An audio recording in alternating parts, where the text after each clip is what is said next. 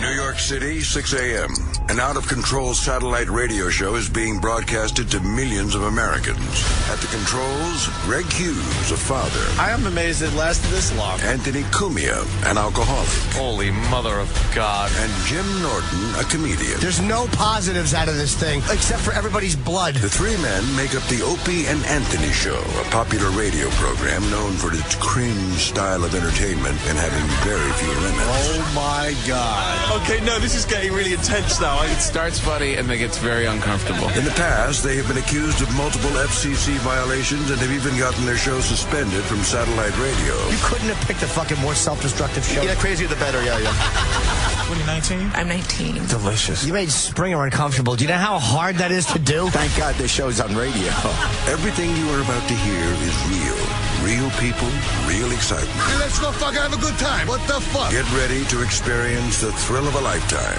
This is the Opie and Anthony Show. Just sit back and enjoy the show. But enough of this palaver. Let's get the show on the road. Morning. Welcome to the Opie and Anthony Show. I guess we start out with a little hockey. Travis is showing us the big hit in the Bruins-Canadiens game last night. That looked painful. Yeah, I don't know this one, Travis. You got to help us out. Where are you, man? I was too busy watching a Bill Hicks documentary, and the Islanders beat the Maple Leafs. Oh. You guys just hung on to win that one, right? Yeah, overtime. Yeah. 53 seconds left in overtime, making it very painful for us Islanders fans because they have a very outside shot at the playoffs. Best team in hockey since the second half of the season or something. Who's that? The Islanders, who are the best in the division. What was I reading? I got to get the stat correct. How'd they manage that? I know the Devils are like... The Devils and the Islanders, The Devils are ridiculous now. which were two shitty teams, are playing unbelievable hockey. Where the fuck was it? It doesn't matter. Most people don't give a fuck. It's fine. But the Islanders are doing really well, Anthony. But after losing 16, 17 games in a row, it's kind of dumb. It just decided out of nowhere to come to the table, or Yeah, is man. it the luck factor? They're way over 500 in the last 40 games. But before that 40-game stretch, Yeah, you're only 10 points out of the last spot. yeah, I know, and we're gonna make it really close in the end. You just got to pass Florida, New Jersey, Atlanta, Toronto, Carolina, and Buffalo, and then you're right in it. It's nothing I can say to that. But man, did I give somebody in the Islanders organization an earful yesterday. A talking to? Well, what happened was, we'll get to that hit. I couldn't go to the game yesterday. I'm not really going to hockey games anymore. I've only gone to a few games in the last 3 or 4 months. You're not boycotting anymore, though, since they're better? I'm just there. I don't even know how to explain it. I'm just kind of there because I've been a fan since I was a little kid, so I'm just kind of there. But I told the guy on the phone yesterday, you lost me. I'm not getting tickets next year. Uh-oh. Because what happened was I couldn't go to the game, so I wanted my tickets in my brother's name because he's got young kids and stuff, and they don't care. Yeah, they don't win, care lose, the they team don't is not give a going to make shit. the playoffs most likely. Yeah, just happy to be out. They're just happy to be checking Yeah. out an NHL game, and a lot of people are just happy to check out an NHL game. That's fine. Yeah, it's a night out. So I call my ticket guy and say, hey, could you leave my tickets at will call for my brother? The guy goes, I would love to do that, but the Islanders fired me. Whoa. I'm like, what? And then he gave me an earful. He supposedly the Islanders. This is how terrific this organization is. There were a bunch of sales guys that were about to hit bonus. So instead of paying the bonus, they fired all the guys to save that money. That's how desperate this fucking organization is. Well, I guess it worked if they're winning, huh? I guess this guy was fucking the team up. And then the guy, this is when you get the real info, is when a guy that's kind of close to you leaves. He goes, I got to be honest with you. The Islanders are ripping you off, and they're ripping off a lot of people. I go, why don't you tell me what that's about? He goes, you know your seats that are relatively expensive and all? I go, yeah. He goes, well, they're now selling the seats in your area for $50 a game. $50 a game. Oh. Safe to say I was paying a lot more than that. Oh. So why doesn't the Islanders organization come to me, a season ticket holder, and go, look, here's some money back because we're now selling these seats a lot cheaper. You never had to be a season ticket holder, you could have got seats in that area for $50 a game. Oh, I don't think giving money back is in there. Never will they do Of that. course. Yeah. But they're hoping we don't find this shit out. Mm-hmm. So then I call the new guy, and he's like, "Hi, I'm your new rep." I'm like, "Well, go fuck yourself." That was my opening line. I'm like, "No offense to you, you're just kind of a messenger, but I'm done with this fucking organization. I'm done." "Well, what can we do to keep you?" Nothing. Nothing is what you could do. I understand when your team is shitty, it happens. It's the chance you take as a season ticket holder. I go, but there's no desire to go to the Coliseum and watch the games because the presentation sucks. The arena sucks. The plastic seats suck. The Very fucking old school. The concessions suck. I don't feel like waiting online for a half hour to just take a leak because you don't have enough bathrooms. I don't feel like sitting in my seat the entire game because if you do go out into the concourse, you can't move because the hallways are too narrow. There's no difference in that place since I was going to concerts in high school. And you know what? You're absolutely correct. Not one thing has changed. I go to Rangers games. I go to the Devils games. I go to the Flyers games. I hit all those arenas every season. Not a lot, one or two here and there, right? I didn't make a Flyers game yet this year, but I certainly will. And their presentation's so good, so if the team sucks, you still kind of go because it's a nice place to be. You know what I mean? Did they build new stadiums or is it just improvements? Oh, my God, yeah. Yeah, there's new stadiums all over the fucking place. Arenas because it's hockey, but, There you go. The second row seats for $69. Wow. $69. But the organization doesn't tell you that because you're locked in. You're locked in as a faithful fan. That's your reward. And the guy goes, "Look, I hate to tell you this, but you're being ripped off. And we were told to sell your seats, or around you for $50 a game now. And my face value is it's up there. I mean, but if you're a season ticket holder, it drops down. $50. But safe to say, it's at least twice that. Yeah. Fucking scumbags. Yeah. I'm so fucking pissed off. Guy goes, "What show you work for?" I go, "Don't worry about it." I said, "If we talk a few more times, maybe I'll tell you someday." But I'm fucking pissed. And who do I talk to? Because I know talking to you is going to mean nothing in the end. Because we were just talking about this yesterday, the customer service, right? Horrible. It's unbelievable. Horrible. Unbelievable. They got your money already. They don't care if it was like, exactly. remember that football, we talked with the Giants saying where they put the seat behind the the pole. It's like that's how those organizations, all of them, look at the fans. They don't give a fuck. Yeah. They don't care. You can't terrible. see it's a seat. Yeah, You could too bad. Sell it. Fuck it. Oh, God. But anyway, we're starting the show with hockey because Travis came in and said, "Did you see the hit last night in the Bruins-Canadiens game?" So what happened? Where are you now? You're over here now. Yeah, I'm over here. This was in the second period. This is the end of the second period. I guess this video will be everywhere today, huh? Yeah, certainly on all the sports. It's on Deadspin if anybody wants to see it. Okay. But yeah, it was Chara on the Bruins, and he pretty much smashed Max Pacioretty's face into the glass, and now he's in the hospital. It's a pretty brutal hit, though. I was explaining this to the guys. The NHL has to do something about that. There's no glass, obviously, where the guys sit that aren't on the ice, okay? Benches. The benches. So you got the Canadiens bench, I think was the first bench. Yeah. And then there's glass up. And the glass is only, maybe 8 feet of glass wide, tops? Yeah, about that. Yeah, not and even. then it's wide open again where the Bruins sit. Yeah. And they're wondering if this was a cheap hit and if Char knew what he was doing.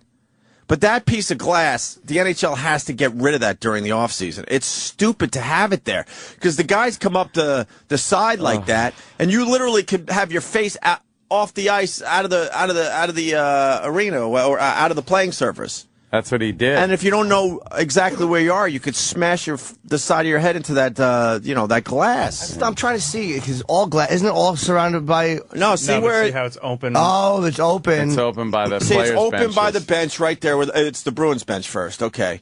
And then there's there's just one panel of glass that is now up, extending up from the boards. Between the two benches. And then it goes where there's no glass again, where the Canadians are sitting in this particular game. That piece of glass has got to go. That's usually where they'll throw like TV reporters to do, on the ice. But when they show like nasty hits, when they show the montage of bad hits, you always see a bunch of really good hits right in that area because you're stopped in your tracks. Oh, guys have hit that before? Oh, many times. That's just a bad design. Doesn't take away from the fact that Chara might have knew what he was doing, right? Yeah, I mean, an argument could be made either way, but I think... No, I'm just saying in general they have to take the glass out. In this situation, it looks like Chara might have knew that glass was coming up and look, I'm going to hurt this fucking guy a little bit. Do you think he did it on purpose? They've got a history. So, and Travis is a Canadians fan, so of course he's going to say it's on purpose. Is he a dirty player, this guy? He's a physical player. Yeah. Chara's a monster, man. Hockey players are animals. Yeah, they really are. Chara's like, I think Chara's something like 6'7" before he gets on skates. Oh, wow, really? He's a monster. He used to play for the Islanders, by the way. 6'7" before something skates? like that. I don't know the exact height, but I think he's the tallest player in the NHL. Like bent his head back when he hit that thing. But if that glass isn't there, that guy is fine. Yeah. I don't know why they need that glass like that. It just looks like it's going to be a problem. It's over like and over it's like having a highway with a bridge abutment without a guardrail. Yeah. So if you're over the line even a little bit, you're just smashing into it full speed. Correct. With nothing to deflect you away. Correct. So. Wow. Yeah, those two teams are having a hell of a year. Well, we just hope he's all right and hope everything's good with him. Hey, how about that weather? Let's talk. That's what every sport's got to be. You know, our thoughts and prayers are with him. And speaking of prayers, we're praying for good weather this weekend, aren't we? Let me tell you. Yeah, forget about him. Chara is over 7 feet tall on skates. Skate. What's his height, though? Because the skates are only give you 2 extra inches, maybe. I don't know. Let me say hi to Joe in Philly. Joe. Yo, boys, how are you? Hey, buddy. Just wanted to tell you, I played hockey growing up, and pretty much every rink you're going to run into is like that. And guys definitely do that on purpose. You want to try to slam somebody in that glass or that side glass. It just seems like it's a bad design. And then eventually someone's going to have their head knocked off. Yeah, that's nasty. They got to separate the teams. Huh? Ow. They got to separate the teams somehow. Yeah, I understand that, but we got a lot of great engineers in this country. Maybe they could throw it to them so they could get a better design. Yeah. Because, man, you could lose your head. You could break your fucking neck. Has anyone ever been killed? In hockey? No, what's his name? Almost bled out in front of everybody, though. Oh, yeah, his throat hit, yeah. Holy shit. Holy shit. Did he play again? Did he play after that? Yeah. Yeah. He's long gone, though. I mean, that's many years ago. But to Charo's. Chara? Chara. 6'9". Danny clicked something and Charo came He's up. 6'9" without skates. I want to see how tall Charo was. Also, Coochie player. Yeah, he comes out with a basket of fruit on his head. Is that Charo? I hope. No. No, that's what the fuck was that? With the fruit on the head. That was Charo, no? No. She was really old, oldie time. would you do Charo? Yeah. I would too, absolutely. You Would you do Charo? Yeah, I oh, would do God, that, with a too. big old lady tick. She made the rounds. Carmen Miranda. She made the rounds last week, and she was looking kind of good on TV. she's a fucking mess. Oh my She's God. a disaster. She was around in the 70s, and she was like no kid. She was around when we were just crawling around in front of our parents' feet. Come on. She's how old is she? 70? She has to be at least 70. Born 5th January 51. So 51. That's it. 70 this year. yeah. Oh, she'll be 70 this year. All right. Well, she is 70. 60. She's 60. Oh, 60. Sorry. What? She's 60. Oh, she'll only be No 60. way. Get the That's fuck what I'm out saying. of here. Fucking Let me way. tell you guys something that you might not know, all right? Wikipedia does not lie. That's true. Yeah, All right? you're right, Dave. Wiki says that she's You're 60. right. She's 60. You're right. Wow, she's shaving a few She has to be. decades. You think that's what she does every morning? She just goes and edits her own wiki. Edits on a wiki. I make my birthday very much later than it is. A coochie. Oh, boy. The coochie thing. Hey, we got Charo on. Bob Hope specials, and she was old. And he's been dead for years. He's been dead for a long time. To answer Jimmy's question, yeah, Clint Malarchuk. And someone's arguing that it doesn't matter if they take that piece of glass away because there's glass that starts up after the bench. But then there'll be another But glass. this is an extra bit of glass it seems like you don't really need. That's all. They should because now instead of two corners a little or, or two edges that you could fuck yourself up with, there's 4. Again, like a guardrail, they got to like curve it in or something. But could, that'll probably fuck up the view, and I don't know. Then the puck will hit that ricochet and hit someone in the crowd. And maybe they should make the whole thing around. You know how mad people would be if they put foam rubber all the way around and they couldn't see through. Foam rubber. They had to peek over. Or a blurry bubble wrap everywhere. You could barely see it. You don't know who's playing. And they all wore little badges that said safety first. You know how mad people would be. How about SeaWorld glass? So the players look really distorted and large as they're skating by you. Fisheye looking. Oh, God, is that Charo? That's the latest Charo picture? Oh, is she a disaster? As long as her pussy didn't smell, I'd go there. Oh, I'm sure it does. You think it does? It smells like menopause. That is a little rough. Smells like an abandoned warehouse. She kept herself together for 60. She's older than 60. She's padding. Definitely. But I mean, considering, come on. I'd go there. What the hell? Why not? Would pick it well, maybe not. Look at it without the makeup. You don't like on. zombie movies? What's wrong? Oh, I know. Wow, that plastic surgery looks rough when you can't put the makeup around the scars. She loves putting the makeup on and hanging her big old lady tits out. Mm-hmm. That's not a bad picture. Yeah. And she cleans up nice. Where's a bad one? You have like a no makeup? Danny just had one. We can find that. The one you just had was bad, where they say, guess who this is? You never want that. Guess who this is? No.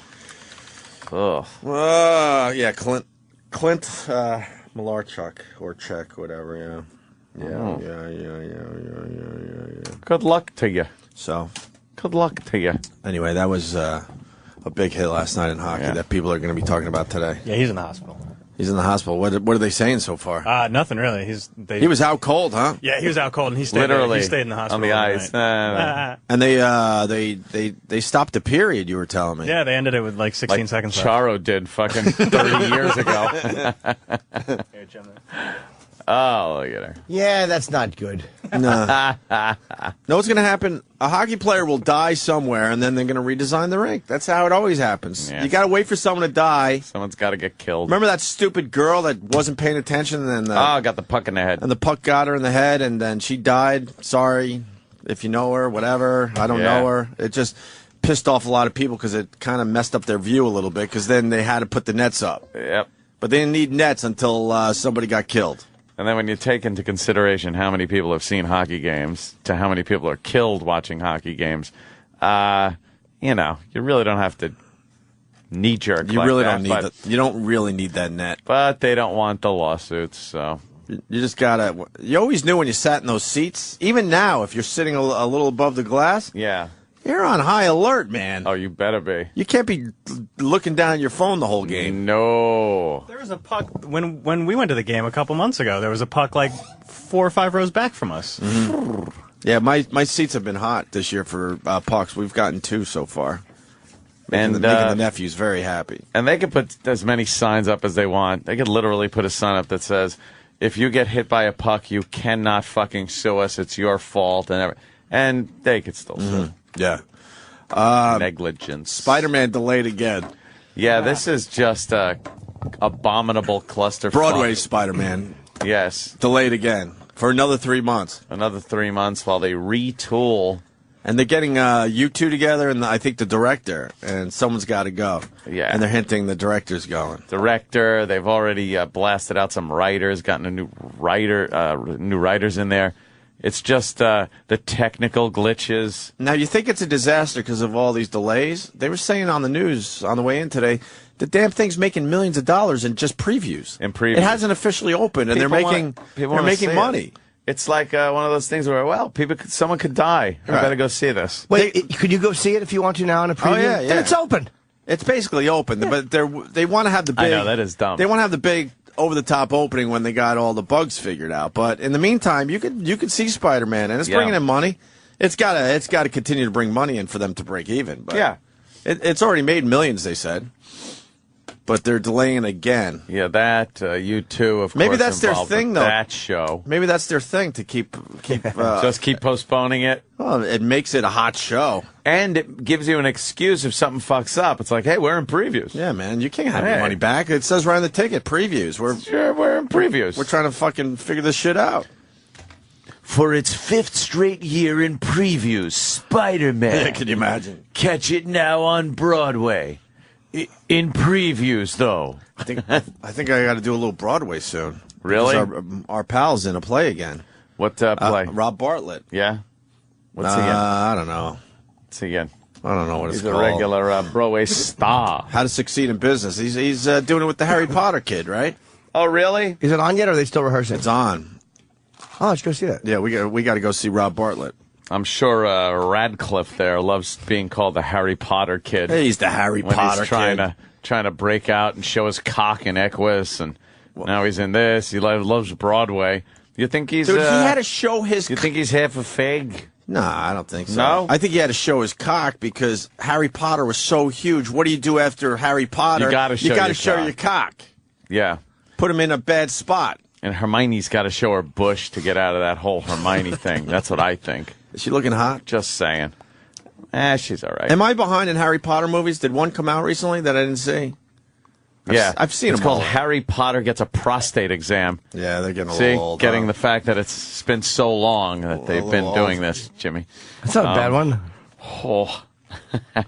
True, he is getting older. She got her dykey haircut. The short hair. Let me see.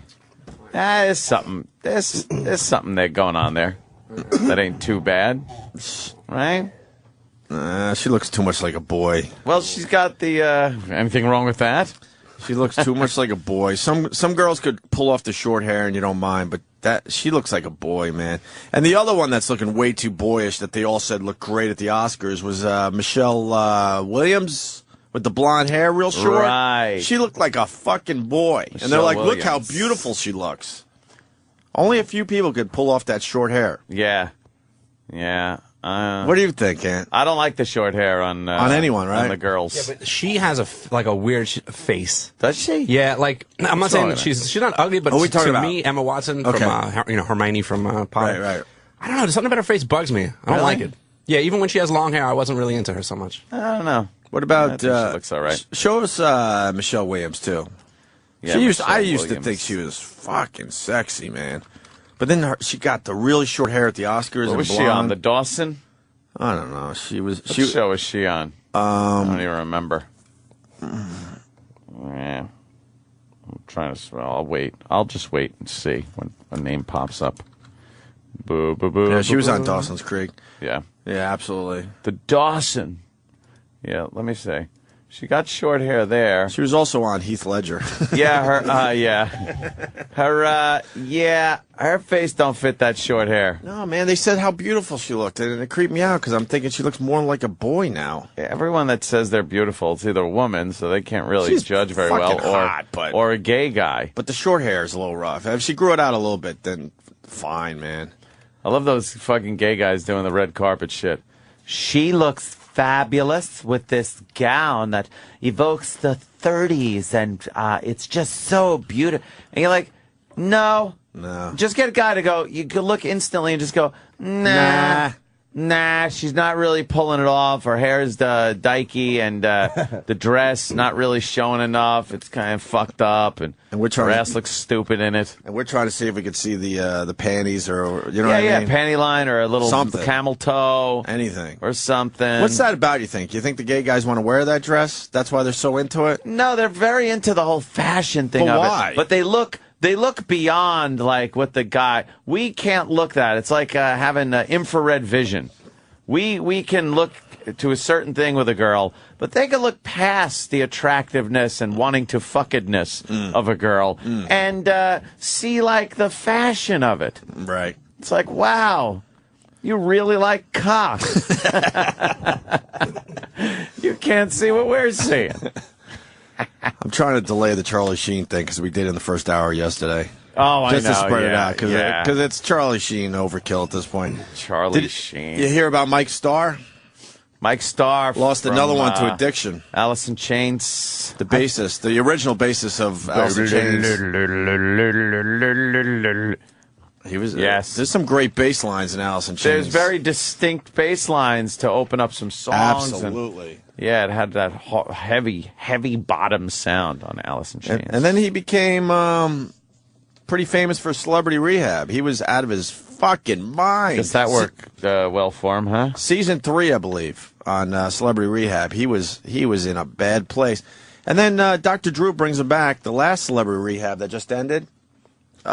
He brings Mike Starr back with a few others to show the current Celebrity Rehab people, look, these are past clients, and look how well they're doing. And Mike Starr came out, and they're like, oh, my God. And he had clear eyes, and they all were hugging him like, oh, Great. wow. Fast forward a mere few months, and he's dead in a house in Utah. Yeah. I heard Mike Starr at first. I thought the actor. A lot of people thought that when I tweeted yesterday. I'm like, no, I did say from Alice in Chains. No, I forget how I heard it. I heard it was Mike Starr.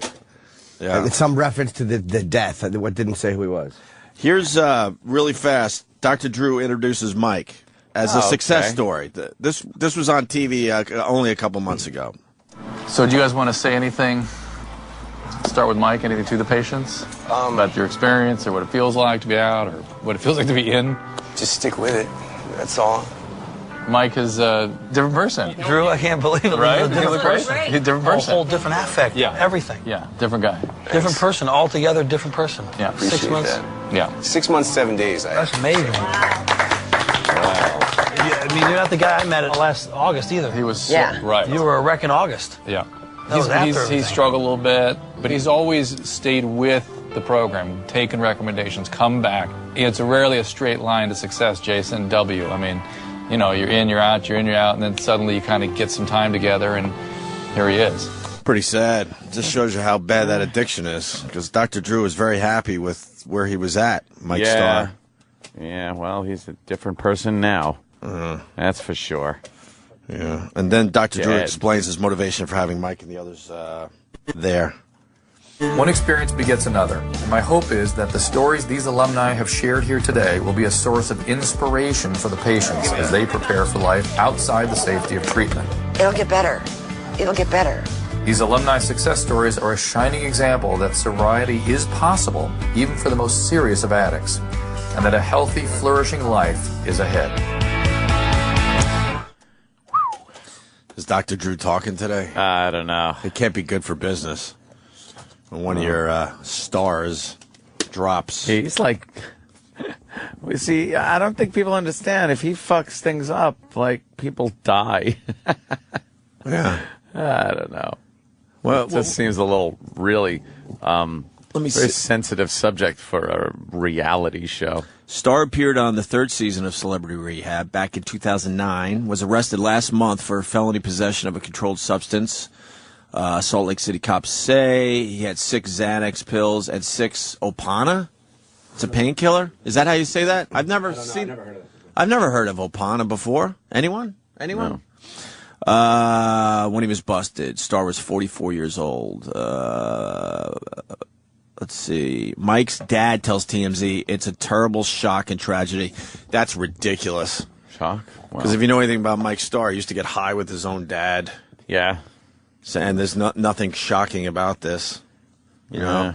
And it was an overdose. Huh? It was an overdose. And it was an overdose, right? I guess God the update is police tell us Starr's body was found in a Salt Lake City home. Cops say they were called to the house at 1:42 p.m. All right. Have they confirmed it was an overdose? I haven't heard overdose. I'm more yet. asking. Oh, I haven't heard that yet. I don't know. Yeah, I didn't mean to say that definitively. It was more like, so it was an overdose? Like, you know. Yeah. Who knows? Yeah, well, if the father's saying a tragedy and stuff, you know, it wasn't. It seems like it wouldn't be a heart attack or anything, right? Seems like you would have to bet it's an OD situation. Well, heart attacks can be, you know, like Mike, and sometimes they're surprising, but they're not. Right. You can never be 100% surprised when there's a heart attack. It's like, it can happen to any person.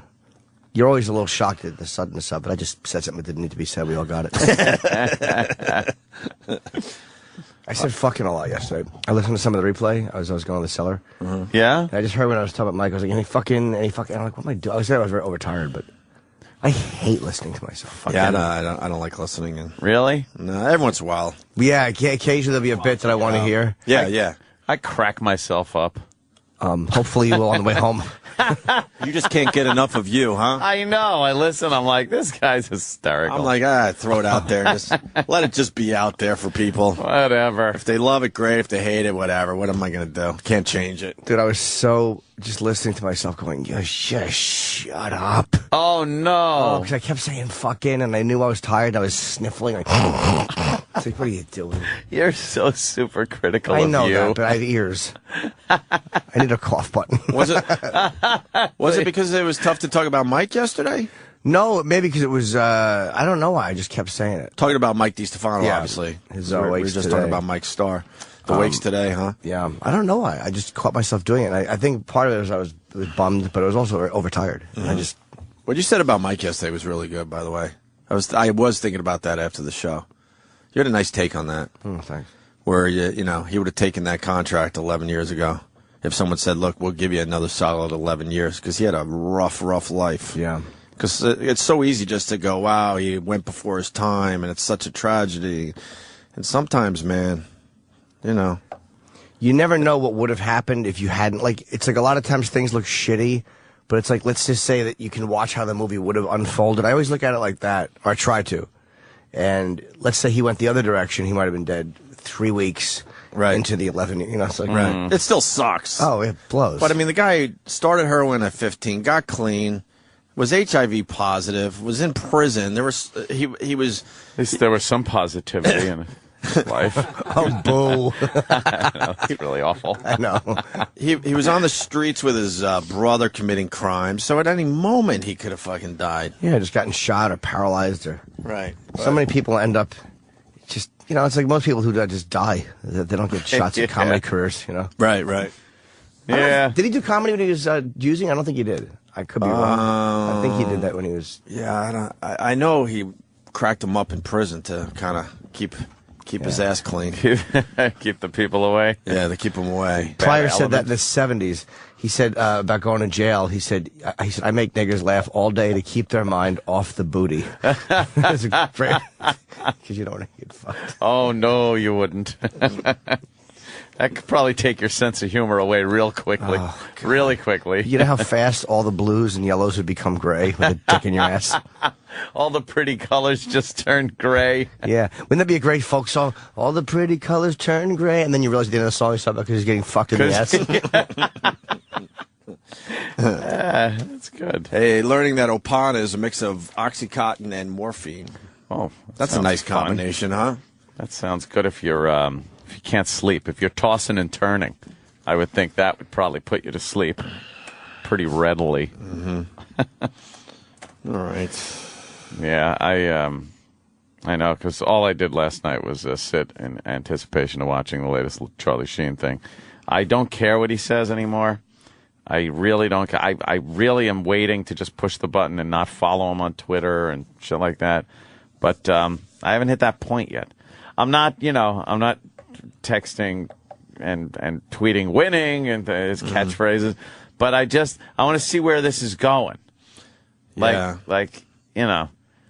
And he could thank me anytime for hooking him up with the fucking TriCaster guy that gave him a great fucking look for the broadcast. Wait, you're connected to Charlie Sheen now? Oh, yeah. The guy that, the guy on Twitter. Was this a dream? That I or is this real? No, this is real. This is real? Because it's not an Obama situation where you think you're now friends with Charlie Sheen? No, I'm not. Charlie Sheen doesn't know who the fuck I am. How did this work But the guy out? that hooked him up with the TriCaster. That's what you use on your show? Yeah, that's what I use, and I'm always extolling its greatness. And it was like, hey, get Charlie Sheen to, start using one of these things. And a bunch of people, I started retweeting him, and a bunch of people retweeting me and sending Charlie Sheen, like, the fact that his broadcast looks like shit, and it's got to look good, and he's got to use this system. And then, lo and behold, last night, he's using the TriCaster, and they sent him over one of the TriCasters, and he's using it. It's pretty much a TV studio in a box. And it's great for video. It's good for Ustream too, bro. That'll help you. Yeah. That'll help everyone on Ustream. The whole people becoming aware of it. Jeez, I can't talk. It looks great. Everything looks great off of this fucking unit. And you could see last night's Sheen's Corner. Even though he's still babbling, but at least he was reading and he looked cleaned up. It looked like he was wearing some makeup, maybe some lighting was on him. He's just sitting there, and it wasn't a shaky Blair Witch camera. It looked really good. I mean, the look of the video and everything was really good. Good camera, you could tell. And, I don't know, I think I'm going to get a nice control panel out of it, though. Really? Yeah. Oh, nice. Talking with the little guy. plugola. No problem with that. Yeah, whatever, you know? Hey, do you think that it's funny? I thought of you guys when he was saying just how what David Lee Roth went out. He's going. I don't need. I don't need any guests. I got me. And I said, you know how fast you're going to need guests. Oh, this boy. guy, Charlie Sheen's going to go down quick.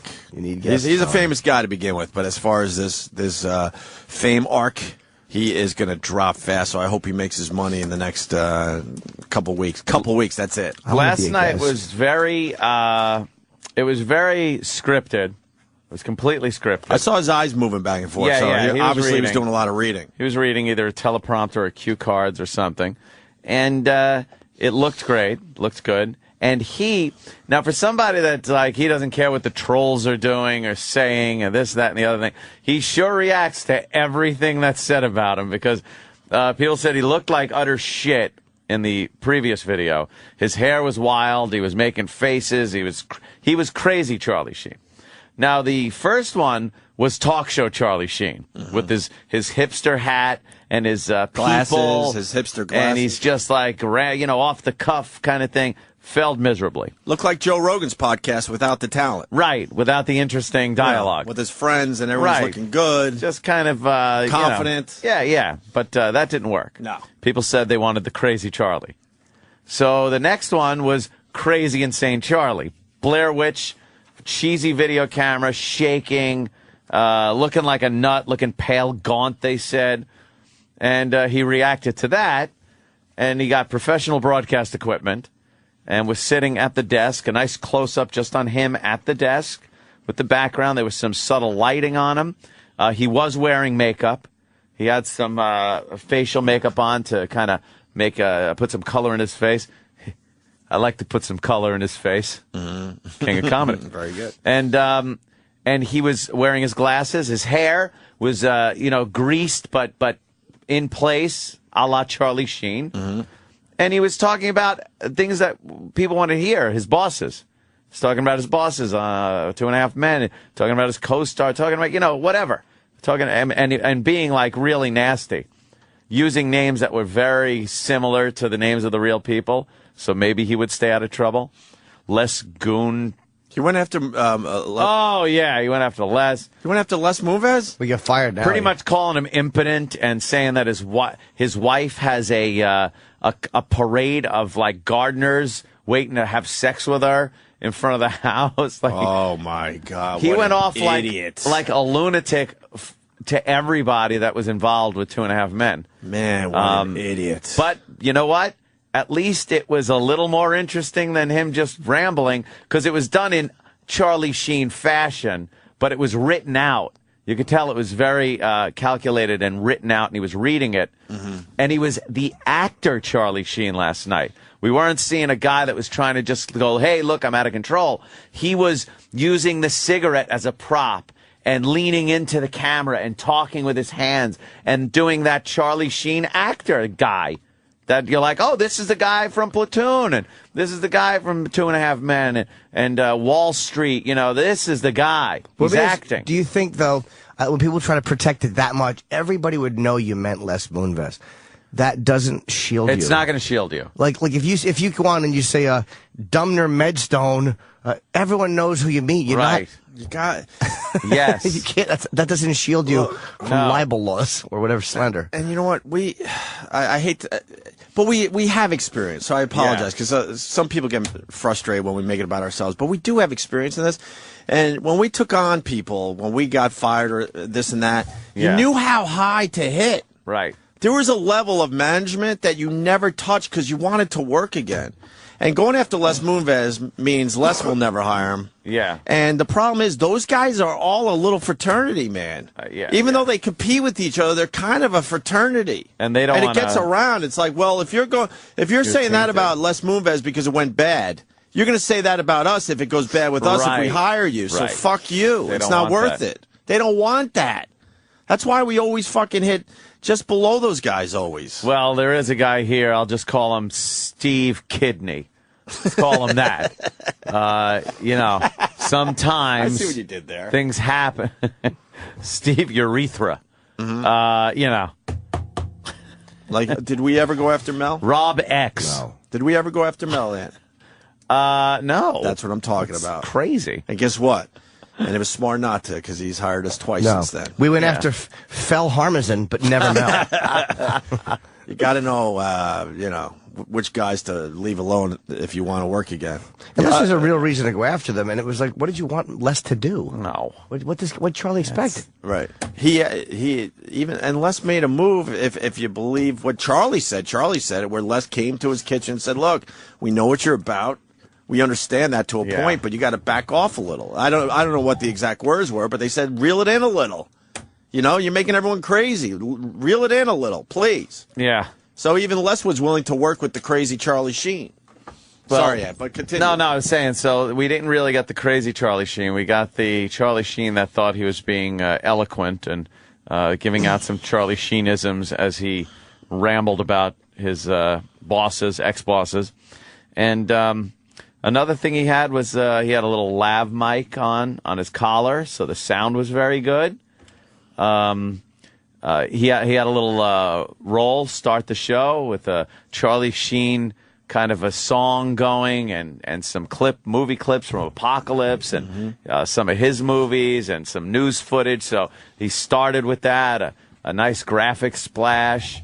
So he polished. He was making it look a little more polished. A little more polished, I must say, like a certain show you might see from Anthony's Basement. Jealous?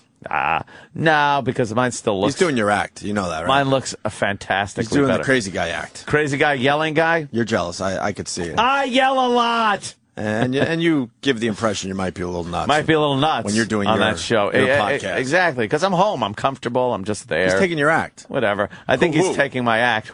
I invented the podcast. If he does gun karaoke, then you know he's Then it's off. over. Then it is over. Then it's on, right? But it was just him.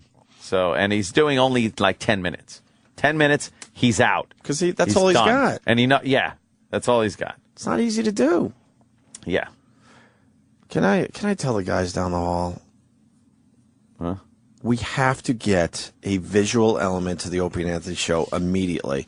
Oh, yeah? Because, the days are flying by, and that's what is happening out there. Like, the people listening to our voices right now, they're also watching a lot of podcasts now. They're watching Joe Rogan on a regular basis and others. Does Bill and those guys do audio only, or I've never seen? Are they visual podcasts too? I'm not really sure. Oh. To Bill be Burr? honest. Yeah. I think that's just audio. Marin's is just audio, but you're right. A lot of them are I think They're that's all just audio. moving to a visual element, which is, and as the weeks and the months go by, is going to make this show seem out of date, out of place. We have to get on it now. Mark my word. This is where the whole business is heading, where it's podcasts, where you see obviously you hear it.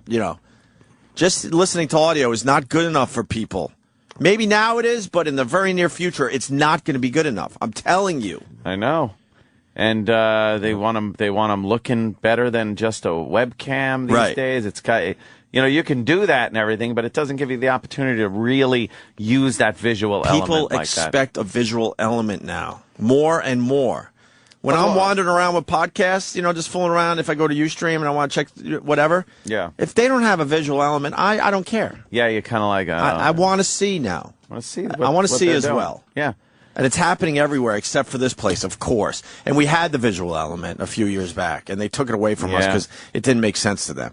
We had, really nice cameras, 3 or 4 really nice cameras set up. You forget. Yeah, there were more than that. Oh, how many we have? I think it was like 6. Was it? A 6-camera shoot going on. And it wasn't just shitty webcams. They were really nice cameras good one. for the time. I'm sure they're outdated now, but... You know how you realize times have changed? I was watching this police video released on 9/11 but from the helicopter, and it was a videotape. Oh, the tracking?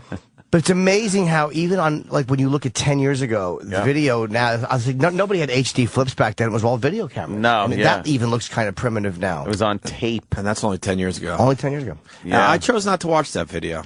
I don't know why. It just bothered me. I popped it up, and I get that same fucking sick feeling watching it. I know it went viral this week. I just couldn't fucking do it. I watched it. I got like that sick ick. Oh, God. All just depressing fucking... I can't watch any... Yeah, I chose not to. I know how this is going to end. I'm sure I will watch it, but I didn't think there was much new stuff in it. It was interesting just to watch from the angle. A different angle, huh? The close shot of the roof was creepy. Yeah. Like, that's like just the big antenna, the smoke just pouring over the top of the roof. They show and people just on the roof? knowing where it's going to happen. No, there was no one on the roof. There's no one on the roof. They couldn't get out. Yeah, they couldn't get up to the roof. But I thought the guys were getting on the roof to hope that a helicopter would pluck a few. No, I imagine they would have tried if they could have. If there was people on the roof, I think they would have tried. Maybe they were, but there wasn't any video of them.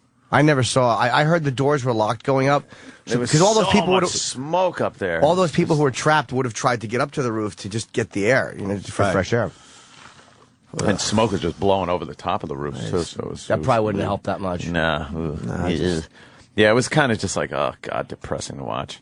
Yeah, there's the shot of the roof, just the smoke billowing over it. And you just know it's going to fall, so you're like, I don't Did you watch know? this shit. Now you do watch it. No, now you do watch it. Well, now you do, so it's like... But at the time, you're like, there's no way they're going to... No. It's going to be a horrible fire. A lot of people are going to die, but you never thought they actually... And they're like, down. partial collapse. Some floors have fallen. And they didn't realize. It's like, no, that building is gone. Yeah, wait till the smoke clears, thermite, right? because of the thermite. You still thought there was a building behind the smoke. Yeah, and then the smoke started clearing. You're like, wait a minute. Oh, my God. That's gone. All right, I'll watch this later. I'll have to check it out. It's just, God. You got to check it out, right? Shit. Fuck it. And then you just watch that, and then you hear about the Muslims getting all angry at Peter King, that he's wants to start some hearings on radical Islam and its effect on this country and terrorism, and the Islamic community is all up in arms about, it's a witch hunt. And it's like, go fuck yourself. It's affecting it. Every time there's a terrorist fucking plot, it's in the world, it seems, it's Islamic. So believe me, it's a credible investigation. And it's not a witch hunt. It's like, why can't Muslims, and maybe some do, for once stand with the rest of us and not think of how it's going to affect their image? Yeah.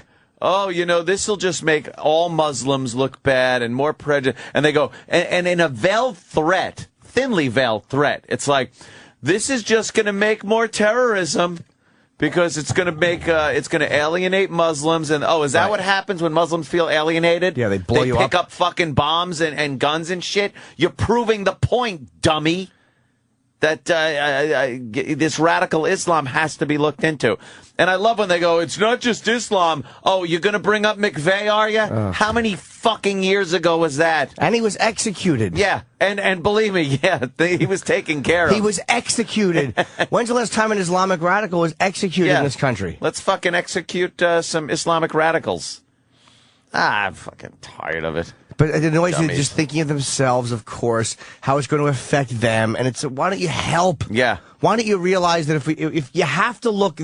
And Peter King said what I've said 100 times, and I definitely think he stole it from me because he's a big fan in my mind. He is. When you're going for the mafia, you look at Italians. When you want the Westies, you go for the Irish. When you're looking for Islamic radicals, you go to the fucking Muslim. What is the issue? Yeah. The Russian mafia. Where do you go? You go to Spain. You don't be polite and try to look at the Irish or the Jews or no. You don't look at gays when you're going after the Russian mob. You go to fucking Brooklyn and you go after the Russian mob with the Russians. It's the American PC mentality that slips in. You don't see fucking Israel doing that. Thank God the Germans and even the British have gotten a little fed up with this shit, and now dummies that we are finally 10 years later, we should look to the Muslim community for radical Islamic people. Okay. Well, there was a shooting in Germany just a few days ago. They've had enough. And that was an Islamic fucking asshole.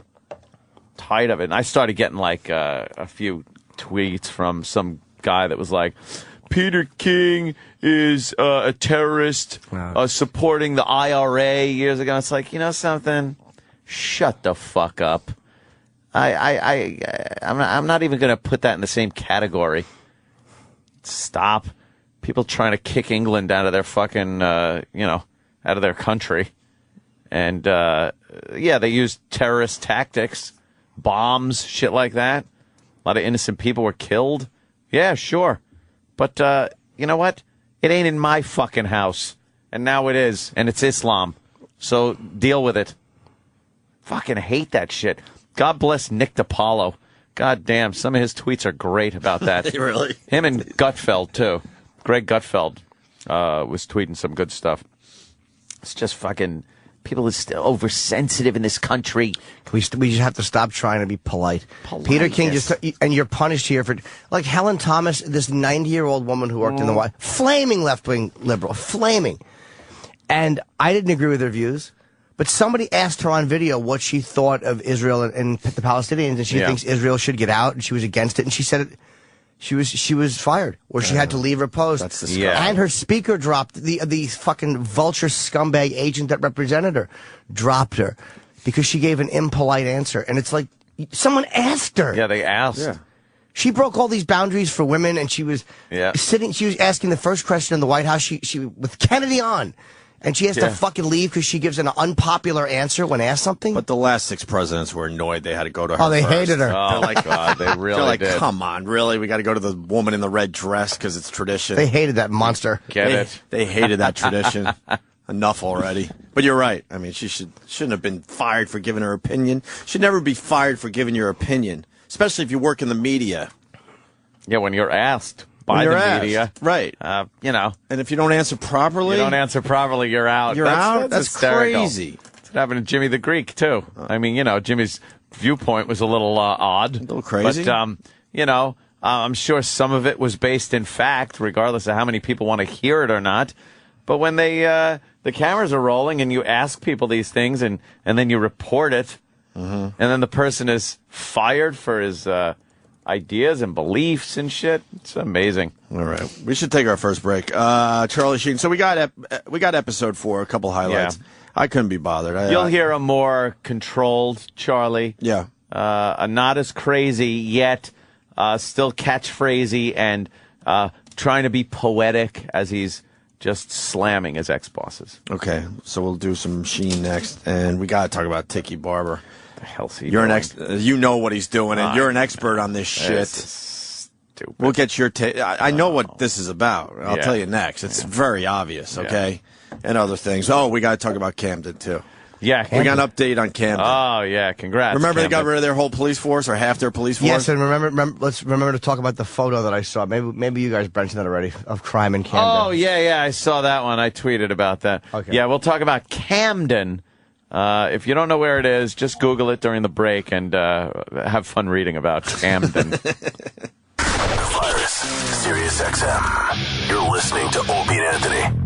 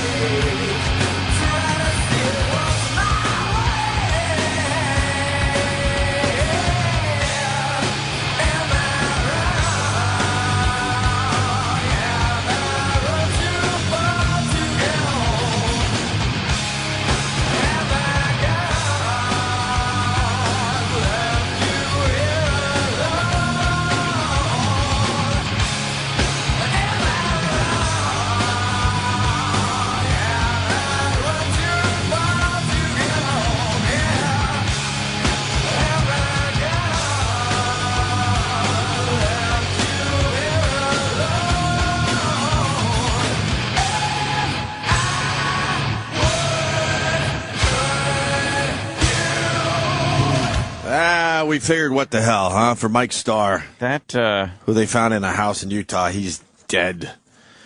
Original basis of Alice in Chains. How great is that? We were discussing if that's dated or not. We don't know. We're too close to it because I still love Alice in Chains just as much as I did when I first heard him. I know. I still put Alice in Chains on.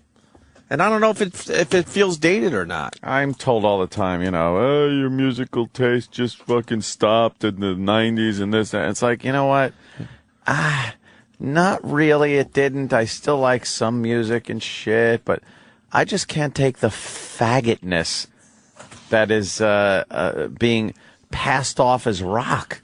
It just sucks. Well, it's not really a rock genre anymore, is there? Faggotness, no. And don't tell me, and here's a good band, and this one's good, and you just don't know where to look. You got to look at the fucking indie under the college radar thing, and it's like, you know what? Then they're not. I'm talking about mainstream rock. Because modern rock is so good now that there's not even a station to listen to it in New York City. Right. That's how good modern rock is these days. Was that good, though? There would be a station. Oh, Jimmy, there would not.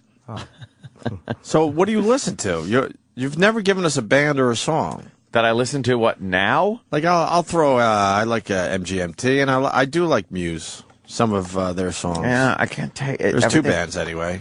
That whole affected fucking singer thing and the Silver Sun pickups I like. Just the fucking it looks like I just woke up hairdo, but it's every fucking little out of place hair is in its place. That shit to me is just like fuck. No, faggots. Still just like, ugh. Yeah. What do you like, then? Emo. You say you like new stuff. Is it more pop? I couldn't even tell you. Like, when I hear it, I go, oh, that's cool. I don't know who it is, but... You listen to All Nation on the way home? That's good. Yeah, occasionally. I'm more, talk radio guy. What about the new Foo News, Fighters? thing like that. I haven't heard the new Foo Fighters. Talk radio now. I'm embarrassed to say. The problem with All Nation is, you go away for 6 months, you go back, they're playing the same fucking songs. Yeah. I don't know what they could do differently, because I guess they, you need a list of songs to play, but I don't know, man. I can't find anything. Just can't find anything that doesn't sound so gay. This new Foo Fighters song is actually really good. Oh, okay. It's called White Limo. The video's pretty sweet, too. It's got Lemmy. Oh, does it? Yeah. They're just riding around a limo, Lemmy.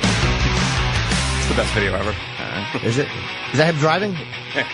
Lemmy's the limo driver. That rules. There's Lemmy. Lemmy.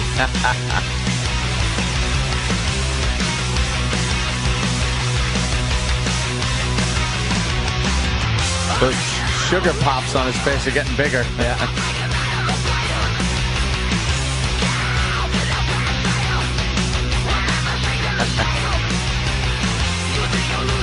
Oops in the video. Lemmy's drinking and driving.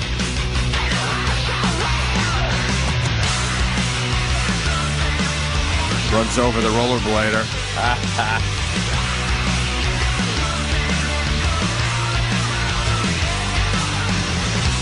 Lemmy loves Nazi memorabilia. You can tell that's as close to Nazi boots as anyone could get without saying, hey, those are Nazi boots.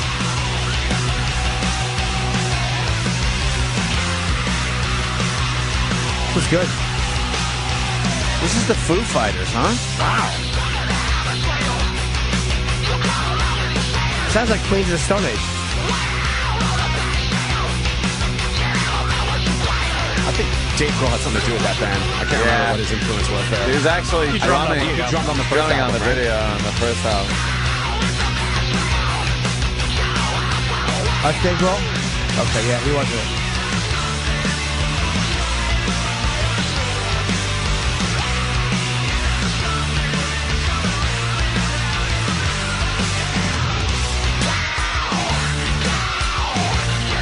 I think Dave Grohl's the best songwriter of the last 10 years. He's put out some hits that aren't like, they've been considered rock, It's very consistent. Yeah. And, you know, I really would love to know how much influence he really had in making Nirvana. I mean, obviously he was a third of the band, but I mean, I think he was a lot more than a lot of people give him credit for. More than Chris Novoselic. Is he singing this? Yeah. Dave Grohl. He's screaming this. I mean, Jimmy, the first Foo Fighter album, he didn't have a band. That was Dave Grohl playing every instrument and everything. Everything was him on that first album. Yeah. And then he had to get a band to support the album. That's a talented guy. Did he sing in Queens of the Stone Age? I don't think he sang in it. No? Grohl singing Queens of the Stone Age? No, he just did drumming. It's a cool sound. I like this a lot. This isn't even the single, like, off the new record. They just made this. And I'm not even sure it's going to be on the album. His screamy face is hysterical. It's like a wolf man.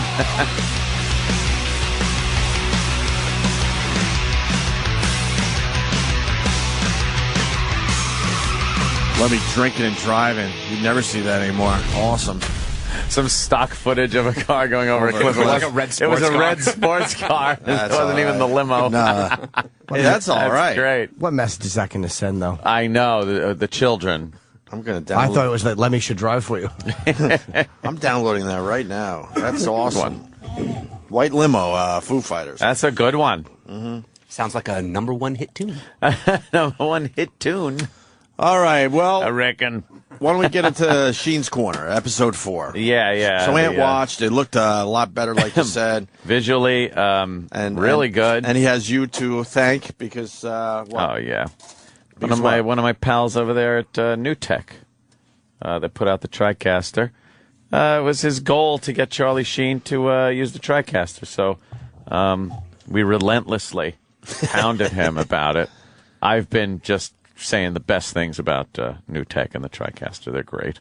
And I own one. I bought it myself. I didn't get it for free. Right. So, fuck you that think I'm doing this for any kind of favors. Language. Yes. I use it. The foul language. But it's great. It is fucking great, man. Well, your quality is so good. Things. I mean, visually on your thing is yeah, that's what I wanted. Man. I wanted it to look great and to have the shittiest fucking unprofessionalism going on. Well, can I say home run? Exactly. But no, it's I'm hitting the sauce the whole time. Last night I was it's good. Like it's fun to work with and shit. Last night I'm able to watch TV and I got my laptop with me and I'm just making little visual production pieces to throw in between shit. Mm-hmm. And you don't have to concentrate that much because once you know the programs, you could watch a TV show and just kind of click, click, click, and put shit in, and then drop them in visually. It gives you that whole visual, and you're able to move things around, put graphics behind you on these virtual TVs that, just look exactly like the news. So you could, when you're doing parodies of the news and goofing on it, it looks like the news. Right, so sure. it's kind of fun to fucking fuck with. And I like it. Once again, we got to look into a visual element for this show. Yeah. We're going to start. Would be nice. Looking out of place here in this new world of media. New world. So this is official. To the guys down the hall, look into it, please. Yeah. Thank you. Sheen's Corner, episode 4. We got a couple highlights for everybody. A couple highlights. He ripped on his bosses. He was doing that, profound, poetic, evil Charlie Sheen, but very organized this time. How many different versions of Charlie Sheen have we seen now? Because you said this is actor Charlie Sheen. This is the actor Charlie Sheen. Every time he's done one of his shows, his Sheen's Corner shows, he's been a different Sheen. The first one, he was trying to do a kind of a Howard Stern show. A lot of people, he's doing that kind of thing. And then the second one was crazy, insane Charlie, with his hair messy, and that's the one that they're using to pulling all the pictures from. Which is acting Charlie Sheen. That's acting too. But this one was Charlie Sheen, the actor.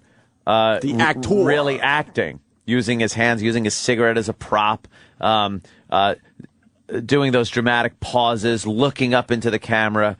Like you could tell he was using his acting chops in this one. Because it looked good. It was very professional looking. Now that I have your lazy fucking attention, world, sit back and rejoice. For the Malibu Messiah, the Condor of Calabasas, the fucking warlock of your jealous face sits before you. Undigested... I'm embarrassed. Yeah. I saw Jimmy's face. I had to stop. I'm embarrassed. It's embarrassing. This continues with what we said yesterday. It's embarrassing with him trying to come up with a catchphrase every 5 minutes. Well, he's now the Malibu Messiah. Malibu Messiah. Did that trend, or Malibu Messiah? Was that a successful catchphrase, or did that fail miserably too? Less and less every day. Less and less hashtags that are trending every day. She's starting to remind me of Chris Jericho in WCW. He really is. He sounds like Jericho rocking the mic. I mean, it's going to date me a little bit, I guess. But when Jericho was feuding with Goldberg, and he was always just like he was being a dick, but on purpose. Yeah. It just sounds like that's what Sheen. he's doing. Well, we also said yesterday it's the Fonzie thing. I'm waiting for Charlie Sheen to crack some skulls. Yeah, he's threatening everybody. A lot of threats. Let's see something. A lot of threats. Now that I have your lazy fucking attention, world, sit back and rejoice. For the Malibu Messiah, the condor of Calabasas, the fucking warlock of your jealous face sits before you.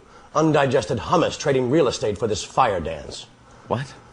Undigested hummus trading real estate for this fire dance. You're not smart enough to understand it. I can't. Sorry. He's right. I can't wrap my mind around it. That's a profound way to look at the world. Yes. It's only Sheen can understand. Sounded like Jim Morrison. Yeah. We might need some fucking Doors music behind this. Very deep. Man. That was like a Jim Morrison thing. You're trying to sound deep, but he didn't even know what he was fucking no writing. idea. Hummus into undigested what? What? Yeah. Huh? Do you know what that equals? I blew a $2 million a week job. No way around it, right? I don't care how many things you... This is the Warlock of Wizard, the Hat of Tourette's. This is the guy who blew a $2 million a week job.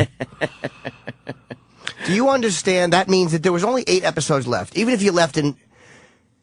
That's $16 million more worth of blowjobs. That he's not getting. That's a lot. And he's going to brag that his T-shirt business is doing well and his Tiger Blood business, whatever fucking thing he does, it's not going to equal what he had. No, it's a Reggie what he was bar. going to make. No. Right. Reggie bars were great for a month and no one cared about Now them. he has to sell T-shirts hoping to get some of that money back. Great. How is he winning? Somebody explain this to me. Winning. I beg you all to stay glued to this raven-wise, Gibson-shredding napalm poet before you, alone and unshackled, as the desperate cries of the soon... I'm stopping every time Jimmy gives that look. Jimmy I have to. just put his head in his hand, looking down, and there was definitely reason for that. It's embarrassing. And you said this is the actor Charlie Sheen? The actor. We have to call it the Jim Morrison Charlie Sheen. Yeah? You think this is the Jim Morrison? This is Charlie Morrison, an American poet? Yes, he's an American poet. Thank God, because it's been way too long. We need a new American poet. Yeah? Oh, yeah. What Charlie needs to do is stop looking for an angle. He's Edgar Allan Schmo.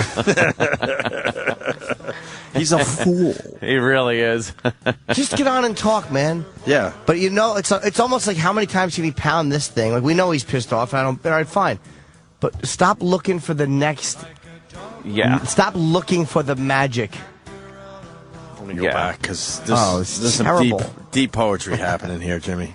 Stay glued to this raven-wise, Gibson-shredding napalm poet before you, alone and unshackled, as the desperate cries of the soon-forgotten echo freely in my lair, directing your gaze to their silly and sad, legless and dying heartbeats. Beware, I told all, yet beware clearly. Jim Morrison. Canned slabs of jaundiced gorilla pelts. Good one. Fill the plates of those fools and clowns and nabobs. Oh, how they once begged to attend my perfect banquet in the nude. Now they just beg for the keys to my gold. I'm embarrassed. Stop trying to be Colonel Kurtz, like when he was reading poetry. Yes. You blew a $2 million a week job. Maya Angelou. I knew where you were going with that one, Danny. I saw that before Danny even typed it out. It's too bad we don't exactly where he was going. It's too bad we don't know poets or poetry, because this could really be fun. I know. Fuck, I don't know any of these fucking people. I had to Google famous poets. I know. And I don't even recognize a but- name in there. Holy shit. He's embarrassing. He's a fool. So that's how he started it. Walt Whitless. There you go. That's a good one. Yeah, that's how he started, man. Hunter S. Dumpson. He's the Malibu Messiah. Malibu Messiah. All right. The Malibu Messiah. Sheen starts his unwanted guest list. Yes. This is where he starts railing on corporate man. Here is my unwanted guest list.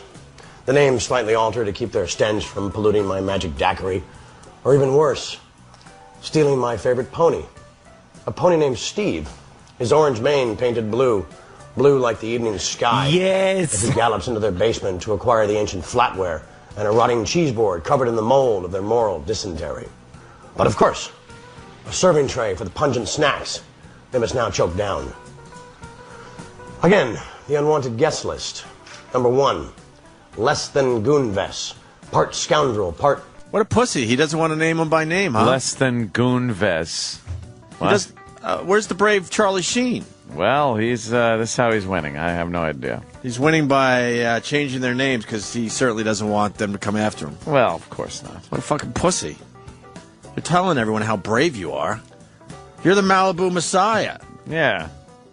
Less Than Goonves. Part scoundrel, part my hair to the side.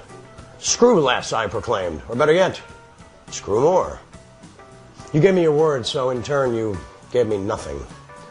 It must really suck being your missus. The promise of getting something, yet receiving nothing. In vitro side, all shiny pool boys rejoice and line the block around your house. Sizzle, losing, bye. That's his new phrase. Peter Roth. Sizzle, losing, bye. I will not call sloth. I spare you this revelatory maelstrom of pure exposure, as your heart was always rooted in fairness and hug-bonding good tidings. Trust not your evil overlords. They will discard you and then abandon your precious family. Liars and fools, all of them. Get out while you can, good sir. Sheen's Corner could use the bright and sterling presence you led with from day one. You have my digits. Use them. Show your courage, Peter. Come dance in my gold. You're trying so fucking hard. Disgusted Jimmy is I'm loving it. Because I like the guy and I backed him because I don't care what he does in his personal life, and I like the fact that he was telling the truth and just being belligerent about what he liked. But you fucking admit what happened. Yes. He sounds like a seashell slither along silent seafloor. That's Colonel Kurtz, or whatever it was. I saw a snail slithering on the edge of a straight razor, and he also blew a $2 million a week job. I overplayed my hand, as someone in cards will do. I thought I had blackjack, but apparently I didn't. I had 16. And now I want to come off like I meant to have 16 all along. Right. But I really didn't, because I thought I had blackjack, but I had 16. I'm angry that John Cryer didn't call me and come rushing to my defense while I was screaming and begging for attention, having been raised in show business and never really having had to work very hard my entire life. Hit me. 5, please. 5, please. Blackjack. Oh, bust. And I will strike down upon thee with great vengeance and furious anger those who attempt to poison and destroy my brothers. I don't need any guess. I have me. That's been interesting for exactly 1 minute and 48 seconds. The other 58 minutes, you're on your own. Well, let's continue with the unwanted guest list. Number 3, Bruce. Bruce, Daisy and Wilt. Shame on you, you much shorter than average fool. And shame on your invalid attempts to shell game this grand magician. My crew now knows the truth. And yes, that is all of their fists pounding on your paper-thin chamber door. They now leave with solid proof of your sordid hypocrisy and yellow-spine tactics. Wait, is that an angry mob raiding your muck hole? It's over, tiny man. Grab ankles and accept your fate. Wow, must really suck being you right now. The pulp of fiction suits you well. What? Since childhood short, weak, thick glasses. Never seen by a goddess, only owned by the bully, like a bitch. Sizzle, losing, bye. Sizzle, losing, bye. Charlie Morrison. Sizzle, losing, bye. Thank you, Charlie That Morrison. bye thing. Bye. It was cool at first. I thought from the moment I heard it was a You didn't like that one? snotty child thing to say. Duh. Bye, duh. Yeah. No, and it's not charming to me to rush back to the 80s in terminology. It's not unique and charming. It's just silly. Glue Sniffer writes on Twitter, Sheen sounds like someone writing a high school graduation speech. That's pretty good. Sheen gets to Chuck Lorre, or Lorre, or Lorre. Chuck Lorre, I think it is. Yeah, let's... I wouldn't know because no one's ever put me on a network show. I have to guess at the big players' names. Going after the guy that has 4 hit shows on TV right now. Number 4. Hiya, Chuck E. Cheese Ball. Where you hiding, silly clown? Behind your narcissism? Your greed? Your hatred of yourself? Or women? Which personality are you cowering beneath for transparent cover? I see you, you little worm. I see you behind your plastic smile, your bitchy pout, and your desperate need to be liked. Forget love.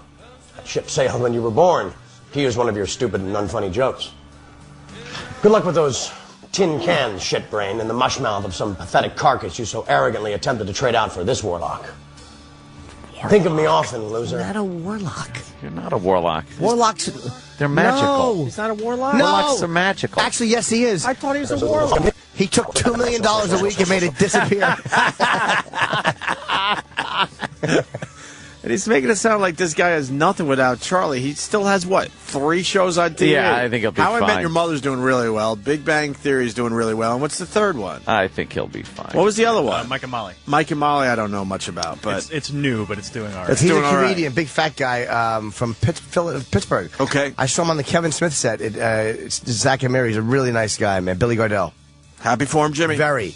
Yeah, he's one of those guys, been at it for fucking years, and he's a veteran. So it's always good to see a guy like that getting what he worked for. But you're crying inside? Nah, because it's not... it's certain times you do, right. But that's not a role I would have... You know what I mean? Like him and Molly, it's just about a big fat couple, and like, I would never have been in that position. Yeah, that you wouldn't do that. And I'd rather see a guy who's a fucking road veteran, who knows how to be a... You know what I mean? Like those guys, you're happy because they encourage you. Like, hey, man, it's not just some fucking 21-year-old with a good jawline and Adam's apple. It's, it's encouraging. All right, let's get back to the Warlock. Hey, Warlock, why don't you come into the squared circle and we'll decide this thing? It just does sound like bad fucking Mike drivel. Arrogantly attempted to trade out for this warlock. Think of me often, loser. During your most quiet moments. All alone in the world, staring into the mirror, your least favorite activity. Think of me as you pray to the silly god of AA while begging refuge from the contaminated image of hatred and dismay that so painfully glares back. Can you smell your soul? Can you smell the rotting dog shit? The fermented puke that is your viscera? Can you smell the lies? Can you smell the carnage you've created? Can you smell the imposter living within? Can you smell the whimpering, scared child you'll never have the courage to embrace? Can you smell your mother's tears from some distant memory as she stared at her pathetic creation, asking all around her why this feeble abortion survived? Can you smell it, Chuck? It smells like malaria, in case you were wondering. If sad and stupid Pause had a that, foul please. odor attached to... That's almost right from Apocalypse Now. Yeah. Place smelled like death and malaria. Well, I'm pretty sure. Yeah, well, he absolutely quotes he enjoys that movie. Apocalypse. He's made that perfectly clear. That's great, but it's like your dad did it. You shouldn't quote it that much. I know, it's kind of creepy. It's a little like wanting and what are you doing? Where's Marty been lately? Love me, Daddy. I think Marty reached out to him, and he's just Martin he's with Emilio said, somewhere. look, his statement has been, look, my son is very sick, and he needs help. And you think they talk? No. I think Martin reached out to him, and but they don't have a relationship, really. Seems like they don't have a close relationship. I don't think so. I don't know. They might actually, but when it's like the way I looked at my dad when I was 15. He's just doing it 30 years later. Like, all right, I know, leave me alone. Like, that's how you don't want to talk to people. His father knows he's full of shit. Like, the last thing you want to do when you're in this weird character is be around people who can look at you and go, really? Really? Really? True. He needs yes men around him. He doesn't need, really? Is that what you're doing? You see, he sees that his dad's calling, and he gets that feeling inside, like, oh. His father is A, sober a long time, B, he's Martin Sheen. Right. He's like he loves him as his father, but he's he's not nervous around Charlie. No. He's unimpressed with Charlie. He knows Charlie's full of shit right now. Yeah, he's not impressed with this at all, right? He's not believing in the Warlock thing? Yeah. No. The Warlock thing. Come on, Look, kid. Warlock. Yeah. Come on, Warlock. In case you were wondering, if sad and stupid had a foul odor attached, it would be you, fuck Bori. Wow. You gotta hate that your stage name rhymes with suck. Personally, I find it perfect. Suck and muck. Well, he showed him. He sure did. Because all he's done is sucked in Hollywood, that Laurie. 2.5 Men really wasn't that successful. He did create that, right? Of course he did. God, we love going after those type of people, but Charlie makes it hard. He really does. And I don't even like Chuck Lorre, or I have no knowledge of the guy. Right. And I don't care that Charlie trashes him, but it's like you sabotaged the entire thing. You could have just waited a couple of more months. What was so hard? He hasn't gotten into what was so horrible to make people understand why this is a relief that you fucked everybody out of the fucking gig, and now. I'm starting to go with what you're thinking, Jimmy. He's a spoiled brat, Hollywood spoiled brat, and he didn't get his way on this one, and he doesn't know how to handle it. He's always been this guy, right? But he took it too far. He thought he knew that how far he could take it. He took it too far. He got spanked for it, and now, the spoiled brat in him is coming out. Yeah, he's just yelling and screaming and kicking. So what are you doing, man? Because in the end, he did this to himself. Now he has burned the CBS bridge, and now he can't go back. That's not a big bridge. Don't worry about it. It's not connected to a lot of stuff or anything. Yeah. Warner Brothers isn't a big company. It's tempting, I'm sure, when everybody's listening. Like, when basically he thought, oh my God, the whole country wants to hear from me. And then you start throwing out things. You're like, fuck everybody, I got the whole country on my side. But what he doesn't seem to realize is that that's going to fade away quickly because it's going to get very boring for people, as it already is. Mm-hmm. Then what? Yeah, this is a spike. Ant and I were talking about before the show. It's a spike. He's obviously a famous guy to begin with, but this fame arc that he's on is really a spike. It's going up very quickly, and then it's just going to go down very quickly on the other side. Yep. 59,000 tuned in. How many of the first night? 90. It was 110,000. Half the audience now. Yeah. And it's going to drop from there. Sheen continues to talk about Laura. You picked a fight with a warlock, you little worm. Remember this. After that first drink back. The drink you know you want. The drink you can't avoid any longer. How's it taste? How's it feel? Are you whole again? At peace? In love? You are no match for this warlock. My power will consume you every losing day, ugly whore. Let's do a scene, maggot. I speak first. Oh, boy. Me. Are you an assailant? Fuck Bori. I'm a showrunner. Me. You're neither. You're an ugly clown sent by corporate fools to collect your fill. Chew heartily, loser. More shortly from now. Kind of made me laugh. You'll have nothing left. Nothing. How's last night's 2.8 in the demo feel? Ouch. How about last night's 2.6 as well to follow it? Should have gone up. Instead it went down like you on some $4 trollop. Sizzle, losing by. Sizzle losing by. Sizzle losing by is going to be the next big nothing. No, nothing happened with that one It's either? going to be the next big nothing. Bill Shuloff, it looks like, on Twitter. This sounds like Son of Sam letters. Yeah, just ramblings. One for the older demo right there. Yeah. One for you guys. Got to talk like Charlie. Really? Although he does remind me of how he spoke in Wall Street. The Art of Sun. He did actually talk like that in the original Wall Street. Yeah. That's not that far. Well, I was saying he's acting. Yeah. He's acting Charlie in this one. He's got lines to read. He's got gestures. He's acting. What about the Morrison angle? Well, we're playing the Doors and everything. Well, for the I know, for trying to be that ironic and fucking poet thing, yeah. But he's acting to do that. But we're doing the Doors. Yeah, I hear the Doors. Hear the Doors playing. We committed to this. Yeah. Is it the actor or is it Charlie Morrison? He's acting like Charlie Morrison. Okay, there you go. That's what he's doing. We brought it together. He's Colonel Curtains. One more clip from Drape's jokes. Shane's Corner. He ends with Tiger Blood. What was this about, Ed? Needs a setup or not really? Does any of it. Moving along now to our next item at hand. There's been global speak regarding my Tiger Blood. And yes, it's real. It's as real as me. To avoid any speculation, I will now allow my precious Tiger Blood to be extracted. He blinks his eyes. There you go. Those who deserve it now possess it. Use it wisely. I trust that you will. As I stated earlier, a high treason has occurred.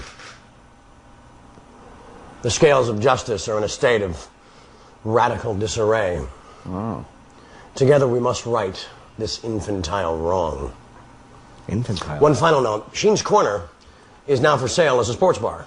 You know where to find me, so I bid you adieu. Stay tuned, good soldiers. I'll see you all very soon on the battlefield.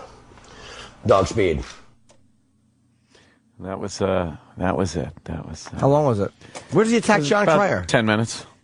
He did that in another interview. Yeah. Cryer said that he reached out to him, so who knows?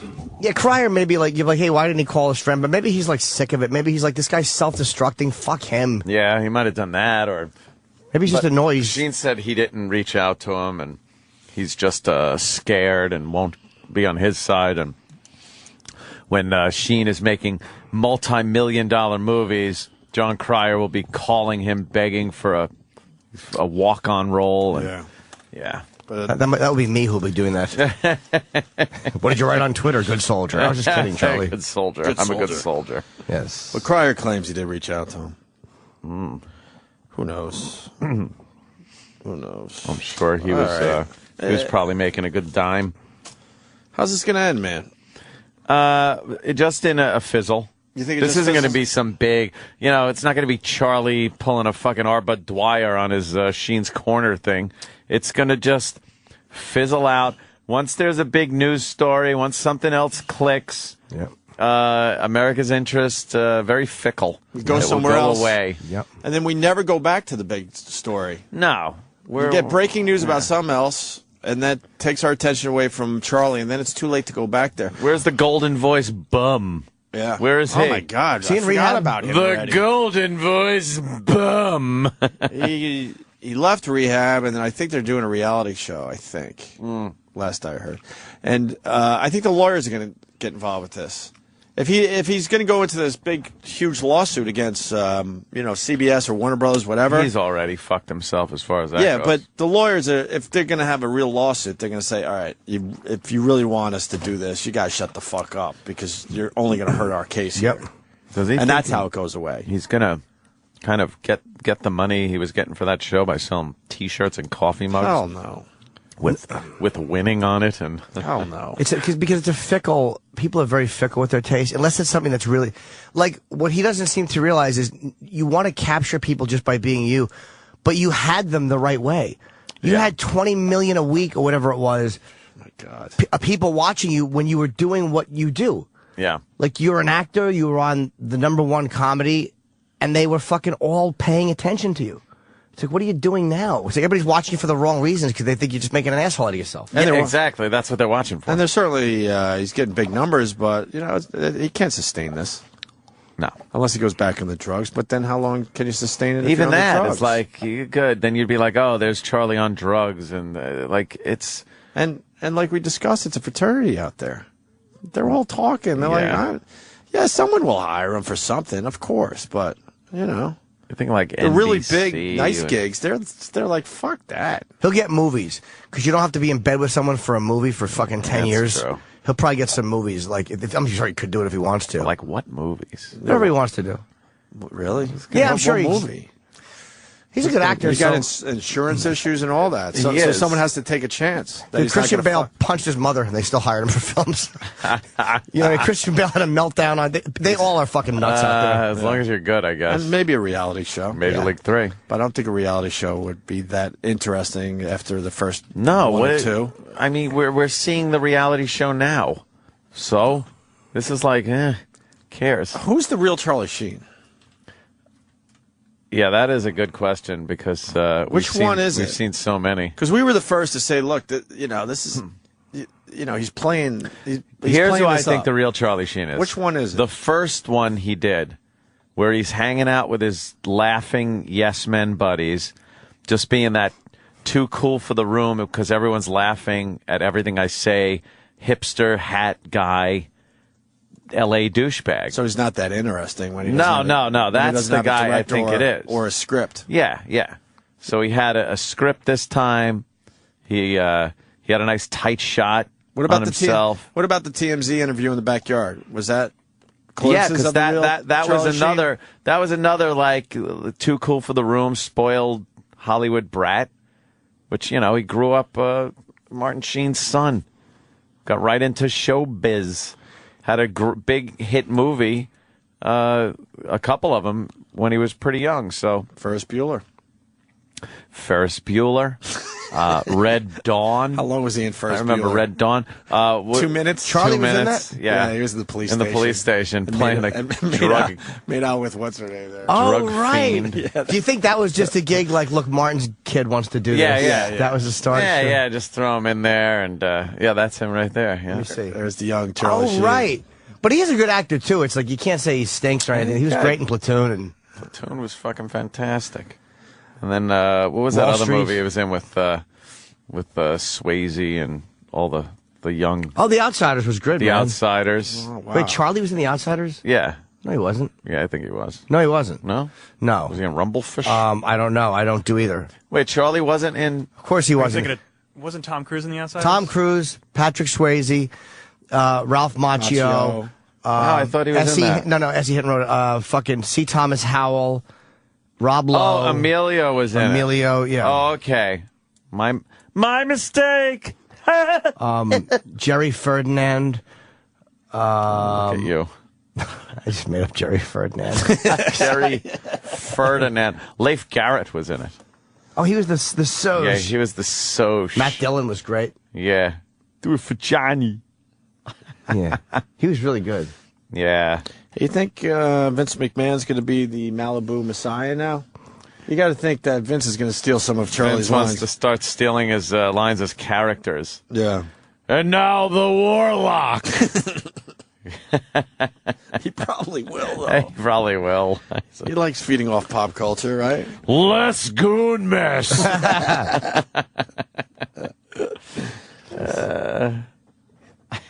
He's acting so nutty, he's like a bunch of fruitcakes. Oh, God, Chip.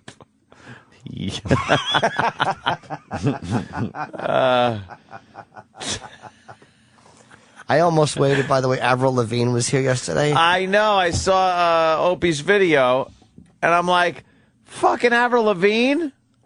Yeah, you like Avril. That's your type. I love Avril. That's kind of your type. It's kind of. I know your type. That's perfect. That is your type, right? That is. I heard she didn't take pictures with anybody. I would have had to wait an hour, and I was like, you know what? I opened Kenny in the car. I just can't do it. Like, I can't wait an hour. Why do you have to wait an hour to get a picture with her? What was so important? I saw that she had 20, 25 guys around her. Ridiculous. It's not our people either, because our guys like Leeds and Annabella, they all asked. Oh. It's simply... Info? News? What?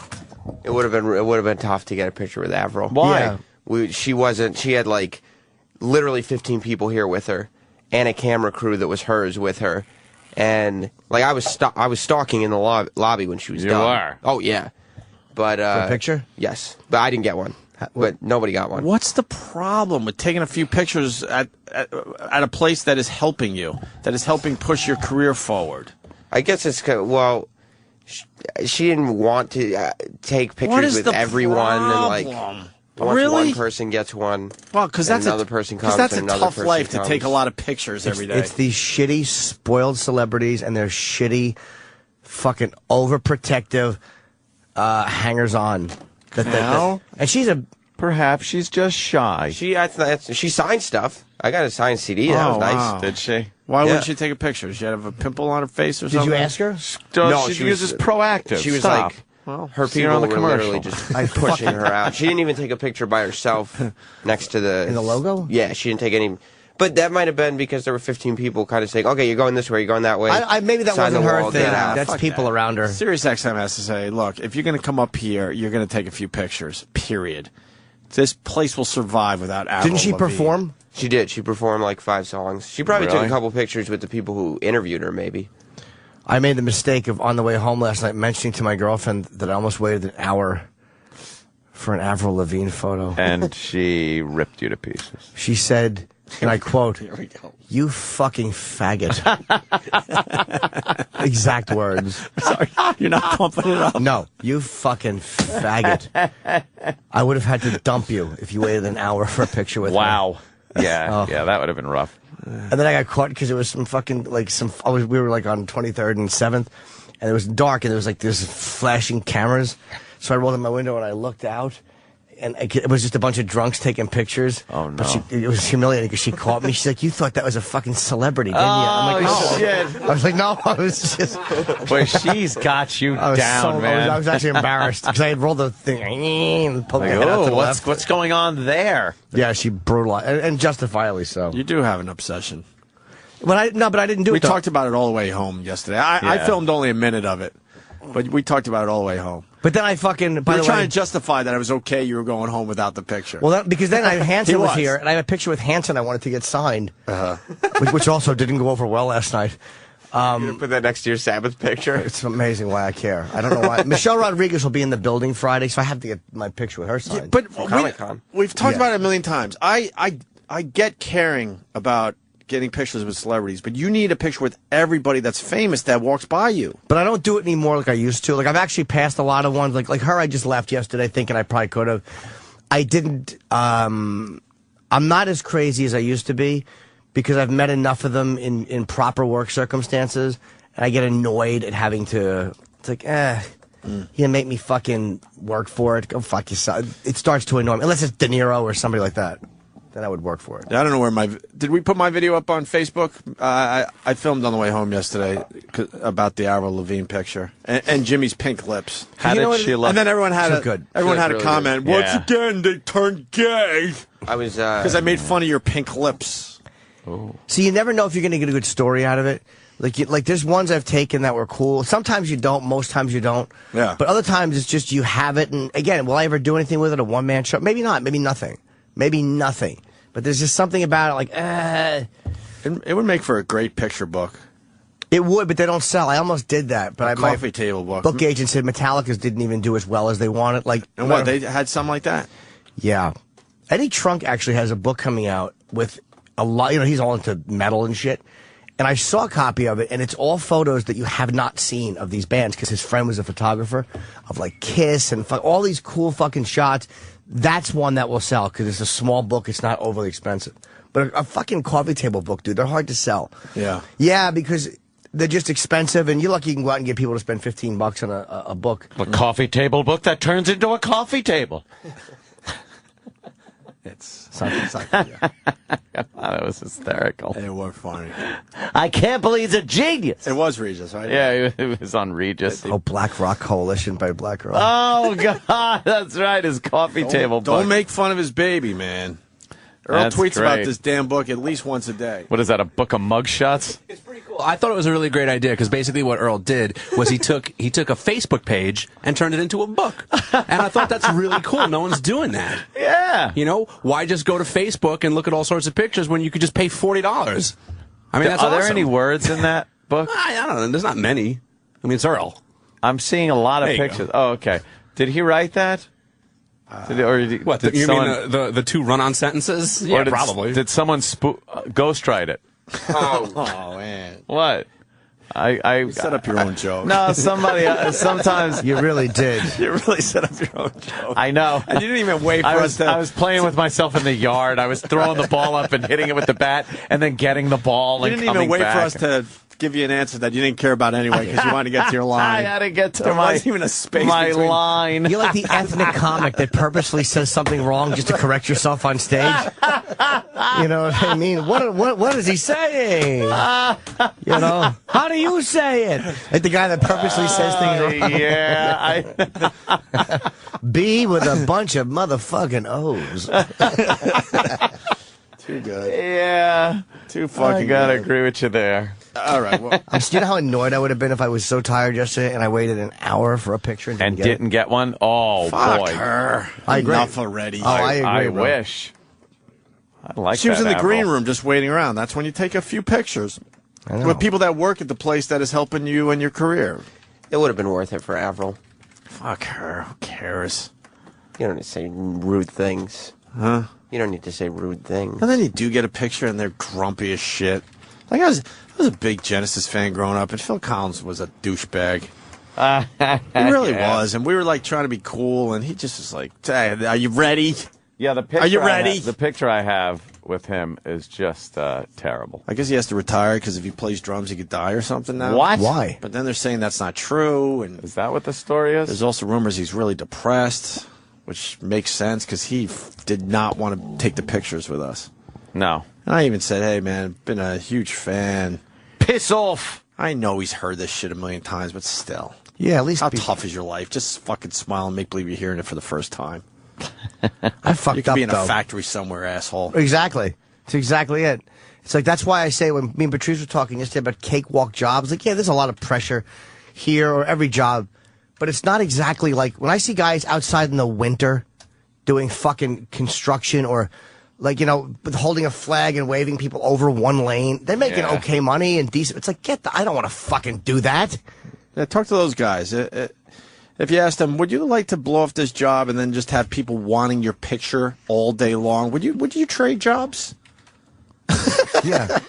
Hey. Would you want to hang with friends and just Remember talk that. shit for 4 hours a day and make Right. fun of whoever you want? It's the greatest gig ever. Working sucked. Oh, dude, I it could was attest awful. to it. It was awful. Working was terrible. Fucking the highlight of me working at Christoph Silver was when I would fart and my two Haitian coworkers, Philippe and Lionel. One of my Lionel! Philip was a funny fucking dude, man. This Haitian guy was a funny guy, but he would always get milk farts, which were horrible. He milk fart. You said it like that? Yeah, they had very heavy Haitian. But Lionel was a Haitian guy, very quiet. Yeah. One of my greatest memories, and I mean as a person, is I was on the packing line at Christoph, and I cut a fucking gasser. It was heinous. And Lionel was walking. There was the end of the packing line, and then you had probably from where I am to where the TVs are beyond Opie, probably about 10 feet to the office. And Lionel walked between me and the office, and it hit him, and he actually ducked. I'll never forget that. He ducked out, and he went, "Oh, my God!" And he ducked as if I had thrown a fucking cinder block at him.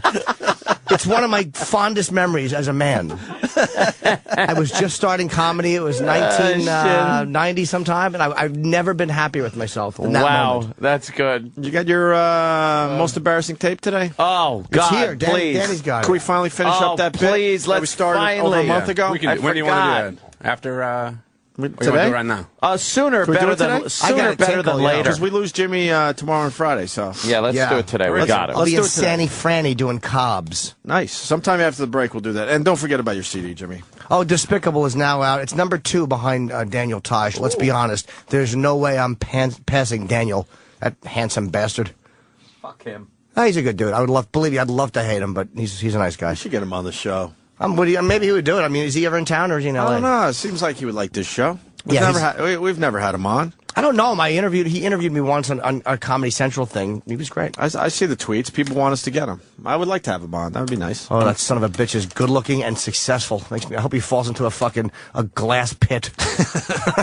Where's there a glass? There isn't one, but if there is one, I hope he trips and falls into it and then looks like me and sees how hard it is. You want to build one just in case? Just in case he's around. Just in case he's around it? Yeah, we should get him. We'll do Jimmy's most embarrassing tapes sometime after the break. The Virus, Sirius XM. This is the Opie and Anthony Show.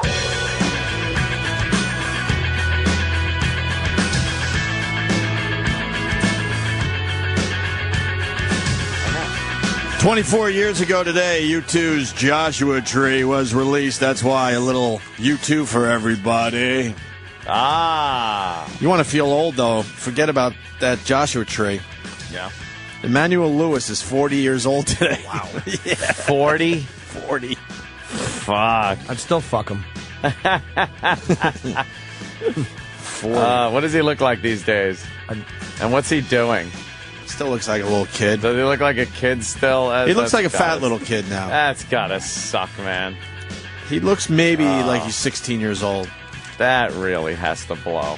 I hold in my hand. I know we're going to do the Jimmy tape. Yes. But this is too good not to do. Whatever you got to do first, I'm all for it. I hold in my hand a mystery band. A mystery band. A mystery band. Right. I got samples of the mystery band. It's interesting. And I want you to try to figure out who this is. Who it is. Yes. Mystery band on the Opie and Anthony Show. Okay. Here's a... Okay. Mystery band.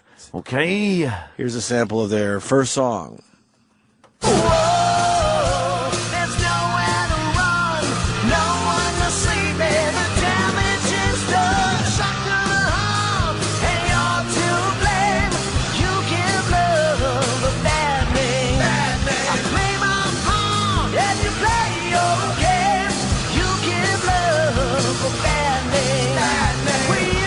Chris Jericho? Sounds like Vince Neil. Not bad, by the way. That's not bad, right? Nah, it's okay. A little affected on the voice, but whatever it is. Mystery band.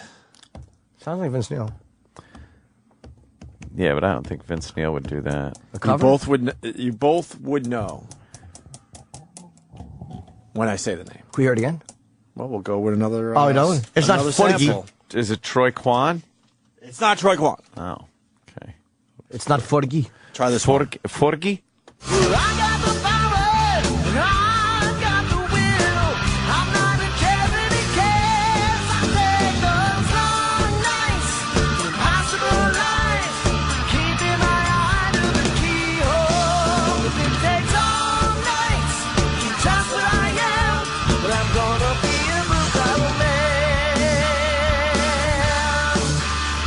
It's bothering you, right? Because you sort of... Okay, there's something about that fucking voice is familiar. Another guess? By anyone? Singing Styx and fucking... And Bon Jovi. Bon Jovi. Is it Jared Breck? Holy shit. No. Jared Breck. This might help. I love your names. This might help. Okay. A slow one. When the lights go down in the city. Is that Steve Perry? And the sun shines song, but on the bay. Oh, I wanna be there, yeah, in my city. Oh, It's a woman. I would answer that with sort of. Oh, okay. That's a good. So right now clue. it's getting really mad, but I'll answer that with sort of. That's a clue, right? So we're looking at somebody that may be a little. Anyone? Is this anybody? Someone you know. Both of you guys know. And sort of a woman. Have they ever been in this building? Yes. One more. We know them on a personal level or just strictly professional? Like, like is it somebody? I don't mean personal level, like we hang out, but I would say, like, do I know this person like I know fucking Tom Cruise? I just know of them. Do you know anyone on a personal level, Anthony? Not really. Okay. I try to avoid that at all. Not cost. even Anthony. I know. Thank God. I would answer that with a combination of both. Oh. Okay. I'll give you your last sample. They don't work here? We're playing Mystery Band. They don't work here, right? They work here. Oh, boy. It's not... One more sample? Not Travis. It's not Jeremy, is it? No, Jesus. Come on, it's a joke. One more sample. Okay. Playing Mystery Band. Didn't have no internet, but man, I never will forget. When the moonlight shined upon her hair, and we were trying different things. We were smoking funny things, making love out by the lake to our favorite song, sipping whiskey out the bottle, not thinking about tomorrow, singing Sweet Home Alabama all summer long. And what do you think of the performance, Ant? You know something about bands. It's not bad, right? Well, there's a lot of covers going on there, and you're right around it, man. You've asked the right question. Yeah. I'm just. You're right Is it around Derek? it. No, it's not Derek. Sort of a woman. Well, that's. Is it one of our upper echelon supervisors? Oh no, hell no. Oh. That would be funny. Yeah, I can't picture Rob Cross belting those songs out. How about? God, I didn't think we were going to go this deep into it. Another sample. Yeah, please. Me and some guys from school had a band that tried real hard. Jimmy quit, Julie got married. Should've known you never get far.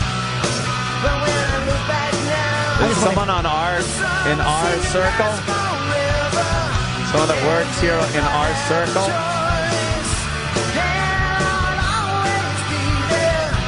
those were the best days of my life.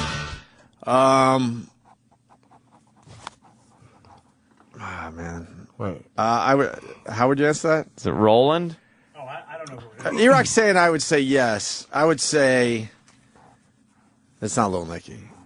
I would say this will give it away, but fuck it. No. Who cares in the end? I would say was. Oh, okay. Is this Steve? No, it's not Steve. Jesus. Not Steve. Yes. The answer would have to be was on that. Was, okay. Was it an intern? No. And they still work here? I'm running out of songs. Do they still work here? Yes. Okay. Was? We treated this person like an intern. It's not Stinky. No. Still works Treated the here. person like an intern. Treated the person like an intern. Was part of the circle. Oh, yeah, Butcher. No. Was part of the circle. Was part of the circle, but was ostracized for being queer. Meaning no heaven for you. No heaven for you, and a big boo from the guy on the cross.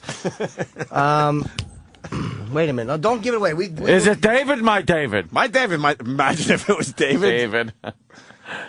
I have found all that shimmers in this world is Pat Duffy? sure to fade. I can't believe you're not going to get this.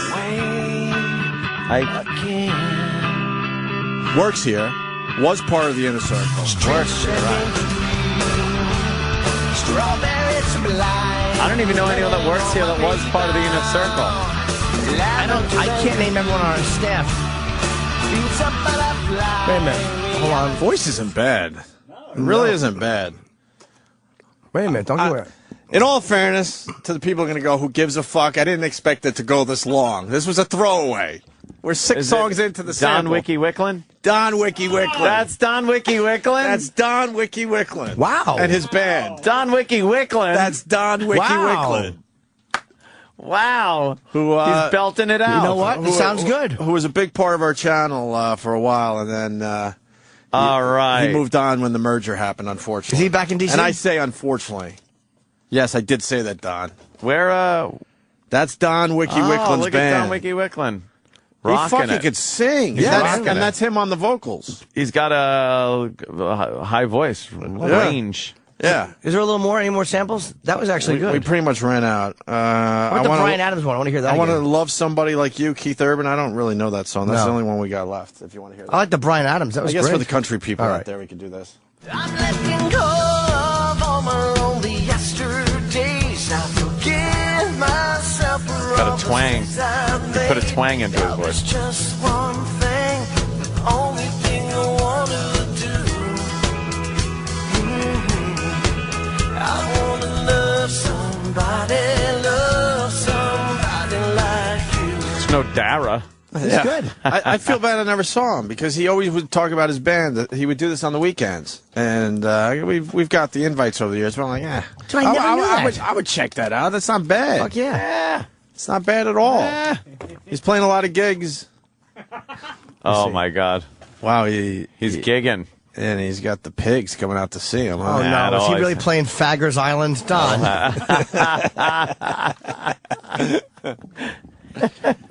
Not bad, right, Ed?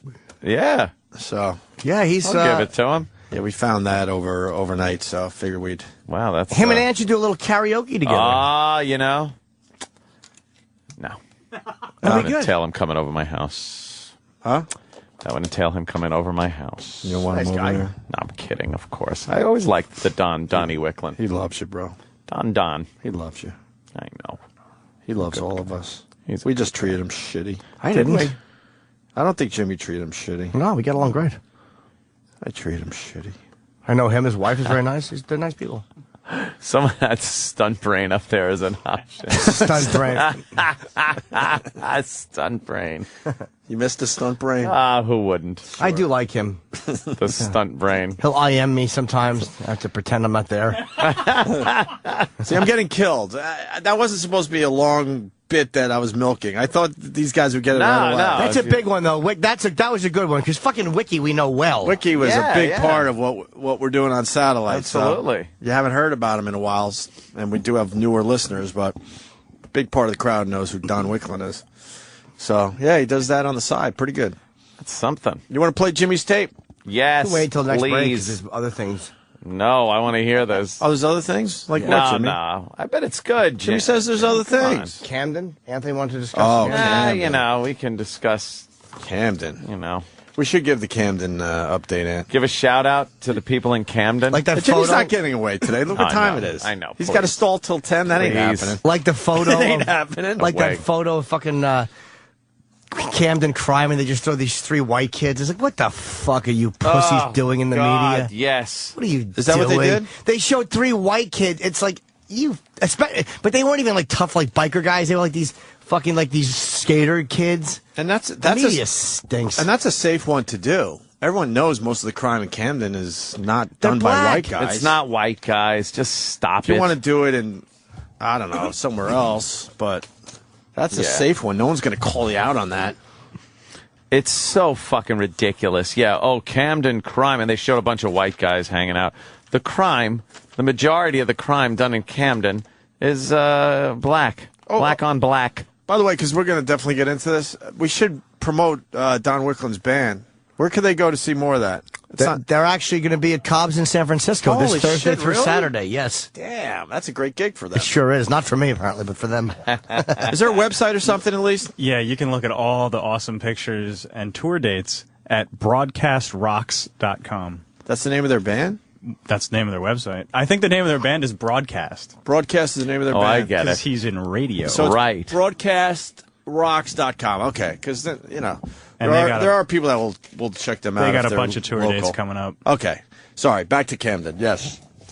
So they got rid of what, half the police force, Ant? Yeah, that's good. Just when they were trying months to ago. clean it up, and there was this whole push to really kind of clean up Camden. Then they decided, you know what? Let's take away half the police force. Was it half? And see if they could do that. Yeah. They laid off 160 police officers. Yeah, let's take half the cops in Camden and just get rid of them. And crime shouldn't go up. And it might have gone up, but it's really inconsequential, It's right? a city of 80,000 residents. Yeah. Aggravated assaults with firearms since they took the police officers away. Yeah, what was that? 2 months ago. Up like, I would say, 2%. Assaults with firearms, aggravated? Yeah. 259%. Oh. Fuck it. 259%. It's the most. Holy. 200. That's great. What does that mean? If there were 100, that now means it was. How do you Now do it's that? 259. 259, right? Yeah. It's a horrible city, and it's like you gotta. It's almost like the library's closed. Not that it was being used. That all libraries are eventually going to go, I think. But Yeah. just the cops and the firemen. It's like, of all the people you have to... Fuck, who cares if there's a budget debt? What does that mean? How about this, Christy? How about you fucking stop allowing the Turnpike and Parkway to fuck people, and you do something with that money that's good? Yeah. You got to provide the basic needs for the people. Yeah. And the basic needs, hopefully the teachers are all right and the school systems are all right. Camden?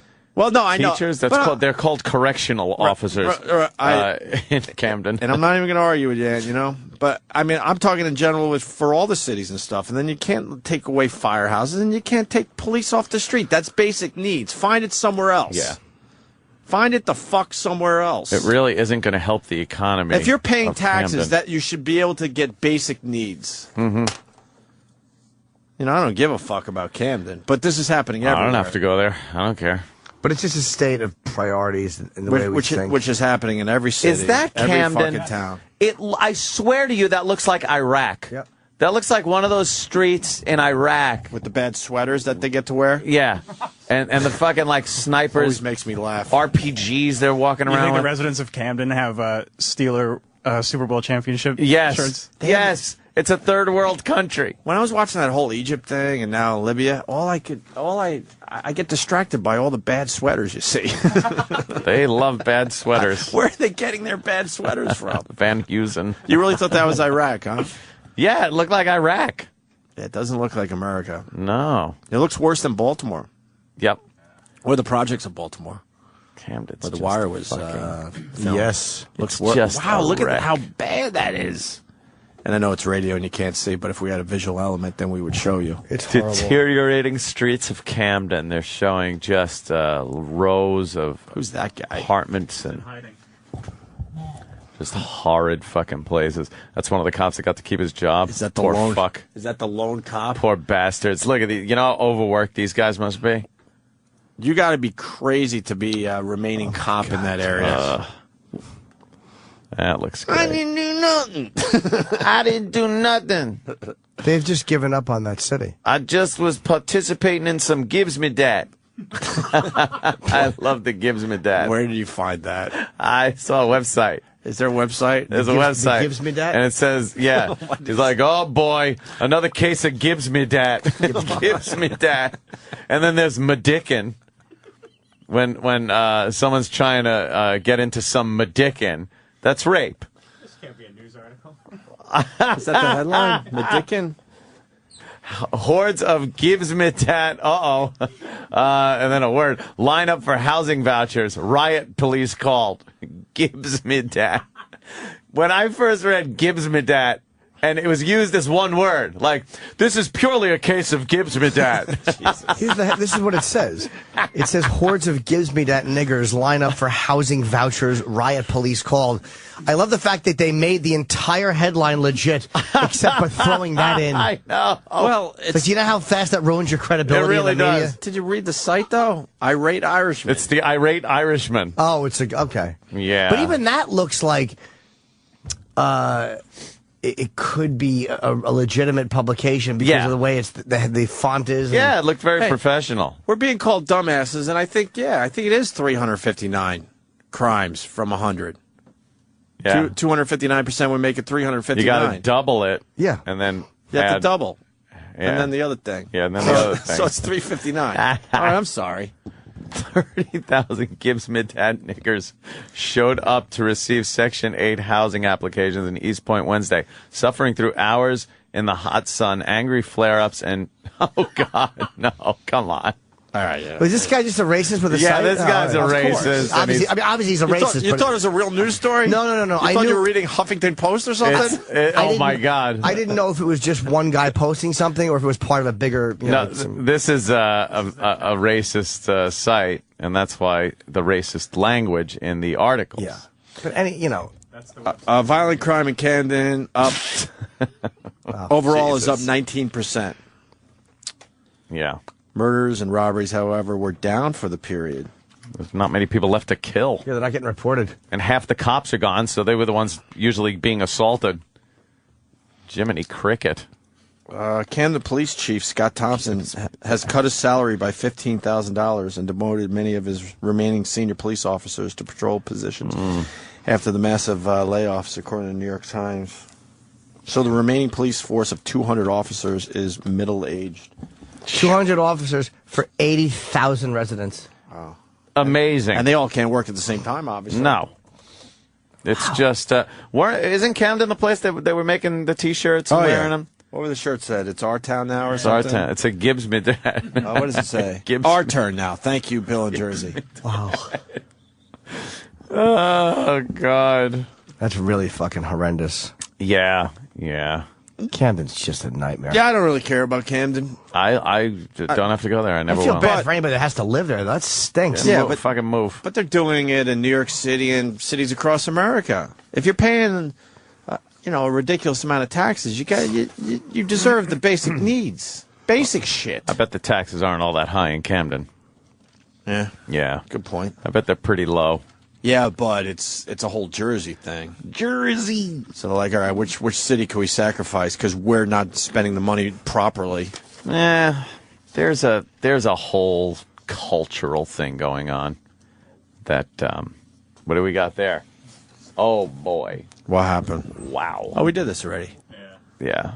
The racial makeup of Camden is wow. There's a lot of white people. There's no, there's not. There's 4,000 white people in Camden out of 80,000, all huddled in one room, terrified. And between blacks and Hispanics, there are 70,000 people, and 4,000. It's like the Alamo.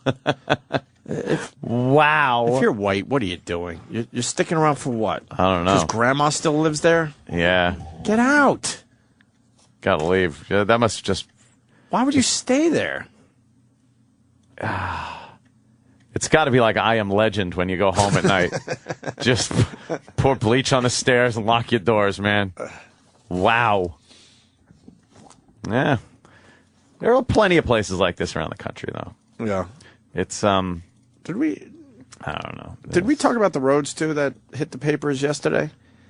Something we bitch about a lot. There's a part of the Long Island Expressway and the Cross Bronx Expressway in the New York area. Oh, yeah. They're saying some of the worst bottlenecks in the entire country. Yep. And it's two roads, if you live in this area, you're well aware of. And it will cause heart attacks. Yeah, your stress level goes up. People are dying because of these roads. Yeah. And how they do it every day, I don't know. And this is, we bitch about these dumb politicians that take on the soft shit. Yeah. Violent video games. People are playing so many violent video games now, and you're not seeing anybody doing anything crazy. But you get the politicians every once in a while. They got to get their face on the news about the violent video games. And then you got these roadways that everyone is aware are just a complete nightmare, causing such stress that I guarantee people are having heart attacks and dying. And politicians, they know it's so complicated, they don't want to touch it. They just want to leave it the fuck alone. And what do you do about that, though? There are some places you can't even expand the road. But it's not an easy solution, but you owe it to the people paying taxes to make it a little easier. But they're not going to even try to make it easier for those people. Because that, to me, is just they're beyond saying, fixing. I think there's a 13-mile stretch on the LIE there. It's the average is 52 minutes to get through it. I blame the drivers, too, to a certain extent. People are so bad at wanting to get from point A to point B at a reasonable time. And they'll bitch about it, but they drive like fuck dick. I got in such How do you drive like a fuck dick? Oh, God. Anyone who's in front of me is a fuck dick. I got in an argument with some idiot in that Volkswagen Rabbit. He wouldn't get out of my way, and I whip around him. And then I'm driving around cabs and everything, and finally... Two different issues, by the way. Yeah. Yeah, because these roadways are like, it's bumper to bumper, no matter when you go. There's someone at the beginning of the line that ain't fucking doing what they're supposed to be doing. You think? That's what I think. So there's less room for error on those roads? Yeah. The other day, here's what happened. I'm going across town, and I'm behind this guy in a Volkswagen Rabbit or whatever the fuck Jetta he's in. And I'm on his ass because I'm trying to make it through the next light, and he's fucking la-di-dying Like when I come up to a light, I'm looking at the fucking don't walk sign. If it's flashing, it's ready to turn red. I'm like, fuck, I got to get through this light. All that shit. And I want to make it through. And this guy's like, there's space in front of him. So I whip around him because he jammed on his brakes and pulled over. So I whip around him. I'm zigzagging through cabs and everything. I finally get to the Midtown Tunnel, kind of to the Midtown Tunnel. And this idiot pulls up next to me and rolls his window down and looks at me. So I roll my window down. I go, problem? I go, problem? What? He goes, you made it real far driving like that. And I go, you know why? I go, because I kept encountering assholes just like you in front of me. I go, they're all driving like you, like an asshole. And he's like, you were on my ass. He goes, if you would have hit me. I go, what if? I go, I didn't. I don't start getting into this. I go, if a meteor would have hit you, what would you do? Shut up. And he goes, oh, I'm going to tailgate you. I go, fine, I don't care. I'll step on my brakes like you did yours. Was the finger itching? A little bit, right? Are you kidding? Ready. A little bit. What did he look like? He was actually some fucking Guido asshole. Yeah, sounds like, exactly. Some Guido douchebag. And the thing that got me was when he rolled his window down, he just was looking at me with no expression on his face, with like a stare, like he's staring me down through my passenger window, like he was expecting me to just turn my head and not look at him. And I rolled my window down. I was like, what? What? You're driving like a fucking cunt, is what he was doing. Go through the fucking intersection when it's green. How did it end? Maybe the guy behind you. I called him an asshole. And then he revs his engine and takes off and goes into the right lane of the eastbound Midtown Tunnel, which made me laugh because you never go in the right lane of the eastbound tube. No. So I went in the left lane, and he's stuck behind a garbage truck, and I slowly pull up next to him, and I went, ha, ha, ha, gave him a little wave, and he took wave off. No. He was so pissed. He's behind. Bravo!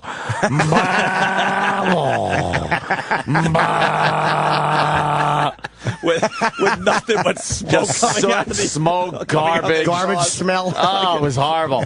Little pieces of cement. And I'm just fucking 50 miles an hour. The tunnel to me looks like the launch tube from Battlestar Galactica. Just flying out. I'm out of there. Fuck him. You bring up something really good, by the way. Especially when you live in New York. You ever have the 10-second over-the-top someone could die argument at a light?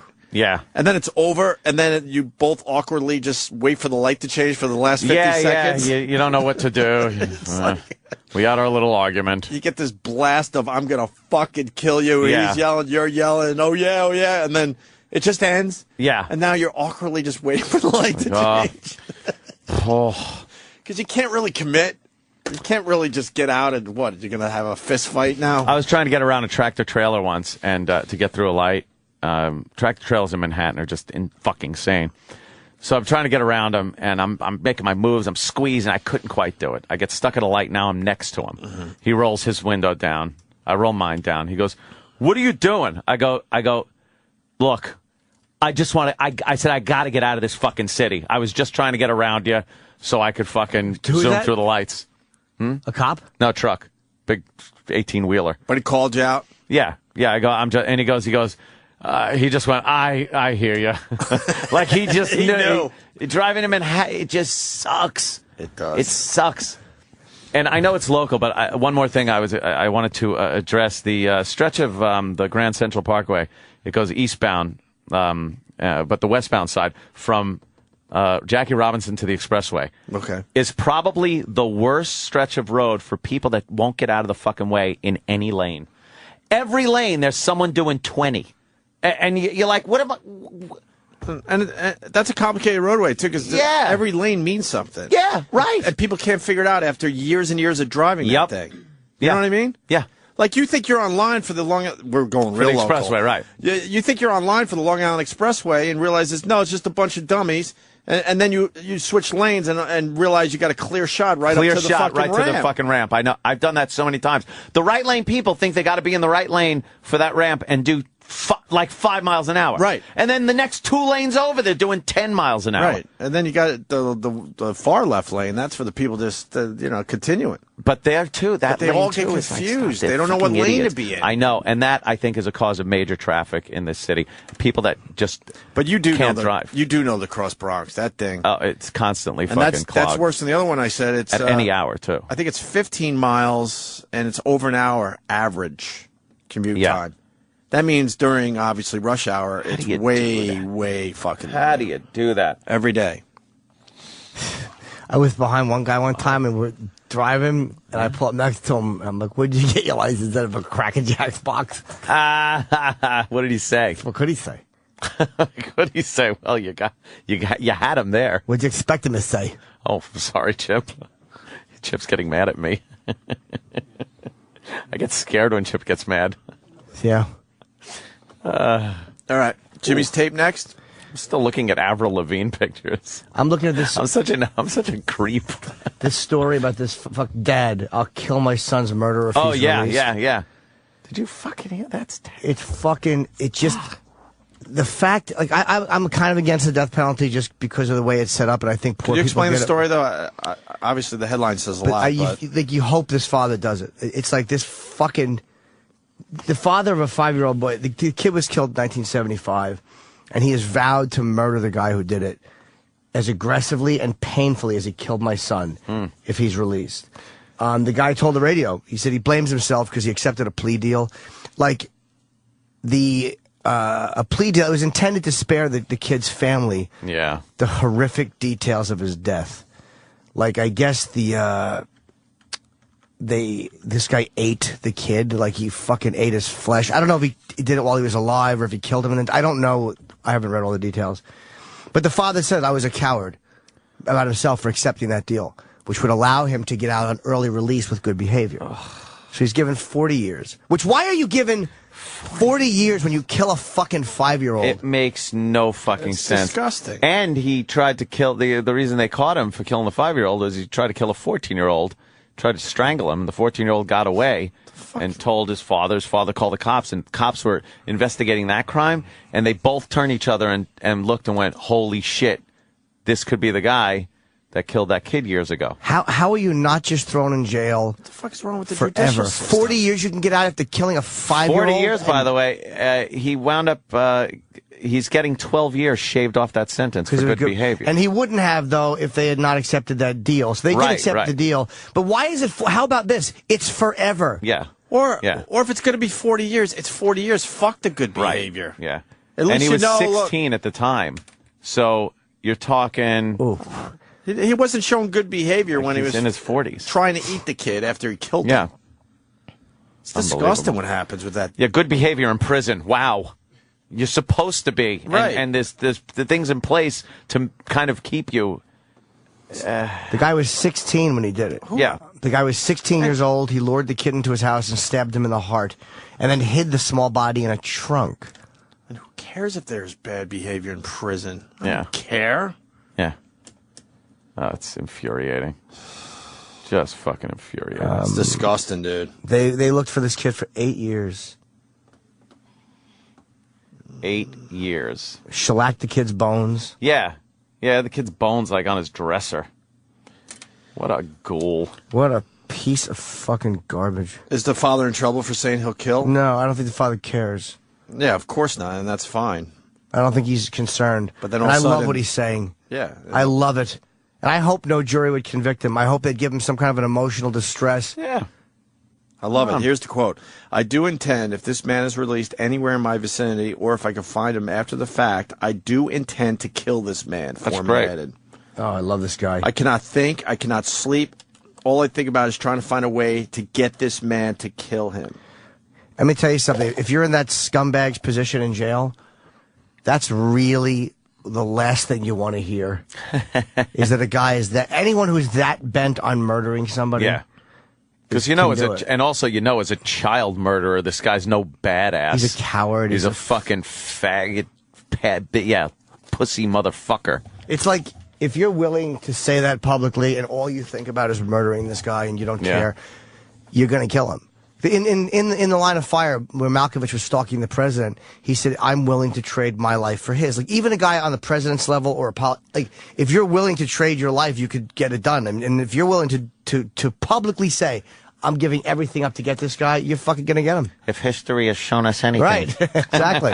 How many years would the father get? I don't know. I know he doesn't care. Yeah, maybe it would be absolute premeditated murder. Oh, without it, he might go away forever. At this point, but forever. But really. You know what? The hell he's going through right now, prison would probably be like, "Well, at least I got to kill that motherfucker." Right. To know that this fat fucking twat who killed his son was dead would probably be enough for him. Yeah. And then he killed him. It's like, I'm in prison, so what? He'll probably get some mad fucking props in prison too. Yeah, he's a guy in jail, and I've never been there, but anybody who's been to prison maybe. But he seems like a guy that nobody in prison would bother. Yeah, it's like, if hey, they knew look at why that. He was there. Good job, motherfucker. But they say that the guy, you know, the kid killers don't do well in prison, man. No, because even the rest hasn't. Because even the rest of the guys in there all have families, so they understand it on that level. Like, rapists don't even do that well, supposedly, but these guys do worse. Yeah, I hear the child murderers do. They have a tough fucking time in prison. They should put them right in general population. Absolutely. Oh, yeah. Fuck Yeah. protecting them. That'd be great. Why? We protect. We give them good behavior. It's all lawyers. It's all lawsuits. At the very least, It really if you could go, all right, at least the guy got 40 years. It's some kind of victory. But that's not even good because now, like you said, it's down to 28 years, 29 He years. should never get out of jail. Especially for attempting to murder the other one. Like, why isn't he going to jail? Maybe he should stay in jail for that. Yeah. Yeah, it's fucking despicable. But then again, you know what? If these guys did so badly in jail, how did he survive 28 years? Yeah. Is there not one guy doing life plus 200 that could fucking take care of this problem? Maybe he was in protective. Of course he was. Yeah. How about some of you guys who are never getting out? A lot of you are very naughty men. Yeah. I mean, that happened one time in jail. Some guy who knew he was never getting out fucking killed the murderer of a 5-year-old girl, and the father thanked him and put money in his account. But it wasn't, they didn't know each other. He just rewarded him by putting money in his That's fucking... what this guy should do. Go, look, whoever kills this fucker, I'll take care of your family as much as I can on the outside. Whoever you got left on the outside. Liza? What about Liza? Wow. Why is her awful. skin green? They just showed a video of her. I swear they were filming her through a cinder block. It was, you could barely see her. It was really overexposed and very blurry. She doesn't look good. No. She looks old. Yeah, well, she is, I think. Problem is, it gets to a point you can't dye your hair anymore. That's a wig, isn't it? I don't know. I don't know. It's She's too still got dark for her face. She still has those pointy bang things that she had in Arthur. She's kind of royalty, though, isn't she? Like, Royalty? Is she like Liza? Gay guys love her, right? Yeah, that's it. She was older. She's got her Gay gays. guys love her, yeah. The gay. The And who's gays. that chick up top there? Is that a New Yorker that's in Idol or some shit? Yeah. The girl. She looks like the chick from Welcome to the Dollhouse. She really does. God, this story annoyed me so much. Oh, look. This is a shock, too. Good. You got the one? Archdiocese of Philadelphia? I was ready to go with it, man. It's, I know this area, man. There's a new lawsuit that just popped in Philadelphia. And the Archdiocese of Philadelphia suspends 21 priests over sex abuse allegations. 21 more. The Archdiocese of Philadelphia suspended 21 priests on Tuesday after they were named in a grand jury report released last month that alleged sexual abuse. So these fuckers have been working for a really long time. Of course. 21 more. And how about 21 more. How about what you do is, if it's revealed that anybody in this shitty Catholic Church organization knowingly in a position of power kept someone who was a pedophile on, how about they lose their tax-exempt status? Oh, that's a good one. How about that? How about we have been enough with the fucking church protecting these fucking people and moving them around just because they don't want to lose their clout? You might as well tax child molestation. I couldn't agree more. Raise some money. But you know what I mean? It's like, I'm Yes. sick and fucking tired of the church just paying because they have the money.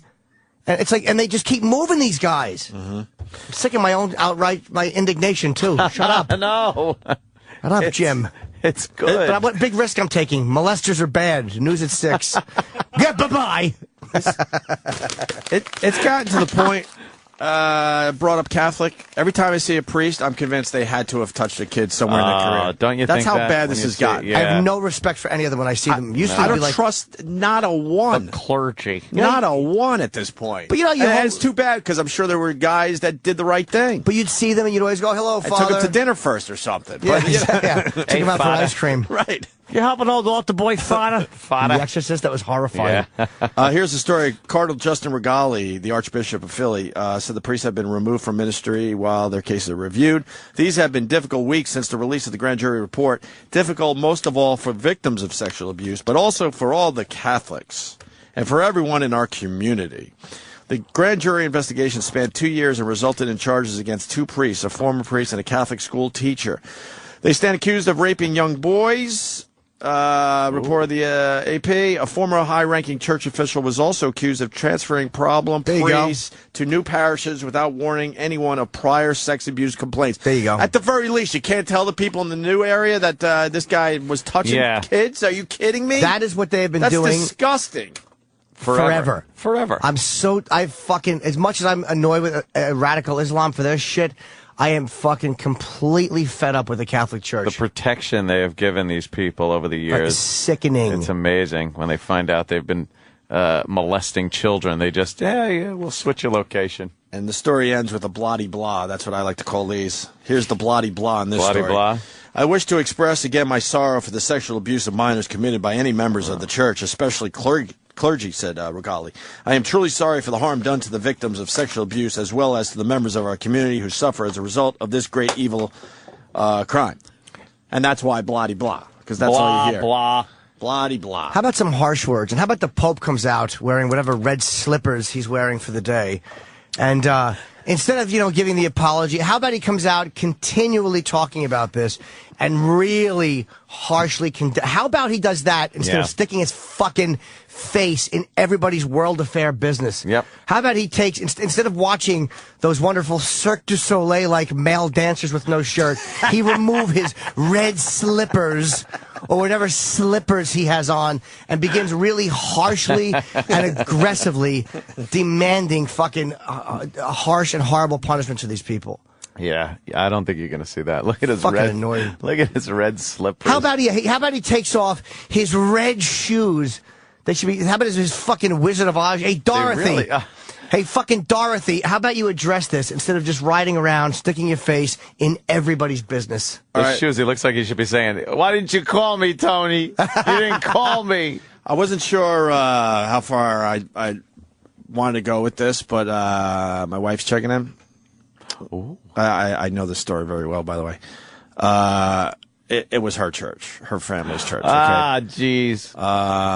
The priest was sent to our church, this are her words, after he was caught diddling. And then diddled at our church. Oh, boy. It's fucking disgusting. Yeah. And he's still... So the priest entered her church, and no one knew, obviously. But he was diddling somewhere else. That's why he ended up in their church.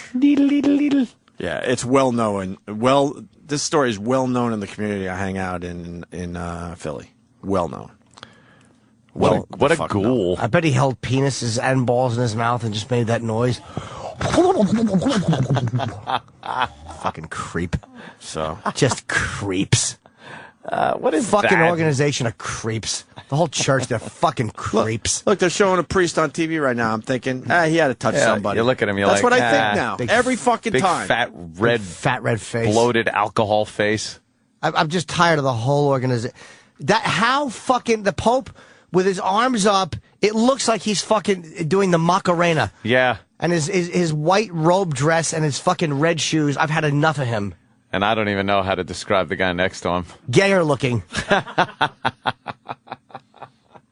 Yeah, I don't even like talking to priests at all. I can't stomach them. I cannot stomach them because to me, even if they're not molesters, they're just like gang members who didn't happen to shoot anybody. I had a christening recently. I was 2 feet away from a priest or I don't know, clergy, whatever he was, and I didn't want to talk to the guy. I'm like, no, we'll keep our distance.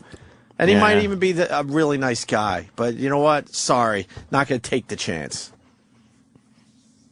I think to enter the church, you got to There's got to be something going on. Yeah, Right. because you Sorry. still got the poison inside you. Sorry, there's got to just be something going on in there that you are so troubled that you are looking for something else. Do you think whether it's denial of Right. what you're liking, the guilt?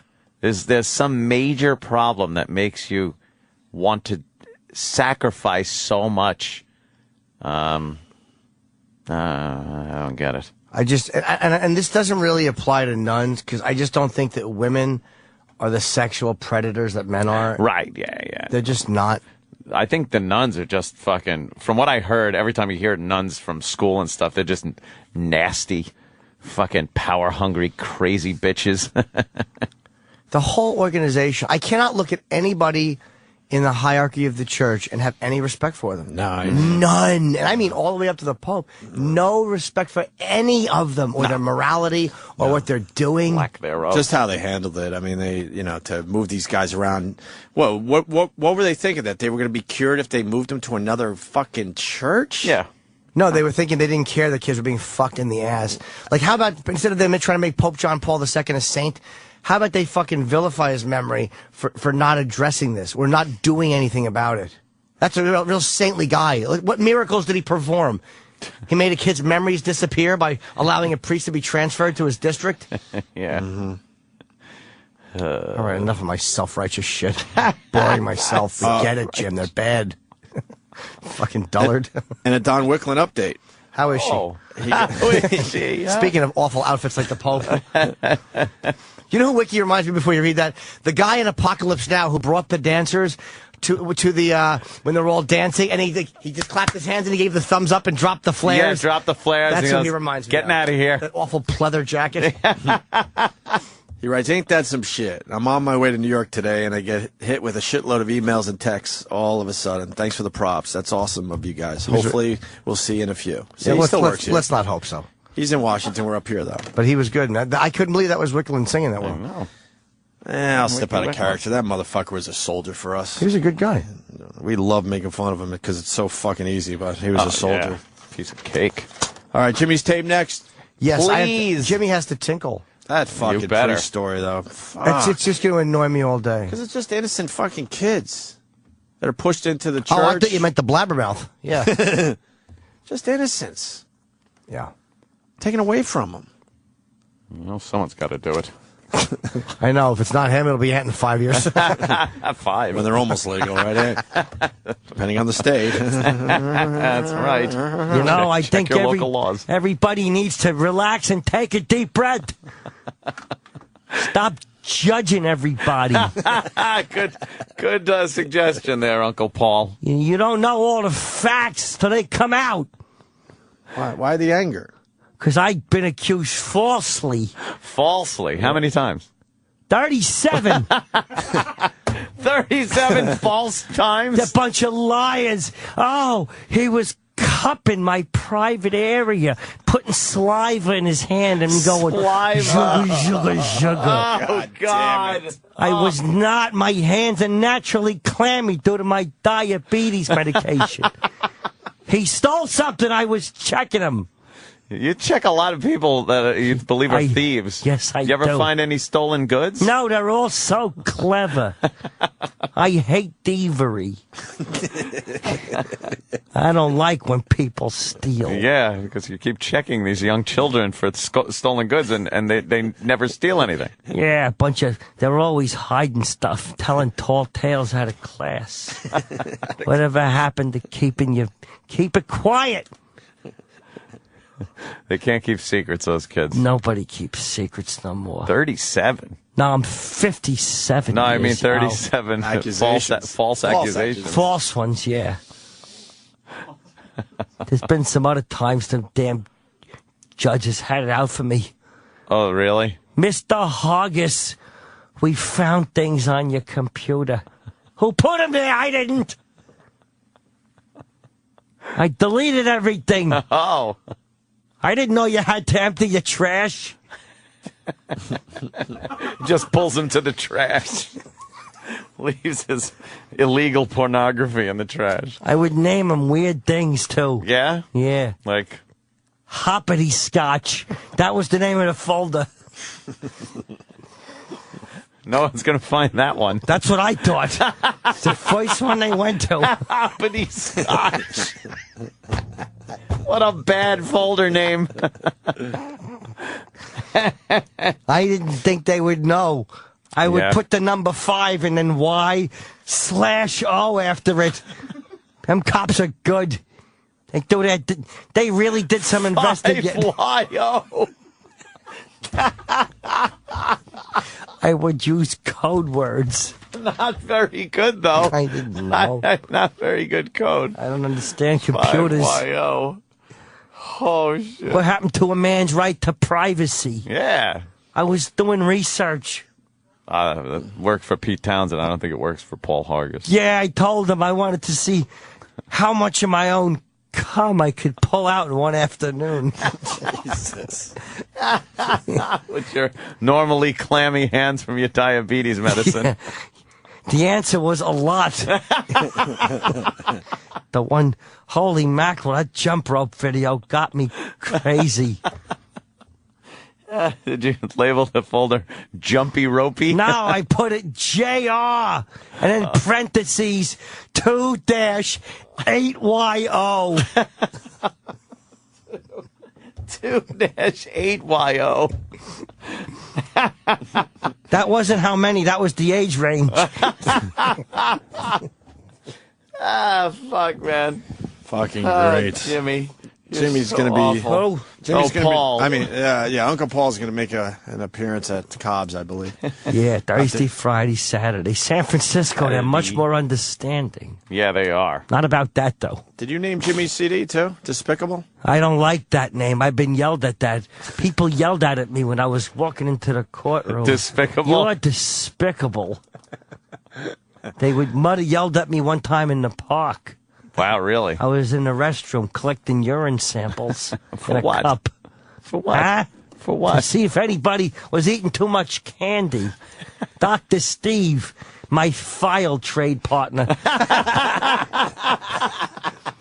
told me you can check for sugar that way. Take that, stupid. Yeah, he's always talking about seepage. He said, Paul, we got to get some seepage. I said, shut up. I'll punch your glasses off. Shut up and send that zip file. Yeah, quiet and zip it up. He would always check everybody's prostate. That's what he does. Yeah. He's good at that. Got to make sure you're safe. Uncle Yeah. I kept trying to get me a job in your office. I said, it's a gold mine in there. Not a pediatrician. Who's pediatrician? He's lucky, that guy. He gets the best gig. Uncle Paul, a lot of people saying you haven't had a birthday in a while, that you've been 57. Yeah, tell them they're lying. They don't know nothing. Okay. I'll be 58 in March. Oh, we're in March. I know. What day? In March the 18th. 57 years young. Age is only a number. That's right. You're as young as you feel. That's right. Or whoever you're feeling. Yes, that's young, right? Yeah, it sure is. That Uncle Paul. Cribs. Jesus. I saw MTV Cribs. I was so disappointed. Thought it was pornography. Who are these? Who are all these blacks with fancy cars? I don't know who this is. Snooping doggies. All they got the guns. What are they doing? Wouldn't have happened when I was young. No, huh? Yeah. I gotta go to the bathroom. Yeah, why don't you go pee-pee? We'll play Jim Norton's embarrassing tape next. Yes, I want to hear that. And going to break, I think Bill Burr does a little something on going to church. Ah, want to hear this? Sure. All right. Realize, man, I've been real empty lately. I never go to church, man. I gotta be honest, I hate church. I always couldn't stand it when I was growing up. Yeah, there's a couple other people going to hell with me. Yeah, there you go. No. You know what it is? I grew up Catholic. I used to sit there in the crowd, listening to the priest. The priests, they were like preaching. They didn't even sound like they believed it. They'd just be up there. This is the gospel, according to Luke. All right. I'm not saying it happened. I'm not saying it didn't happen, all right? I'm just saying what Luke said. Now, according to Luke, the dude got out of the boat. He started walking across the water. It sounded crazy to me. I don't know if he was a drinker. But, you know, don't get mad at me. I'm just repeating what Luke said. No, I definitely believe in a higher power, but I think when people just get too into religion, they get crazy. Like, I like people when they get so into it that they actually like argue like what color Jesus is. You know what I mean? Which is hilarious. It's like one of the most unholy things you could ever do, right? They'll sit there and be like, you know, Jesus, he's for everybody. Rich people, poor people, he doesn't care. He's just a great spirit. Everything's great. Oh yeah, what color is he? He's white! He looks like me! We're the chosen people, you know? Or some of my black friends try to convince me that Jesus was black. You know, he had that nappy hair, all this stuff, you know?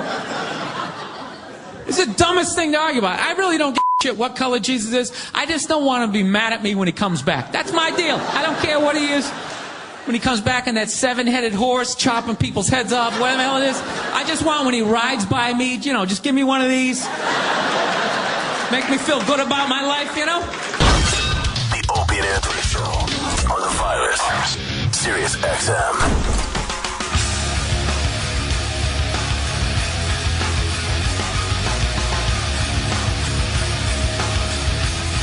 What song is this? It's good. E? This is Doomsday Check by Smashing Pumpkins. Good song. I hate the Pumpkins. Hey, did you have a good Fat Tuesday? Oh, Jesus. I did not celebrate it, no. Oh, Eric. Oh. It's Fat Tuesday. What's today? Today we put the ashes on our head. Ash Wednesday. that A bunch today? of people walk around, you go like, what the fuck are the... Oh, that's right. You never know it's Ash Wednesday until you see a few people with the ashes. At first, you're just like, what the fuck is going on? He's got the Gorbachev thing going? And then you realize, Ash Wednesday. Before we get to Jimmy's tape. Oh, my God. The And if we listeners don't just do heard it- that and went, what the fuck? No, really, just really fast, because it's a big sports story. Tiki Barber is coming back to play football. Is he crazy? He will not play for the Giants. He's 36 years old. I think he retired 4 years ago. Yeah. People that know sports better than I, which is most of you. Retired about 4 years ago. Is it 4 years ago? He's coming back, and everyone is thinking, what the fuck? And I tweeted yesterday, it's alimony. This guy's getting fucked in his divorce. Slammed. He left his pregnant wife, which makes the wife even more angry if you're going to be divorced. Yeah, so she's not going to let you off lightly to begin with, and then you know, she knows that you left for an intern while she was pregnant. She's going to make it really hurt. Yeah. Wow. And that's why he's coming back to football. The guy's broke. Ugh. And he's hoping that maybe a team out there will go, what the hell? We'll take a chance on Tiki Barber and poor son of a bitch. and I'll get a few million out of it. Poor bastard. That's why he's doing this. It's obvious. Are the sports stations saying this? I don't think so. 23-year-old intern, which ended up blowing up his gig, right? He had a nice cushy gig. Nice cush gig. Cush gig. Yeah. Blew that. He's got a divorce going on. If it's not finalized, I don't know. And now he has to come back because he's broke. 36. Not many 36-year-old running backs in the NFL. He's got to go back on the battlefield. Mm-hmm. Just to make a few bucks. Damn. Everyone's saying a sequel will be a disaster. Of course it will. So just a quickie, because that's a big story today, too. Well, good luck to you, Tiki. Good luck, bro. Yeah. Jimmy, what's this tape about? We're about to listen to. Yes. It's good. I hear it's really good. It's my first Probably is. TV appearance. What a First TV appearance. And what was the show? featuring cunts, starring me. It was Friday Night Videos. Friday Night Videos. I remember that show. Oh, it's fucking embarrassing. I might have watched this. I'll put the video up. I just haven't done it yet. You're rubbing your face. That can only mean that you're really proud of your work. I wish I had a gun to rub it with. This is truly embarrassing. Why? It was good enough for TV. That's where I get confused. I know, but a lot of things are good. Charlie Sheen is good enough for TV. You've seen some stand-ups on TV? Yeah, dude. I am so.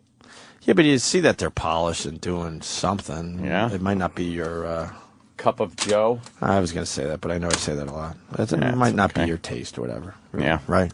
Yeah. All right, let's listen to this from Friday Night Videos. Friday Night Videos. Friday Night Videos. Jimmy. What year is this, Jimmy? 1996. Anything we should be looking Thank for? you. Yes, bad you. How are jokes. Pause the Good. How are you? How are you? What are you doing? Wait a minute. Your legs are very close and tight together, like you're almost clinching your butt cheeks. Yes, and I you're am. rocking on your heels a little and arching backwards and forwards Yes, I and am. clapping your hands like, well, yeah. Yes, I am. All I'm right. doing all of those I just wanted to things. make sure I had it correct. Excellent confirmation job. I'm doing all of those things. All right. I was trying to be likable and kind Oh, well, it's coming across fine. I like you. a quirky character. A little quirky. But by this point, like you heard the 93 tape, which is worse. By this point, 3 years later, I was getting out of it, but I wasn't out yet. It takes you a while to find Were you still trying to find your voice? Exactly. Really is that. A little character thing. Not comfortable in your own skin up on stage, was it? So you had to put on a little. There's got to be a better way to say that. I hear that so many times, especially with stand-up comics. I actually was watching a documentary on Bill Hicks last night, and they were explaining when he finally found his voice. Do you like when they say that? I don't like the expression, but I get But what you it understand means. what it means. Yeah. It just seems like there's a better way to say that, but whatever. All right, here we go. All right. I feel good, man. I'm in a great mood. I feel sexy. I feel sexy. Wasn't a joke, but thank you for laughing. I wanted to look sexy because it's my first TV taping and there'd be some hot women here and I wanted to look good, so I ran out and spent $15 on a haircut that I could have gotten for free in a mental institution. This is horrifying, isn't it? This is awful. I grew up with a military... Jimmy can't even look at it. Look at this. Why can't anybody is the question. She fucked me up when she went, woo! Oh, that got you? Yeah, because the joke would kill. The opening joke would kill. $15 on a haircut that I could have gotten for free in a mental institution. And she went, woo, and just she did me too. Yeah. That was Conan's old studio in New York. Well, she did. Was Woody Allen an influence? Yeah, very much so. Can you see it in this? I never saw that in that, but you might be right. Slightly, I think. Maybe. Might be misreading it. I love Woody. Not copying, but right. Oh, yeah, it's very possible, dude. A bit of his cadence. Oh, I never even noticed.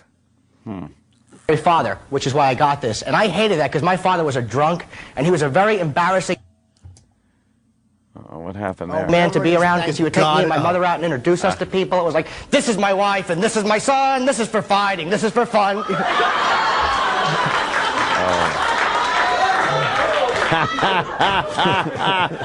And he was scary. My father was very scary because he would have Vietnam flashbacks, which was horrifying because he was never there. Could you pause for a minute? One time he threw me up against... What's with the little snicker laugh thing? I like it. It's it lets you know that you're kind of like having as much fun as they are. New to me too, people. I don't know what I'm saying. Yep. He wasn't there. I just heard this myself. It would be great. I wish cum would just shoot out of your mic and into your face, as do you. I think that's the Woody Allen thing, though. Woody Allen would... Yeah, a little snicker. Maybe, yeah. It's a nervous energy. He would trail off after his punchlines, didn't he? Woody? Yeah. Woody. Woody? Woody. I don't know what the fuck I'm talking about. Let's play the tape. Yeah. The wall. He said, do you know what I went through in 1967? Canadian Customs? Take your time with that. Thank you for laughing. Those that didn't, did we fight Canada? All right. I love the high voice thing. And the problem, let's get back to my head. The problem with it is it doesn't look good on me. My father looks great. He has a crew cut, the handsome, sturdy, military face. Women love my dad. But they don't. That's where I screwed up. I don't have a handsome, sturdy, military type of face. No? I have a little fat baby face. You do. It sucks. I am not sexy. A little crew cut, a little fat baby face. A little crew cut. Look like the bastard son of Sinead O'Connor and Uncle Fester. Pause a minute. God, I love the son of, and then you add two people together. combo? Yeah, It yeah. killed, though. It It killed. killed. It Like, did. at the 96, time, it killed. at the time, it's that was 15 years ago, so I know. I'll forgive myself for that. Yes, yes. I was waiting for a on steroids punchline. Yeah. On steroids. On crack. Well, my baby face and my hair. The material I don't mind as much as the voice and the behavior. Yeah, yeah, that's what it is. Primitive material is like whatever. Right. It was for the the time it was fine. But yeah, that high voice thing it's cute. I know.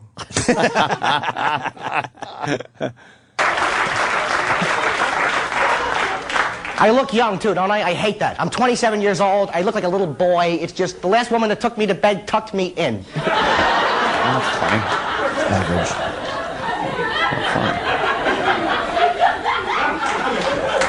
I just want to stay home and watch films. You want to see good movies? Forget the stuff that's out now. Watch the stuff from like the 1940s. Best movies ever done. Why? Because they couldn't curse on camera.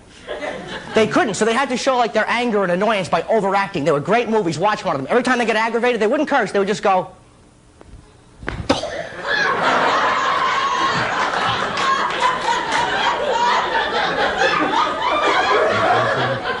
That's in the 40s. It's the 1990s. That is still the best thing to do in a bar. If a woman rejects you, it throws her right off track. Hey, baby, can I buy you a drink? Oh, hey, no. baby.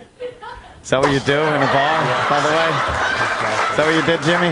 Hey, baby, can I buy you a drink? Baby, can I buy you a drink? Good line. Hey, baby. Believe it or not, I have had a lot of practice dealing with rejection. Oh. No, I have. You know why? And don't pretend you didn't notice. You're a nice, polite crowd. I have a tiny little chin, don't I? Look at this. I hate it. I have the profile of a frog. Absolutely. I had a commercial audition today. One line. Bud. I just hate my head. I tried to grow a goatee. It slid off. It's not fair, man. Even the Elephant Man had a chin. All right, granted, it was on the back of his head. I'm proud of that one. That's funny. You guys are good. It's okay to laugh. He's not here, and I'm sorry, but when your head is that big and fat, you deserve to stand in a cage while British children throw pebbles at you. British kids were great. They were ruthless. Look at him. He's got a big head. Pow! Pow! You're doing characters. I am not an animal!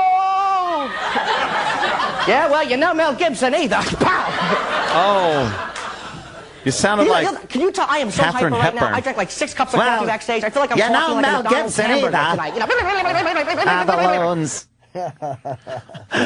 Oh, Jimmy. I like the accent, which you have Yeah, lost. what is that? The accent is creeping What me accent? out. Was it? You know Mel Gibson either. Oh, that was I was doing it in a British children's voice. No, just, I know. just overall, I could hear more of an accent Oh, I didn't that you even don't notice. have anymore. I thought you were from England. Yeah. Well, that's what I tried to do. I tried to make it an organic experience for everybody. Jimmy's like cringing here. It's not that bad. The voice is a little high. It's not the material that bothers Yeah, me. yeah. It's literally. I actually like the fact that I was talking about making fun of the Elephant Man. Yeah, yeah. It's the voice is very odd. Yeah. Where that came You know from. Mel Gibson either. Did your speaking voice wasn't that You should put this out high, on, was on it? Despicable. I'm going to. As in- Oh no, I'm put it on the line or something. Okay, like a hidden track or something. Do you like my belt? Well, it's the outfit of the times. No, you were just A tucked-in mock turtleneck. That's how people dressed. Look like Steve Jobs. Look like Steve Jobs. Yeah, I wish He's I got would the have bought same Apple genes. back then. No wonder women don't like me. It is not sexy to be this hyper on a date. You know, hi, how are you? Get away from me. You look like Cousin Ed after chemotherapy. You know? Oh, God. I would love to make love to a woman who is just as hyper as I am. That would be worth filming. You know, bing, I can't sleep.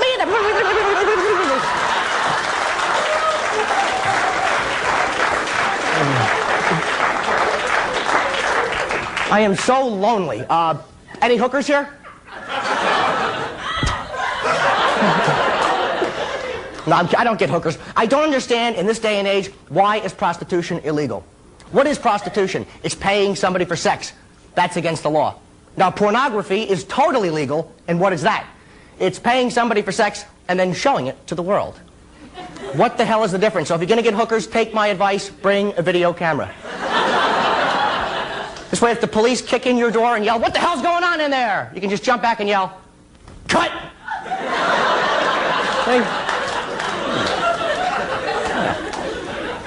I want to talk about something that's important. I was almost killed today. This is true. I was cut off. Thank you for laughing at that. Because I almost killed my ribs. I was cut off by a tractor trailer. Now, I have an airbag in my car, a driver's side airbag. And you are a windbag. It is such a hazard to have. Because when you have an airbag, your horn is not where it's supposed to be, is it? Right? It's not in the middle of the steering wheel where it's been for 80 years, and that's where you need it when there's a truck coming. You want the horn right there. You know, you drive a truck, bonk, bonk. You don't have that with an airbag. You have these little crappy rectangular horns up in the corner. What the hell is that? It's not a horn, it's a chiclet. And it's not the same when there's a truck coming. It's like, truck! That's funny.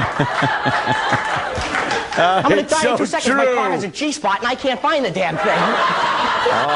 Ladies and gentlemen, my name is Jim Norton. Thank you very much. Is it? Ladies and gentlemen. Ladies and gentlemen, if you enjoyed being here half as much as I've enjoyed performing, you've enjoyed this twice as much as me. Thank you. I liked it. Did you get an interview after that? Why is there more time on this tape? There is an interview, but I think we played that already at one point. But that's one app. Yeah. Oh yeah, I remember this. Yeah, it felt good. It was just, it takes a little bit of getting used to, like looking up at the audience as opposed to looking straight ahead like in a comedy club. But I had a great time. They were great. Yeah, good. Wasn't too hard, huh? No, it was good. You just can't curse, so you got to like edit yourself as you zip along. You're so baby-faced. Well, how long have you been doing stand-up? About 5 years. You're trying to be very likable. That's not very long then?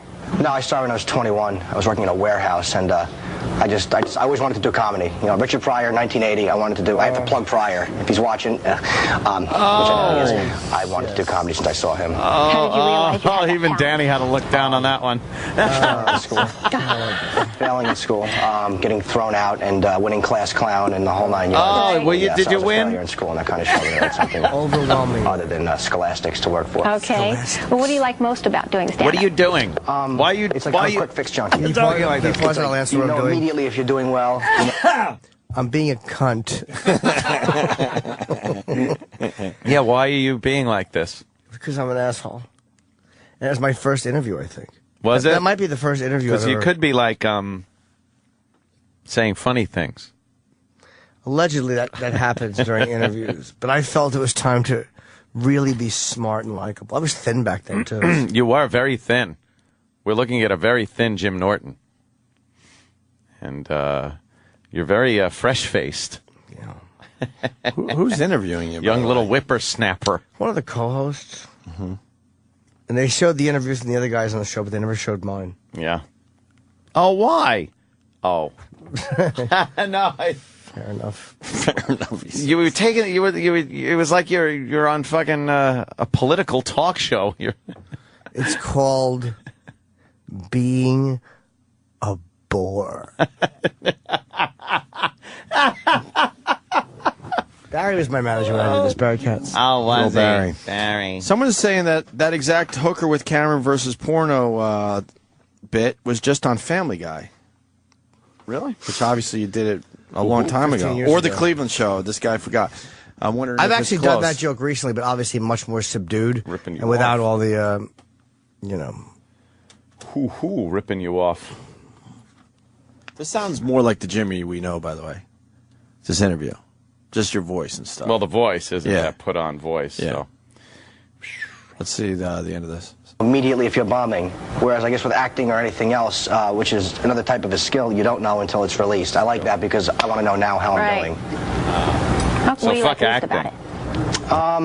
Being judged by an audience. I don't even mind bombing. I mean, I don't mind that, but I hate when like you tell Good a joke thing. and a crowd goes, The heckling and that kind of. Yeah, or if they're judging a joke. It's like, if you don't think it's funny, don't laugh, but don't groan at me because you know you're going to go home and write And Scarface it's anyway. a tough thing to do, so they shouldn't be judging you. Well, yeah, I mean, if you don't like something, I can accept that. I just Right. don't like being, that. We got it. I got what you're saying. Say it again. She goes, I She got said what it. you said. Yeah, right. Try to get it from my own experience. If not, I'll just watch Comedy Central and steal.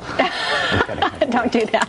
I'm kidding. Okay. Now, if you weren't a stand-up comedian, what do you think you'd be doing for a living? I was in a warehouse before, Right. and probably that. I'm very lucky. You know, I'm very grateful to be where I am right now. Where are you? I don't know what I'd be doing, to be honest with you. It was like, I know I wanted to do this since I was a kid, so it's either this or nothing. Right. Well, you're on the right track. So Thank you. Good luck to you. Thanks. Thanks for being here. Appreciate it. Okay. The smile. Very Yep. good, Jim. Thanks. Okay.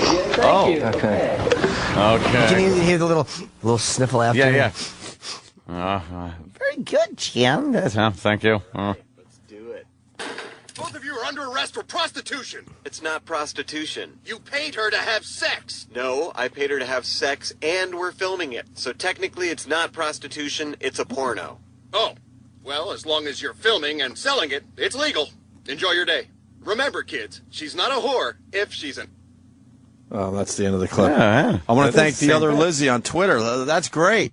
Same bit. That's the same fucking joke, Jimmy. Yeah, 15 years earlier. Which you did 15 years earlier. So you're on to something. I love the little voice. Yeah. It's just hideous. That was Kind of sound like a progeria kid. Yeah, like a little. I sound like my name should be Seashell Boy. Seashell Boy. Why seashell? I don't know, 'cause I'm talking like a little seashell. Do you have my? Wow, that's The the original same copy? fucking bit, though, huh? It is, yeah. Thanks, buddy. Yeah, that is the same bit. Oh God. All right. Funny. We should do like one that. more break and then finish the show. What do you Make say? love? I mean, Sure, yeah. sure. Jimmy's going to be at Cobb's. Leaves tomorrow, I guess. I'll be right? gone. I won't be here tomorrow or Friday. Boo! Oh, And, Jimmy. My CD is out today. I'll be on Red Eye tonight. I'm doing Red Eye. Ooh. Yeah, it's been a while, so hopefully it'll go well. It will go well. From your lips to God's. I'll be doing Red Eye on the 18th. Really? After Hannity on the 17th. So it's an Anthony kind of Thursday and Friday. It's a ratings wash for the network. Really? Who couldn't they get? Somebody apparently canceled 2 nights in a row. Yeah, 2 nights in a row. Maybe 40 nights or something. Ouch. The phone's not being answered. What the fuck is she? Lady Trucker just sucks. Oh, Why? God. I don't know what the problem is today. What's the problem? What is she saying? What phones aren't being answered? I have no idea. She's probably calling fucking McDonald's. I just couldn't think of a food place. I went with McDonald's. I could have done better. No, that's fine. Gets the point across. Fat fucking slob. McDonald's.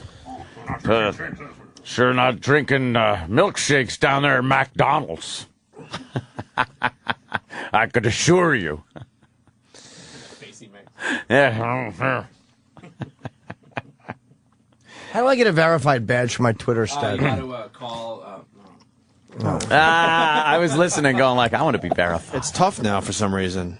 It used to be easy, and now it's tough to do. It can't be that tough. No, I'm It just serious. can't be. They stopped doing it for a while or made it harder or something. Yeah, I know, because there's a lot of people that were Yeah. able to do it, but I tried recently. There was some weird thing you had to do. And Oh, it Travis didn't was work. telling me Bobby Kelly is verified. Yeah, Oh, but well, that was then. before they put in new rules or something. I don't know how you do it is the answer, Jimmy. Verified fat. Bobby knows I love him. I know, but it was just, you could have went with something meaner even. Verified I was going to say hippopotamus. verified retard, but he's smart. He's not Yeah. a dummy, so. He's not smart. Was. He is dumb. No, he knows a lot of things about technical stuff. I like that. Bobby's on the cutting edge with the technology. Attention-seeking fatso, are you there? Jimmy's mushroom voice is so adorable. It's so adorable. It's so adorable. Jimmy's mushroom voice is so adorable. Please, I want to hear truck tires skidding. I want to hear that deep sound, that and then just hear like the carnage of metal twisting, hitting concrete. Oh, those jumping tires and the fucking pneumatic thing going.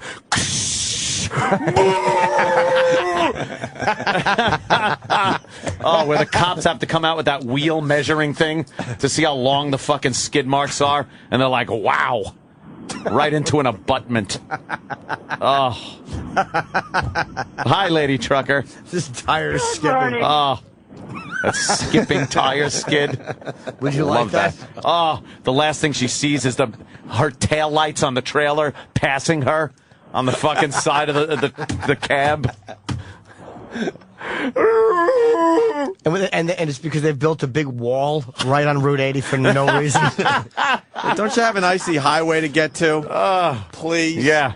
Increasing the odds. Why aren't you on Icing Road Trucker? See, because she's fat. Icing. They don't make his big cake big enough. They could hold me. Oh, What's that's that? right. Just more attention I'm that she's not looking for. Oh, boy, I blew it. Hey, do you go through shocks on the left side of your truck faster? Just want to know. Got to get new tires for the left side constantly. Do the mud flaps scrape on the driver's side? Hey, do you put all like candy and stuff in your truck? Is it full like of marmalades? Oh, Chip. Marmalades. Chip, guess what my favorite choc? Oh, damn it. I fucked the lineup. That's okay. I'm sure I would have if you didn't. You said, damn it, I fucked it up. You fucked it up as soon as we said hello. Oh, I just want to ask Chip, what do you think my favorite cookies are? Your favorite cookies? I don't know, but I hope you're eating them when you're paralyzed. That's just mean. Chip. So I hope the nurse has to feed him to you when you shit into a bag and your family won't come to talk to you or something. Yeah. I hope you're eating cookies after your whole body is burned in a fire and you have to eat them through thin, burned lips. Something like that. I don't know. Whatever. Fire lips. When you pull up to the truck scales, do they think you're hauling the sun? Yeah, or the moon. Chip. See, I do it at Planet Kill. Yeah. Is the sun heavy? I would think the sun's pretty heavy. No, that can be misinterpreted because the sun is also hot. Oh, they never that's think right. that. No, they wouldn't. How about this? When you pull up to a truck stop, do they think you're hauling Jupiter's weight, but in shit? I'm sorry, lady That's trucker. perfect. She's nice to me. Is she? Yeah, I fucked her. Jesus. Oh! Are we done with this, lady trucker? Yes, we're done. All right. Did you guys see the... Oh, they stopped verifying Twitter? You're right, Ope. I don't... They're not doing it anymore? But why do they stop verifying this when people know it's you? Now they do it for just special people. Like when Charlie Sheen hit the Twitter, they said, yeah, all right, we'll verify you. We're special. I thought so. I thought so, too. Hey, did you see the video Rogan tweeted about how insignificant and small we actually are? Danny, you saw that video, He means right, us as Danny? a show? Humans and Earth and how small Earth really is. I've seen size comparison, like Yeah. where it goes down Fucking- from an atom all the way to like a huge. No, but the planet where they said if a plane was flying 744 miles, it would take thousands and thousands of years to make one circle. Did you see his video? It will fucking creep you out. Wait. If a plane was flying where? I need the video because now I'm just making it up. Planes fly at about 500 miles an hour. Yeah, but 544. For this example, they said 700 miles an hour or something. If it flew to where, though? Just made one circle around this big, huge fucking mess. Oh, it'd take like 2 hours. Oh, Joe tweeted this a while ago, so we might have luck on YouTube just kind of doing a general search. As soon as I see the video. I'm not sure what to search for. I know. Rogan. Could someone tweet it to us real fast? One of us. Or on Pal Talk. The Pal Talk guys saw it, eh? Yeah? Yeah. We need help. Me. Starts with the Earth, and it just shows you all the other big shit. Looking, searching, scanning. And they did it in such a way it was pretty impressive. I'm not gay. What happened? Talking to myself. These people have no clue. Is that the inner fight you have? No. No one has a clue. They No. all follow Rogan. They saw this video. Yeah, but Another dead end. I'm sorry, boys. Kevin That's Nelson. right. Well, what happened? they're saying if a plane flew around Bob Kelly, it would take. Well, that's what I was thinking. We could get some jokes. Oh God! Kevin We got to Nelson. find the video. Those comparisons are very interesting. No, Danny, go. I'm sorry. It's just funny. It made me laugh. I'm sorry. On Jupiter, when Comet Shoemaker-Levy hit, they said that there's a big mark where it hit, a black spot, And they said that's the size of the Earth. Like, to show you how small the Earth is. Like, you can fit 1,000 Earths in Jupiter and 1,000 Jupiters in the sun. Yeah, Jupiter's part of this thing, but it gets way bigger than Jupiter. Jupiter, That's why I want to show the people, and no one could fucking help me out. Our sun is even And I'll tweet it. I'll give Rogan the credit, but it's an amazing video to check out. I'm going to guess it's a star, by the way, that the thing would fly around. Probably not a planet, a star. And I do know Danny would appreciate it. I'm sure I've seen things like this before. Is it Betelgeuse? That's the star's name or whatever it is? The size of the universe. Betelgeuse. I mean, there's a bunch of these things floating around. Some are like animation, some are like flash animations. Nah, it's not that one. I want a guy with a ruler. It was really filmed great. Let me go to Glenn, who wants to bust your balls at. Glenn. Oh, what happened? Hey, Crash. Hey, Crash. How's that Mustang of yours?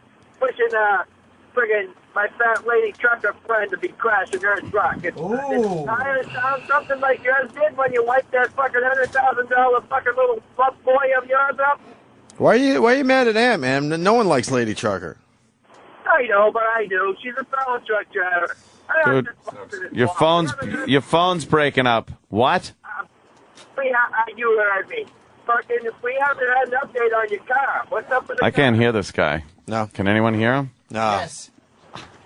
He said we haven't had an update on your car. We'd like an update on your car. It's being fixed, asshole. Shut up. Star size comparison on YouTube. Okay. That's the title. Star size. I give it to Willem Dafoe first, and then fucking Jet Li last. I got it right here. But I can't play it on this thing. Sweetie, why? I don't know. Is it Flash? I just don't know why. It's the Flash. Is it the motherfucking Flash? It's the Flash. I read about a star so big one time, they said if a snail was skipping, it would take 2,437,000 parsecs to get around it. Parsecs. Yeah, it's definitely star size comparison is the title. Yeah. Can we find it? What's it called? Star size comparison. Ooh. Now I'm curious. Comparison. Yeah, it's worth tweeting later because the visuals just will creep you out. I think that's the one.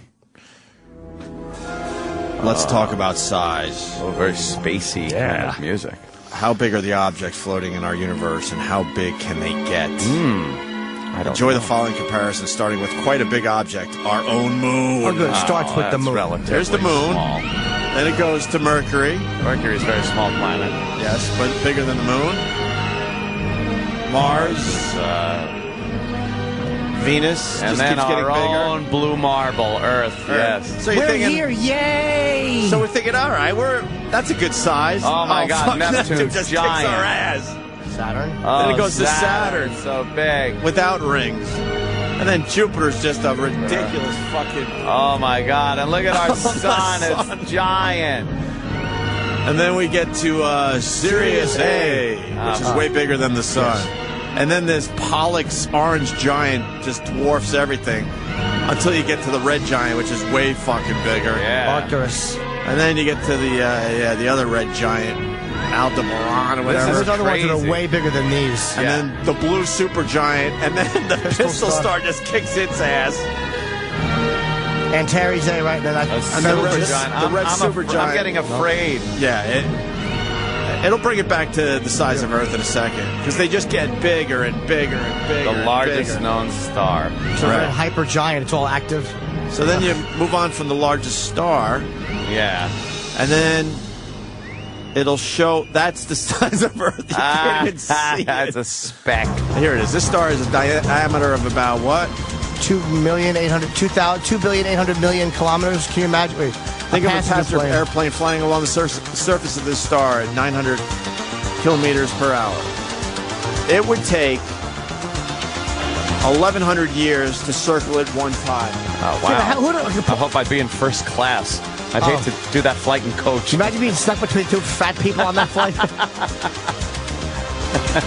Yet it is only a tiny dot among several 100 billion stars forming our galaxy. Forming the galaxy. Yeah. And then, of course, 100 billion galaxies out there. There's 100 billion galaxies? Wow. So stop thinking that we're the only life form, please. Wow. Isn't that fucked up? That's scary. Dude, I didn't realize put that there's together nice. 100 billion. Huh? I didn't know there was 100 fucking billion galaxies. Like, I knew there was a couple billion. I thought there were a few. A few, like Like five a or six. few. I would say several. Yeah, a few or several. I didn't know it went into the Didn't billions. you always hate several? Yeah. Well, how many is it? Depends. If it was blowjobs, no. If it was rectal cancer polyps, yes. Didn't we all agree a few was 3 because it was a couple, and then you went from a couple to a few. A few. So you're like, it's 3, and they're like, no, it's not. It's so a few. vague. Right. Hate vagaries when it comes to numbers. Me too. Several. Vagaries make me feel just vague. Kind of like, I don't know. Because they sound almost like bakeries, which are delicious. Get it? I was going to tweet that, but fuck it. Here's how evil Dr. Steve is. Oh, real fast. That video that obviously is a much better visual than an audio thing is on our Facebook page, Opie and Anthony. So go there now if you want to see what we just played I like for the ourselves. music. It was frightening. Yeah, it was from that guy. That guy Yeah. that does that type of music. That shit. Oh, Mickey Tettleforts. That's right. Tettleforts. Yes, Aunt. Dr. Steve writes, goddamn lady trucker death jokes never get old. That shit is laugh out loud funny. Which one so why is the other trucker Dr. getting Steve, involved? Dr. Steve doesn't like lady trucker. Well, that trucker had to stick up for a fellow trucker. Come on, man. You guys make fun of yourselves, too. You could jump in on the fun there, no? Well, the guy was actually making a legitimate point. What was the point? About the car. You know, I'm bitching at Lady Trucker making jokes, but I'm the one that smashed my car into a Yeah, guardrail. there you are. You live in a glass house, and what you're over there doing what? Throwing Windex. Throwing Mustangs or something. Yes. You shouldn't throw Mustangs if you live in a glass car housing place. Wow. What's that? What's that? Oh, garages are cool, yeah. My band plays in them. Burning Embers. Burning Embers, right. Burning. Not burning. Yeah. Yeah. Is it on the drums? Do you have it written on the drums? Marker. It's just in Yeah. Sharpie. You got my love, and I got your love. We got each other's love. That's a great song. Holy you got my shit. love. I got your love.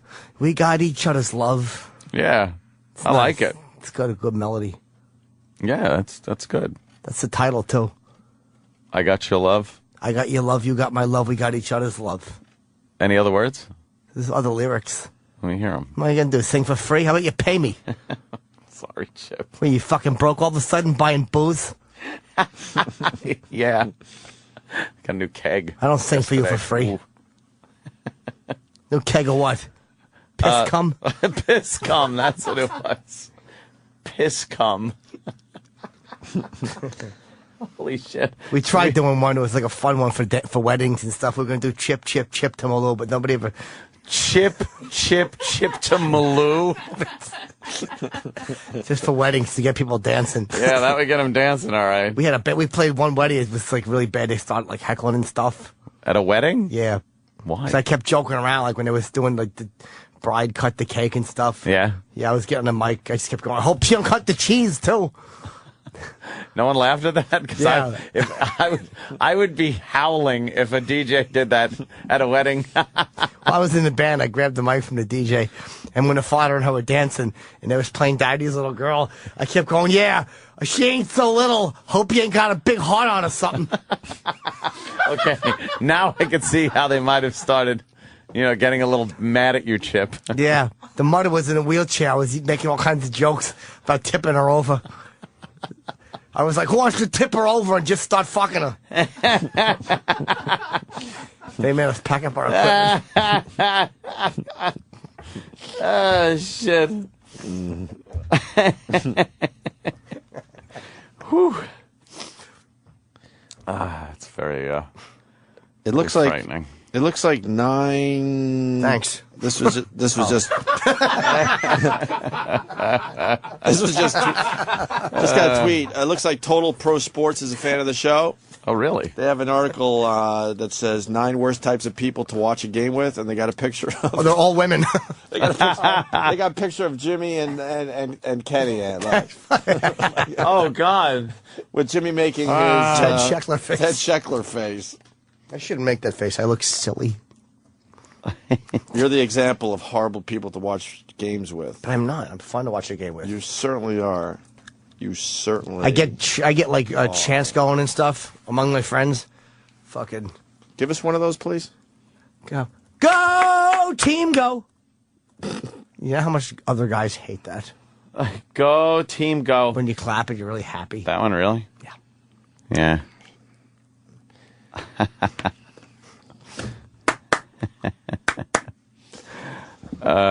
God. Let's go home so they can start the 10 o'clock hour. We're doing something new with the 10 o'clock hour. Yeah, let's do that. So far, the reviews are really good, but people are mad that we're not replaying the 10 o'clock hour somewhere. It's a one-shot deal. Oh, one-shot deal. Well, hey, some now. people get some special things. Maybe we'll get it on Audible. I won't see you guys tomorrow, so I'll see you Monday. No, Jimmy. But we'll see you Monday? Yes. We're Monday. seeing less and less of you, Jimmy. What's going on? It's a temporary. It's been You're becoming a big star out there. No, it's a temporary thing. Where a lot of the gigs I booked, the airlines are so hard. I know. Oh no! But it's hard to get. You know, on that certain flights. You know, on that star chart, what star are you? We saw some pretty big stars just now. On that star chart? Yeah. Art Carney, Audrey Meadow. I'm trying to think. It started with the moon. Yeah. I think I'm Jupiter.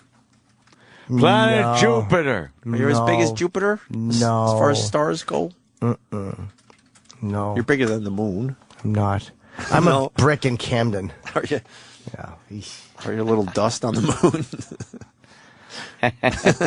But it slows down soon. So I'm doing a Tonight Show shoot in a couple weeks. I got a whole bunch of shit away. Yeah, but then I'm back for good. It's all good, and it helps our show because all these famous people out there mention Opie and Anthony, which is so nice. That's a new plug. Yeah, I always get plugs on terrestrial radio. And you get the Sirius XM plug, so they should just leave. No, they haven't. Fuck alone! They honestly, they've been fine. They haven't. Honestly, they've not bugged my balls. They've been cool. They've been very cool. They understand. We're honest people. Yeah. If you fuck up, we're going to tell you, but we'll also tell you when you're doing They've good. been. Unfortunately, you don't do enough good stuff for us to say you're doing good. See how I spun that? Oh, that was spun out of control. Why is Wendy Williams on Dancing She's with the Stars? despicable. Oh, can we watch that? Oh, no, we got to get out of here today. Yeah. I want to watch the Kathy Lee Gifford thing. It's my new obsession. What is it? You weren't here. Her segment. It could be the worst fucking thing on TV. It's horrible. I was here one day and we trashed her. It's a Hoda. What's her name again? Hoda and Kathy Lee. Hoda. It's the worst fucking thing to watch on TV, and there's some bad TV out there. Hoda. Oh, I got to talk to Sam on the way out, don't I, Sam? About? I don't know, but they always grab us when we're leaving. Oh, I know, right. Never after we piss it on our way back up the hallway. It's always when we're leaving. Yeah, to pump up the 10 o'clock hour. Oh, yeah. Try to get me on my way out the door, Sam. What are you doing? I pumped a little up. I pumped too. I did a little pumping. I pumped. What are they going to hear in the 10 o'clock hour today? And what's the show called? It's called After Opie and Anthony Live. Meaning we're still How many live. fucking words are you going to have in it? Well, I think that's that really we're still off the tongue. We're still trying to find a name that makes sense, but it's the working title. How about... All right, what are you doing in the 10 o'clock good hour? Stuff hosted by a shithead. That could be good. Self-deprecating. Yeah. Well, not really. It's you deprecating. We'll be featuring some material from Jim Norton off his brand new CD. Oh, my God, that's a get. And today's the anniversary of something, so we'll be doing this day in O&A history. I don't want to spoil it yet. Did you talk? No, I spoke. You just talked? I did. I'm putting my coat And this is terrible. Roland has a new obsession. Yeah. Food. Hopefully it's quitting. Hopefully it's quitting. It is food related, but we'll get into all that on After Opie and Anthony. What a tease. That's a great tease. So what are you doing at 10 o'clock? I just said it. I wasn't listening. Well, then you'd have to listen to the replay of this. Could you start over? Well, no, because I don't... Just start over, please. I wasn't listening, and we got to sell it properly. Yeah. Wow, we'll be doing some material for... The Opie and Anthony Show. The Opie and Anthony Show, damn it.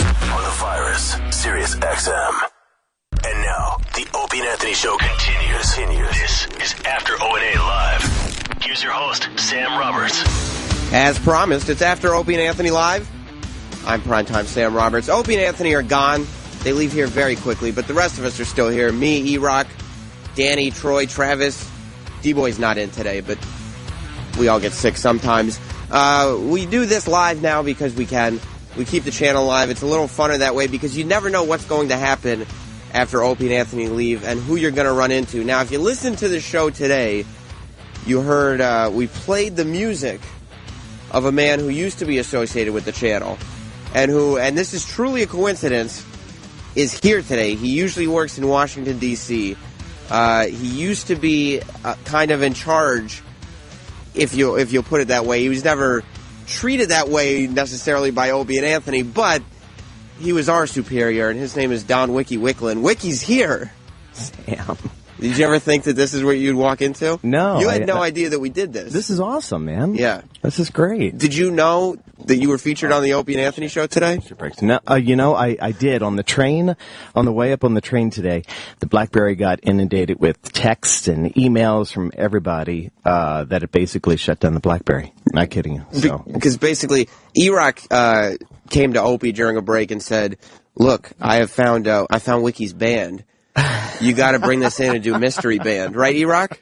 Yes, and it wasn't to really throw you under the bus. I was amazed, actually, how good you sounded. That's why I brought it in.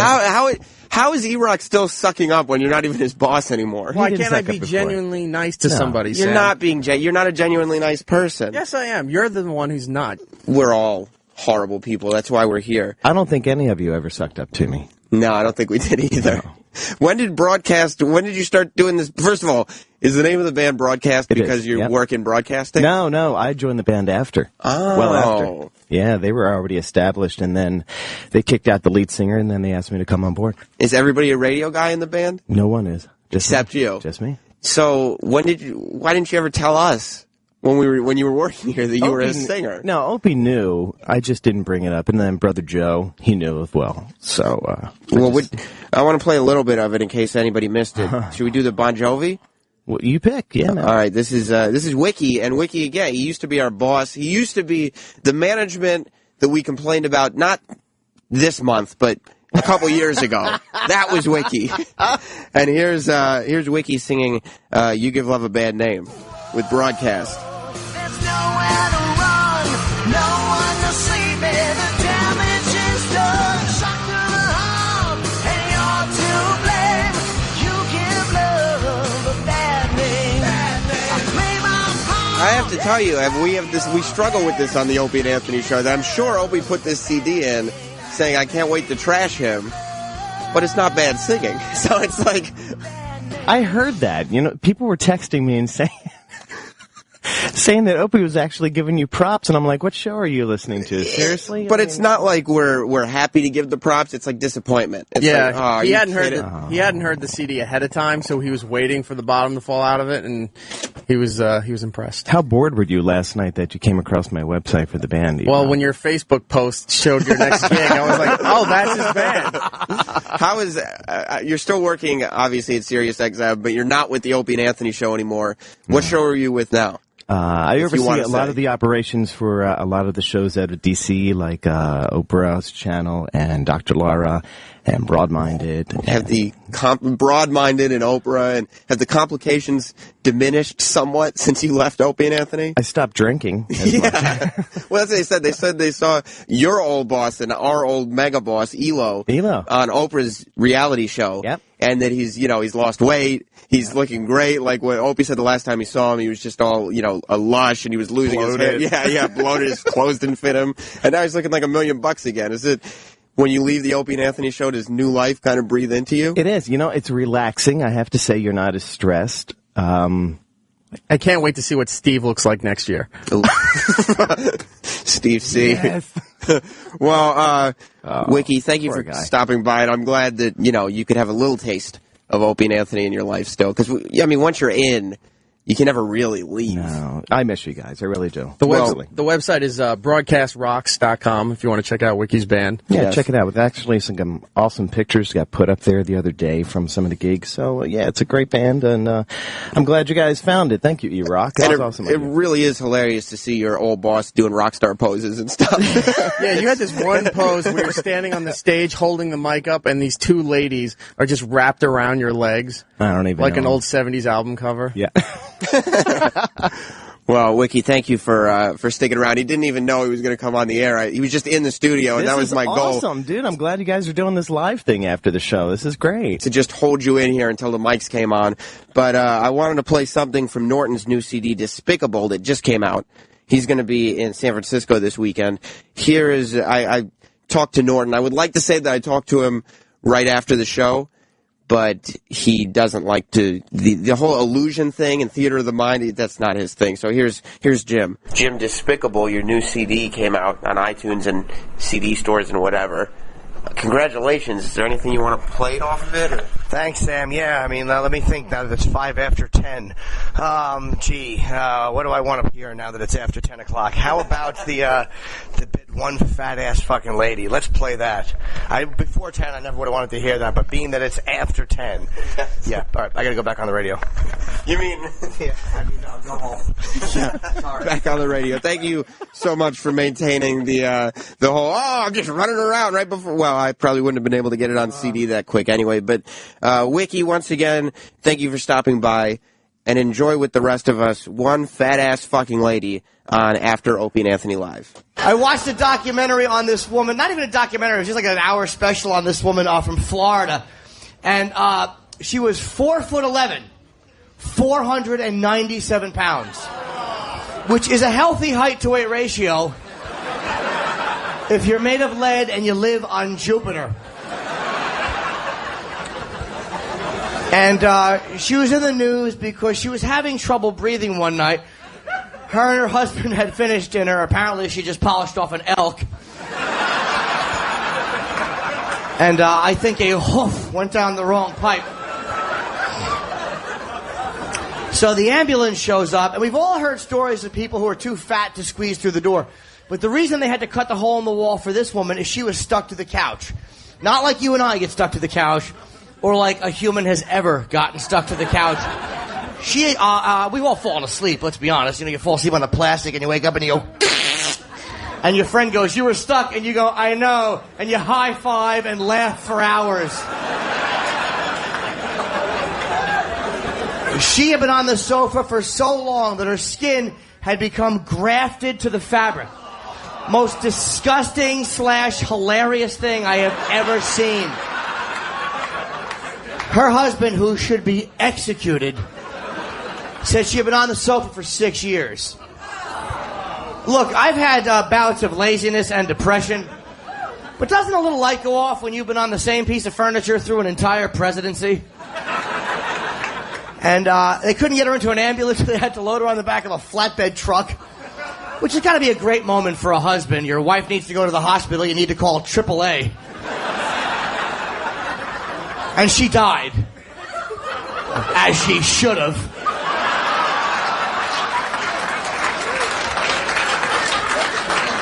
How'd you think this story ended? With a celery stick and a good-natured anecdote? Fuck her. That fucking pig. She's lucky I wasn't married to her. That would have been an ugly 911 call. Yeah, my wife can't breathe. Is something blocking her air? Yes, the cord I have wrapped around her fat neck. I have one foot on her face and one on her bunt, and I'm pulling so hard, I just shit into my socks.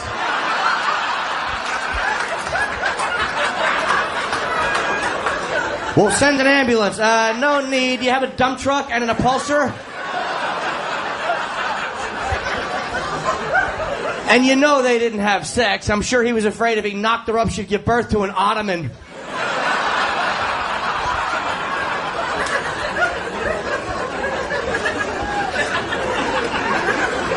It's After Opie and Anthony Live. That's off Jim's new CD, Despicable. It's on iTunes. It's in CD stores. It's all over the place. So help support little Jimmy. And, I mean, you don't even have to get it because you support him. It's just funny. We just talked to Wiki, which was quite a treat here on After Opie and Anthony Live. That's what we do. We get to expand on that because I had no idea. We played our old boss Wiki's music earlier in the show, and then he ends up walking up the hallway at 10 o'clock. I'm thinking I struck gold. Now, I mean, I talked to him, and it turned out to be much, much, much less than gold, but at least it's something. We're cleaning up the studio here because, you know, that's what we do. But this is a special day. It's the anniversary, and that's what we're also going to do here on After Opie and Anthony Live. We're going to celebrate this day in Opie and Anthony history, and this is an important one. Thank God E-Rock is good with a calendar, because he's the one who told me what was going on. 2 years ago today, E-Rock, I don't want to, you could tell him what happened. 2 years ago today. 2 years ago today, the Opie and Anthony show was no longer on terrestrial radio, and we pretty much destroyed K-Rock. Well, yeah, that's right. I mean, we blew up K-Rock. As a matter of fact, I talked to Opie on his way out the door. I swear this one was on his way out the door. I talked to Opie about blowing up K-Rock and what exactly happened, his memories of K-Rock. Here's Opie after the show. Why are you walking to the elevator with me, Sam? Well, 2 years ago on this day, you guys blew up K-Rock. What are your memories? Memories of K-Rock? Which place was that? Because we've worked at a lot of places, Sam. Well, it's New York terrestrial radio. K-Rock. K-Rock. What are they now? Exactly. Oh, you don't even know? Now. I remember that we had to work with the rules, man. Did you have fun? It was fun talking to a larger audience. But as far as the restrictions they put on us, it made it very difficult to do the Opie and Anthony show. Very difficult. How did you feel the day that you guys completely blew it up? I was sad, Sam. I was very sad that day. I do remember that I brought a sledgehammer in. This is a true story. I brought a sledgehammer in, and I was thinking I was going to go out in a blaze of glory, and I was going to destroy the fucking studio. I'm not even joking. This is something I was going to do. And at the last second, I decided, you're a lunatic. You can't do this. So I think I kicked a few things over, nothing big. I kind of wimped out in the end, and I left. And then I told this to a few people at XM, because I believe it was before the merger, and they go, thank God you didn't do that, because half that equipment was XM's that we installed. So I would have fucked myself. So for once, I did the right thing. Because they would have fired me if I destroyed $100,000 worth of equipment. But you know what, Sam? In the end, even though I was sad that day, ready for the douche chill? Yeah. It was a blessing in disguise. Aww. Because now we're free. And we don't have any rules. And we could curse. Wait a minute. Actually, we're starting to get a lot of rules around here, too, aren't we? Yeah. No insertion policy. And you probably can't curse in the hallway. But I do miss Tom Chiusano and his tie of the day. I do miss that. But I didn't even realize it was 2 years ago today. It was just another place we worked, to be honest, in the end. In the end, we have no loyalty to anybody because, you know, we'll work for another 5 or 6 places after this shithole blows up. I gotta go. Thanks. Well, that's a healthy attitude that Opie has going into this thing. The thing about it was we kind of got a hint that K-Rock was going to let us go, I think a day before they were actually going to do it. And that was because E-Rock, as usual, E-Rock always knows somebody who tells him something that he's not supposed to know. And E-Rock, that's what happened here with the whole K-Rock situation, correct? Yeah, much like Shades of last week. I say something in confidence, and I get outed on the air. Oh, you're talking about when Anthony moving on. Mentioned what you wrote. Never mind. Yeah, so what happened was we had heard rumblings that K-Rock was going to be flipping formats, and when that happened, we wouldn't be there anymore. Here's one of the Ron and Fez interns are setting up the studio. Did you listen to Opie and Anthony when they were on K-Rock, Gabe? Take one of those mics. Yes, I did. What did you think? Well, I listened to the XM feed, so I had the best experience. So you got to hear some of the cuss words. That's what we did when we were on K-Rock. We let some of the cuss words through on XM. As Gabe, you could straighten up the studio. Don't mind me here. I'm just doing a show. So what happened was we had heard that they were going to flip formats. we were supposed to do a live event, correct, E-Rock? Yeah, we were. It was right before St. Patrick's Day, and we were supposed to be doing a big bar event tied in with Guinness. And, well, I don't want to ruin the rest of it for people who haven't heard it. No, but E-Rock, basically, this is the last break of Opie and Anthony's last K-Rock show. They had done the whole show knowing, but not knowing if they were going to say anything. Well, I also want to point out, too, that when we do play this material, this is a very condensed version of what really happened that day. Of course. On terrestrial radio, it is unheard of to go longer than, say, 25 minutes without taking a big commercial break. Well, because on terrestrial, you're dealing with 10 minutes of commercial breaks almost per half hour. Yeah. So when you go an hour, you have to get 20 minutes in. Yeah, and you can't. For a show like ours that is, heavily sold, 10 minutes of commercials plus live reads, it just goes on and on. The whole thing went well over, I'm going to say safely, an hour and 10 on terrestrial radio without taking commercial breaks or legal IDs or anything like that. An hour and a half. Yeah. Well, this is how they felt about K-Rock. We just heard from Opie. Here is Anthony. I grabbed him as well. It's a little tougher to grab Anthony. Here's Anthony's feelings of his memories of K-Rock before we get to this clip. I have such fond memories of K-Rock. There was that time. They didn't have anything called Wait a minute. Let's talk. I don't even remember being there. So in hindsight, blowing up was a good idea? It was just, it doesn't even matter to me now. I look at it like another fucking place that I had to go to during the day that wasn't home. Like it was somewhere I wanted to leave because I wasn't home. And the less of those there are in my life, the better. So I see it as 2 great years now of never having to go there. And remember the walkover? Yes. That sucked. What a great idea for a week. And then it was like the glacial cold of winter, and we're walking over trying to be witty for a 1.5 block walk. That stunk. I'm so fucking good. Thanks for reminding me and putting me in a great mood, Dick. Enough with you and K-Rock. Fuck them both. So now we know that, don't you love... because everybody out there heard the walkover when we were on K-Rock. Don't you love getting to hear how much Anthony hated doing it the entire time? Another little behind-the-scenes thing with the walkover. Remember Danny's job, his responsibility? He had to be there with the wireless mics. Right. But he had a huge, what kind of looked like a hot dog truck, pushing the transmitter from CBS back down to XM just so we could broadcast on the street. Well, who's this? Ron and Fez intern. What's your name? Brian, did you listen to Opie and Anthony when they were on K-Rock? No. You missed a good show, Brian. I did miss a good show. The Ron and Fez interns are setting up the studio, so E-Rock, we should let them set up the studio. Did you want to add one more thing about... like I said here, this is a condensed version of our last day on K-Rock. We found out what was going to happen ahead of time. Also, I want to give some credit to Derek for helping me out with this idea. We kind of figured out what the format was going to be flipped to. Yeah. So... Derek came up with some great stuff, and we gave it to Ope, and Ope decided that we were going to help CBS along and just change the format for them without them knowing. Generally, when radio stations flip formats, they try to make a big deal out of it. They stunt, they advertise. Exactly. This is the Opie and Anthony show doing what they do best and blowing up I guess you could say their careers at K-Rock. Hit it, E-Rock. After O&A Live. What do you know?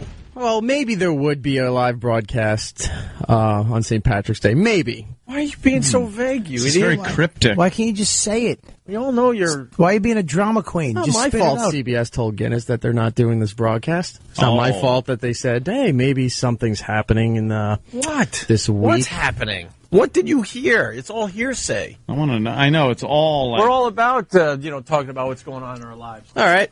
St. Patrick's Day, possibly live broadcast, not with K-Rock, and we're lucky if we make it to Wednesday. There you go. Who told you that? Oh, wow. Who told you that?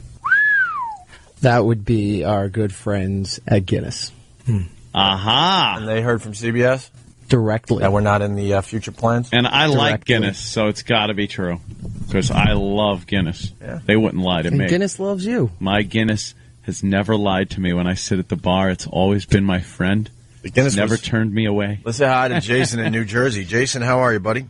Good evening. Good evening, Jason. How are you? I'm good. I would just like to thank the both of you for having to scrape one more bumper sticker off my car. Just leave it there until the next letters are on it. Your bumper sticker should be a magnet. At this point, I can't even keep track of the Opie and Anthony bumper stickers. I walk around New York, I'm like, that was like 4 years. That was 2 years that ago. one? That was another city. That's That another was city this. that now they live here. Thanks for taking my call. I'll see you guys on Tuesday. Oh, never mind. Punch it out. Bye. Let's say hi to Sean in Georgia. Sean, how are you, buddy? Hey, Opie. Hey, are you guys still going to be able to be heard on Sirius XM Radio, which you can also get a Just Online account and still listen to from work? Yeah, I guess we still do that gig, right? I wouldn't sit here and mention it. No. But I since you was brought just it checking up, to make sure. since you brought it up, All right. Well, just checking to make sure that Sirius XM at Sirius.com or XMRadio.com is still available for everybody. yeah, because they've never seemed to mind somebody plugging satellite radio right before they go somewhere. All right, sir. Did E-Rock try to get an update for us? What's up, Steve? It sounds like you're fishing Mark's for not nickels. here. I saw him rummaging around before, but he's not here now. Of course he's not here now. He left. Whenever it comes to being a man and like doing the right thing, they all run away. He scurried away. Like cockroaches. They're all scurrying. He's not here anymore. Jiminy Is anyone cricket. here? Yeah, the contractors. The contractors, what are they doing? Knocking down walls? Yeah, demolition on that other side of the where corporate offices are going to be. They're running cables, and it looks like they're running cables in studio direction. Oh, yeah? Here we go. E-Rock, what do you got? What are you doing, No one's here. Nick Carter. That's it. Oh, So really? no one's here. You twitting? No, the dead man walking. What'd you do? I just took a picture of me here in the studio so I could post it just in case. Did you stick your chest out and suck your stomach in? No, I sucked my chest in and stuck my stomach out. So Nick, what's up? Fat pig. Nick! What's up, Nick? Nick, what's going on? Dead man walking here. Don't bring me into your Dead vortex. man walking Don't here. bring me into your vortex of unhappiness. Unhappiness. I like Kanye West, all right? It's our vortex of doom and gloom. You really think he got a shot at this? Do you Are you kidding me? Dude, you know what? Are you kidding me? I know that stuff like the back of my hand. I don't know if Are they were you- going to trust me or the Jonas Brothers. You're in I the don't know. blast radius or what? You think you're just...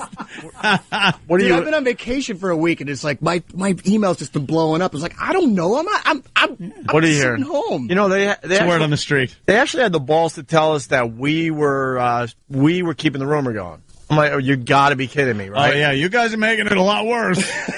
I'm like, I've heard from every single person I've ever worked with in this business. And there's a lot of people now. It's And just, it wasn't coming from us. well, half of it's just the message boards. You know that, and it's No, all of like course. What are you hearing? jealouscareerboardop.com is like every single radio message. That's all it Let's give him one up. is. It's like How's it going? That is very funny. It's too bad they just force you to say tunes because that's a good one, man. God damn, man. So I don't know. I mean, Yeah. I'm looking forward to another 92-minute music marathon. Are they actually playing music right now? I don't know, probably. I think music's playing on K-Rock. Someone goes, K-Rock's playing The music. show's been off the air since 8:30. Probably. Who knows? This is just all for Probably naught. been off since 6, and we don't even know. They've just been rocking. That's very good, though. Clever. Hans Gruber always seals the deal. Hans Gruber. You always got to make a Hans Gruber. 999. Just his brother having fun. Nah, they're not playing music, are they? How do we check? Nah, I don't Turn on know. the radio. No, the show's still on. In the studio, go turn on the radio to see if we're on. the radio. We don't know if we're on. How sad. Oh, Christ. All right. Let's get out of here. Let's go over to the satellite place. Do some satellite talk. Well, they were smart. Oh, yeah, They took out our right. phones, or we would be talking to the listeners. Yeah, the phones took a hit right there. Yeah. They'll pop back on. No, there's construction guys all over the place, so I think that, Yeah. somebody probably kicked a plug or something. Oops, we kicked the plug out of the wall. Yeah. Oops. Yeah. Okay. That was Chernoff on his way out. Doink. Don't. He's got that look, and I've seen that look before. Why? Don't. I don't know. I would love to be a thought just to look in your head to see what happens to me. Just don't. What happened? Just don't. Do what? I wouldn't do nothing. Yeah. What have I done? I'm a good broadcaster. I keep it professional. Keeping it at all real. times. Right. I haven't heard anything, so, I'm hopefully optimistic. Should we call Bob and put him on the air? Who, Super Agent Bob Eapen? Yeah. See if he's heard anything? Yeah. You could do that. He would wait until we were off the air. Jesus so, yeah, Christ. call him. Yeah. Call him, definitely. What is this? What? I want to talk to Bob. Oh. What happened? You had something. What happened? Yeah, no, I'm going to do it through this. He'll do it on his regular cell phone. Oh. Robin. It's Opie and Anthony. Is Bob up yet? Hold on, you guys. All right. Come over here so he can hear you. Guys, I don't think this is very good. I'll yell. He'll hear me. I don't think this is a good thing to do on the air, this conversation. What's he doing? Having his Cheerios? Oh. Bobby. Bob. Yeah. You hear anything yet? People can hear you. No. What's the word on the street today? Well, the word on the street is Wednesday. Uh-oh. Let me just jump out of that. We better tell Bob he's on the air. Bob, you're on the air. But I dumped that, Bob. Yeah, when you said the word on the street is Wednesday, Anthony dumped it. I dumped it. So when you said that, Anthony dumped it, so don't worry about it. It's all good. All right. The word on the street? Well, the word on the street is that there may be, a change in format. Right. Why hasn't anyone called us? Well, I don't know. Well, Mr. know. Eatman, I'll leave your words up here for everyone to read. I don't know. usually don't want to let people know in advance. But don't we have like good ratings and stuff? Yeah, you're second or third. You're doing great. We're doing great. Obviously. Right out the door. Right out the door, we're doing great. Yeah. Oh, wow. May not be a question of just you guys, the station in general. Oh, Nick, that's you. Nick Carter in studio. How bad was Nick Carter's ratings? No. Holy crap, Opie. What's wrong with you? Cut the guy a break. He's a dead man walking. Please, I gotta raise the Titanic every day after you jackasses do. So the word on the street, it's Wednesday, Bob. What is it going to be called? AMP or is it what? I'm hearing 923 now or something? What's that about? I have no idea. Yeah. Why is E-Rock laughing? E-Rock, what happened? What's the matter, Bob? Bob. E-Rock? Yeah. I heard it's 92.3, another format destined for failure. Blink and you'll miss it. Remember that one? It happens. I don't want to burn any bridges, Bob. What? Good. Don't do that. Don't burn any bridges. No bridges are being burned. Right. Even though if we ever do get hired back, it'll be a whole new group of people that love us. Remember when they went back to K-Rock and we were all in the conference room and everyone's like, and we want to tell you K-Rock's back. And everyone's clapping. I hate that clapping thing that everyone does with a new format. Because then when this happens, you just feel silly forever clapping. Yeah. That was when Tom Chiusano came in. He was like, yeah, well, we're going back to the K-Rock, the legendary letters. No more of this talk thing. And everyone's like, yeah! And here's the morning show. Let's bring them in. The anchors of the station, Opie and Anthony. Yeah. And then we wave like we're waving today. They turned our phones off, Bob. They turned your phones off. Yeah. Yeah, like we can't get any phone calls in anymore. So we can't even feel the love of the listeners right now. Is that true? Yeah. Yeah. Yeah, they pulled the plug on it. I don't even know. Oh, wait, one call is coming in. One call's coming in, Bob. All right. Got him back. It's the hotline. Hi, who's this? Is the station going off? Who's this? Is this the president? Yeah.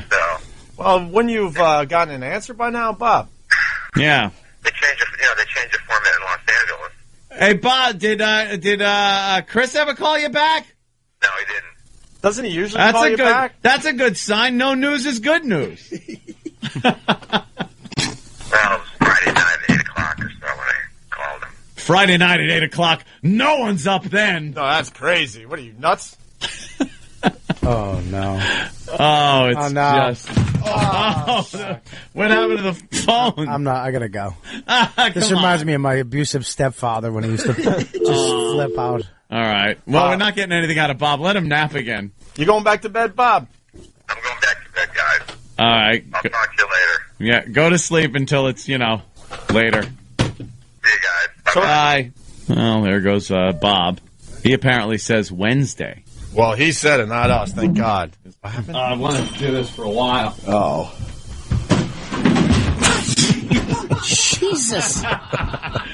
That TV's pissed me off for quite a while.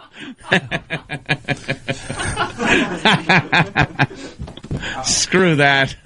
What? What? Why is he running? What happened?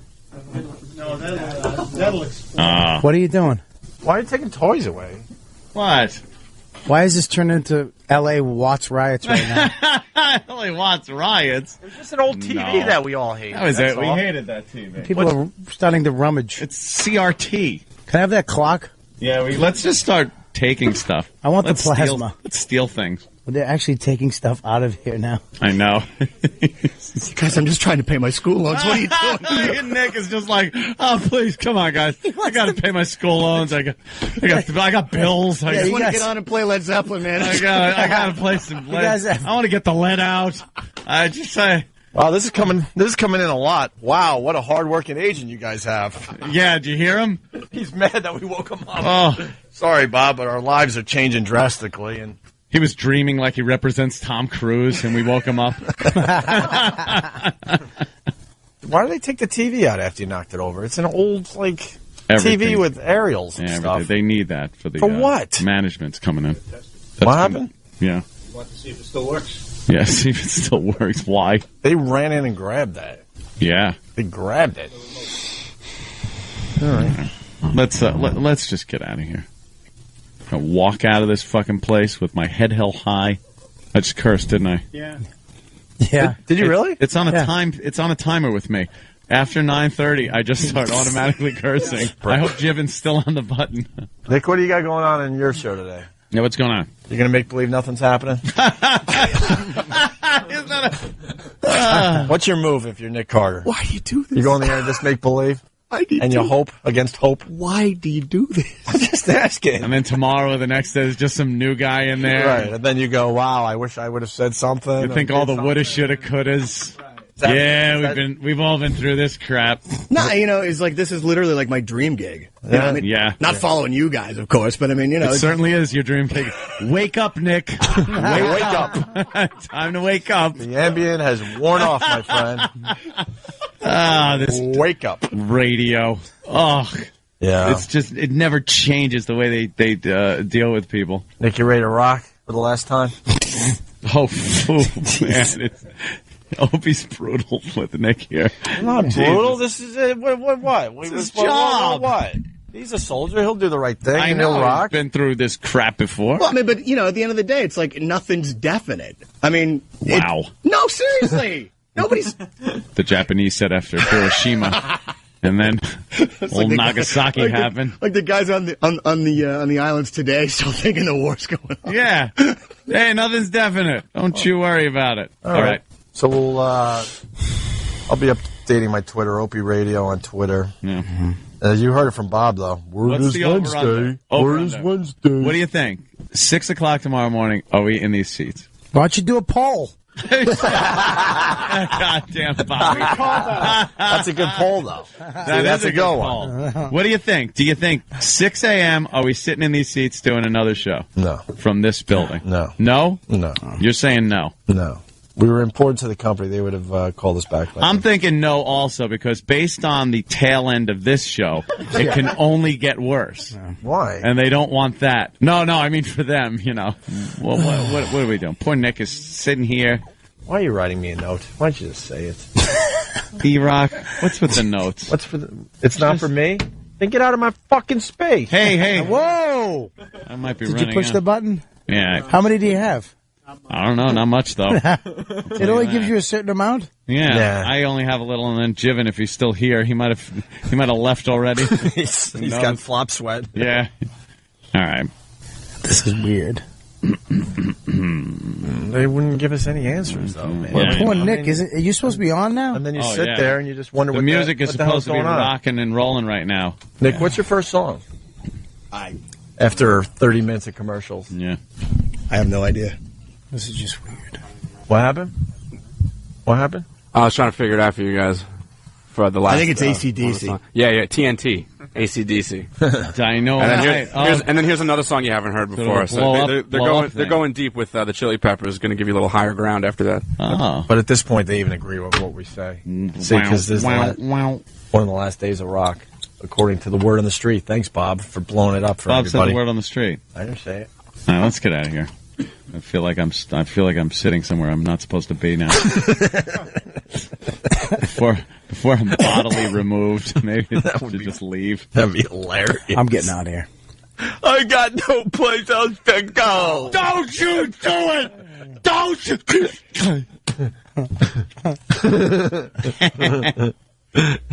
I got nothing else. All right. They told me to play this as we leave today. Rockin'? Yeah, so hopefully we'll see you tomorrow. If not, your mom's box. Go left yourself. Mom's box. They want this to play out, so. What do we have here? CBS Radio, WXRK New York. The all new. The all new 92.3 Amp Radio.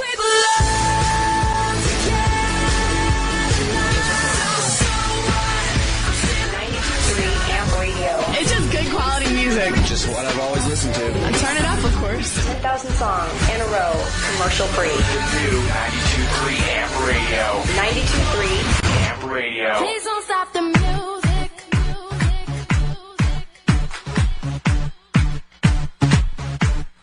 Please don't stop the music. Wait, what happened?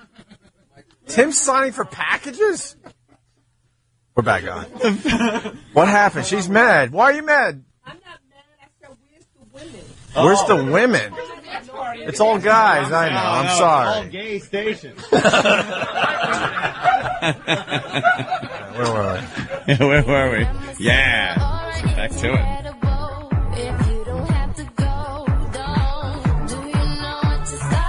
After O&A Live. After Opie and Anthony Live, I'm Sam Roberts. We're all still here. Troy Travis, Danny, Derek, E-Rock, me. But yeah, that was our last day on K-Rock. We made that sweeper, obviously. Maybe not obviously. Yeah, it was based on the fact that like a week or two ago they flushed the LA talk station and turned it into Amp Radio. So we thought New York was going to be Amp Radio, but it turned into Now. People were not happy about that. They're almost set up. Pepper Hicks, is today going to be like a Banner, Ron and Fez show? You know it, Sam.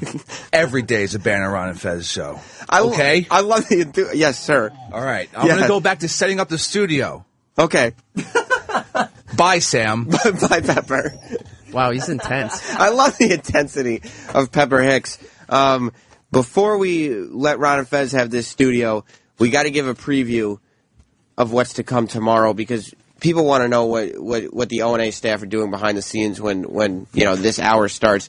Roland, off the air, is obsessing over this event that he's created.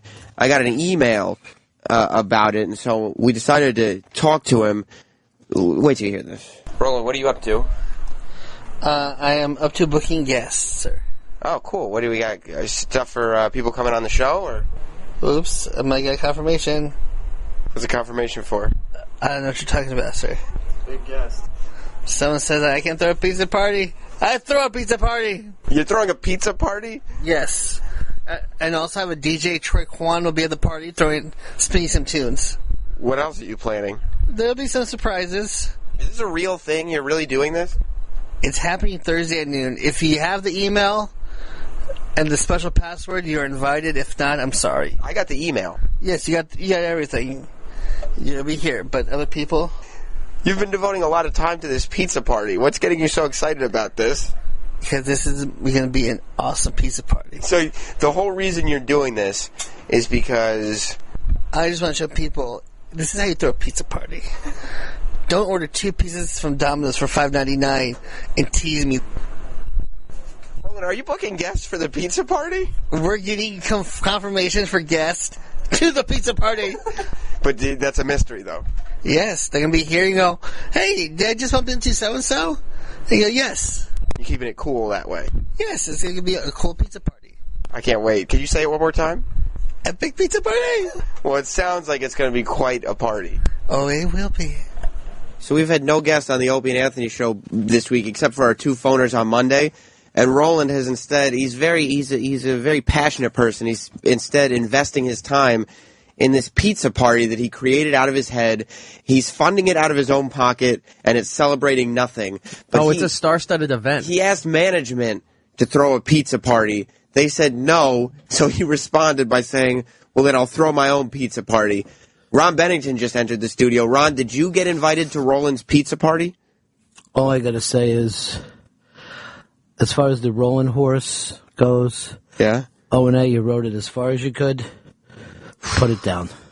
It has been a slow week. That's banana stock. And I'll tell you this, we haven't had a guest since the Matthew McConaughey incident. When Anthony just spoke about his movie posters. Ever since Anthony spent the entire Matthew McConaughey interview talking about movie posters, Roland has taken all of his attention and just given it towards throwing a pizza party for no reason. I mean, Ron, if one of your staff members started running around saying, this Thursday is the pizza party, well, what would you make of it? Well, I would actually say to them, why aren't you crying?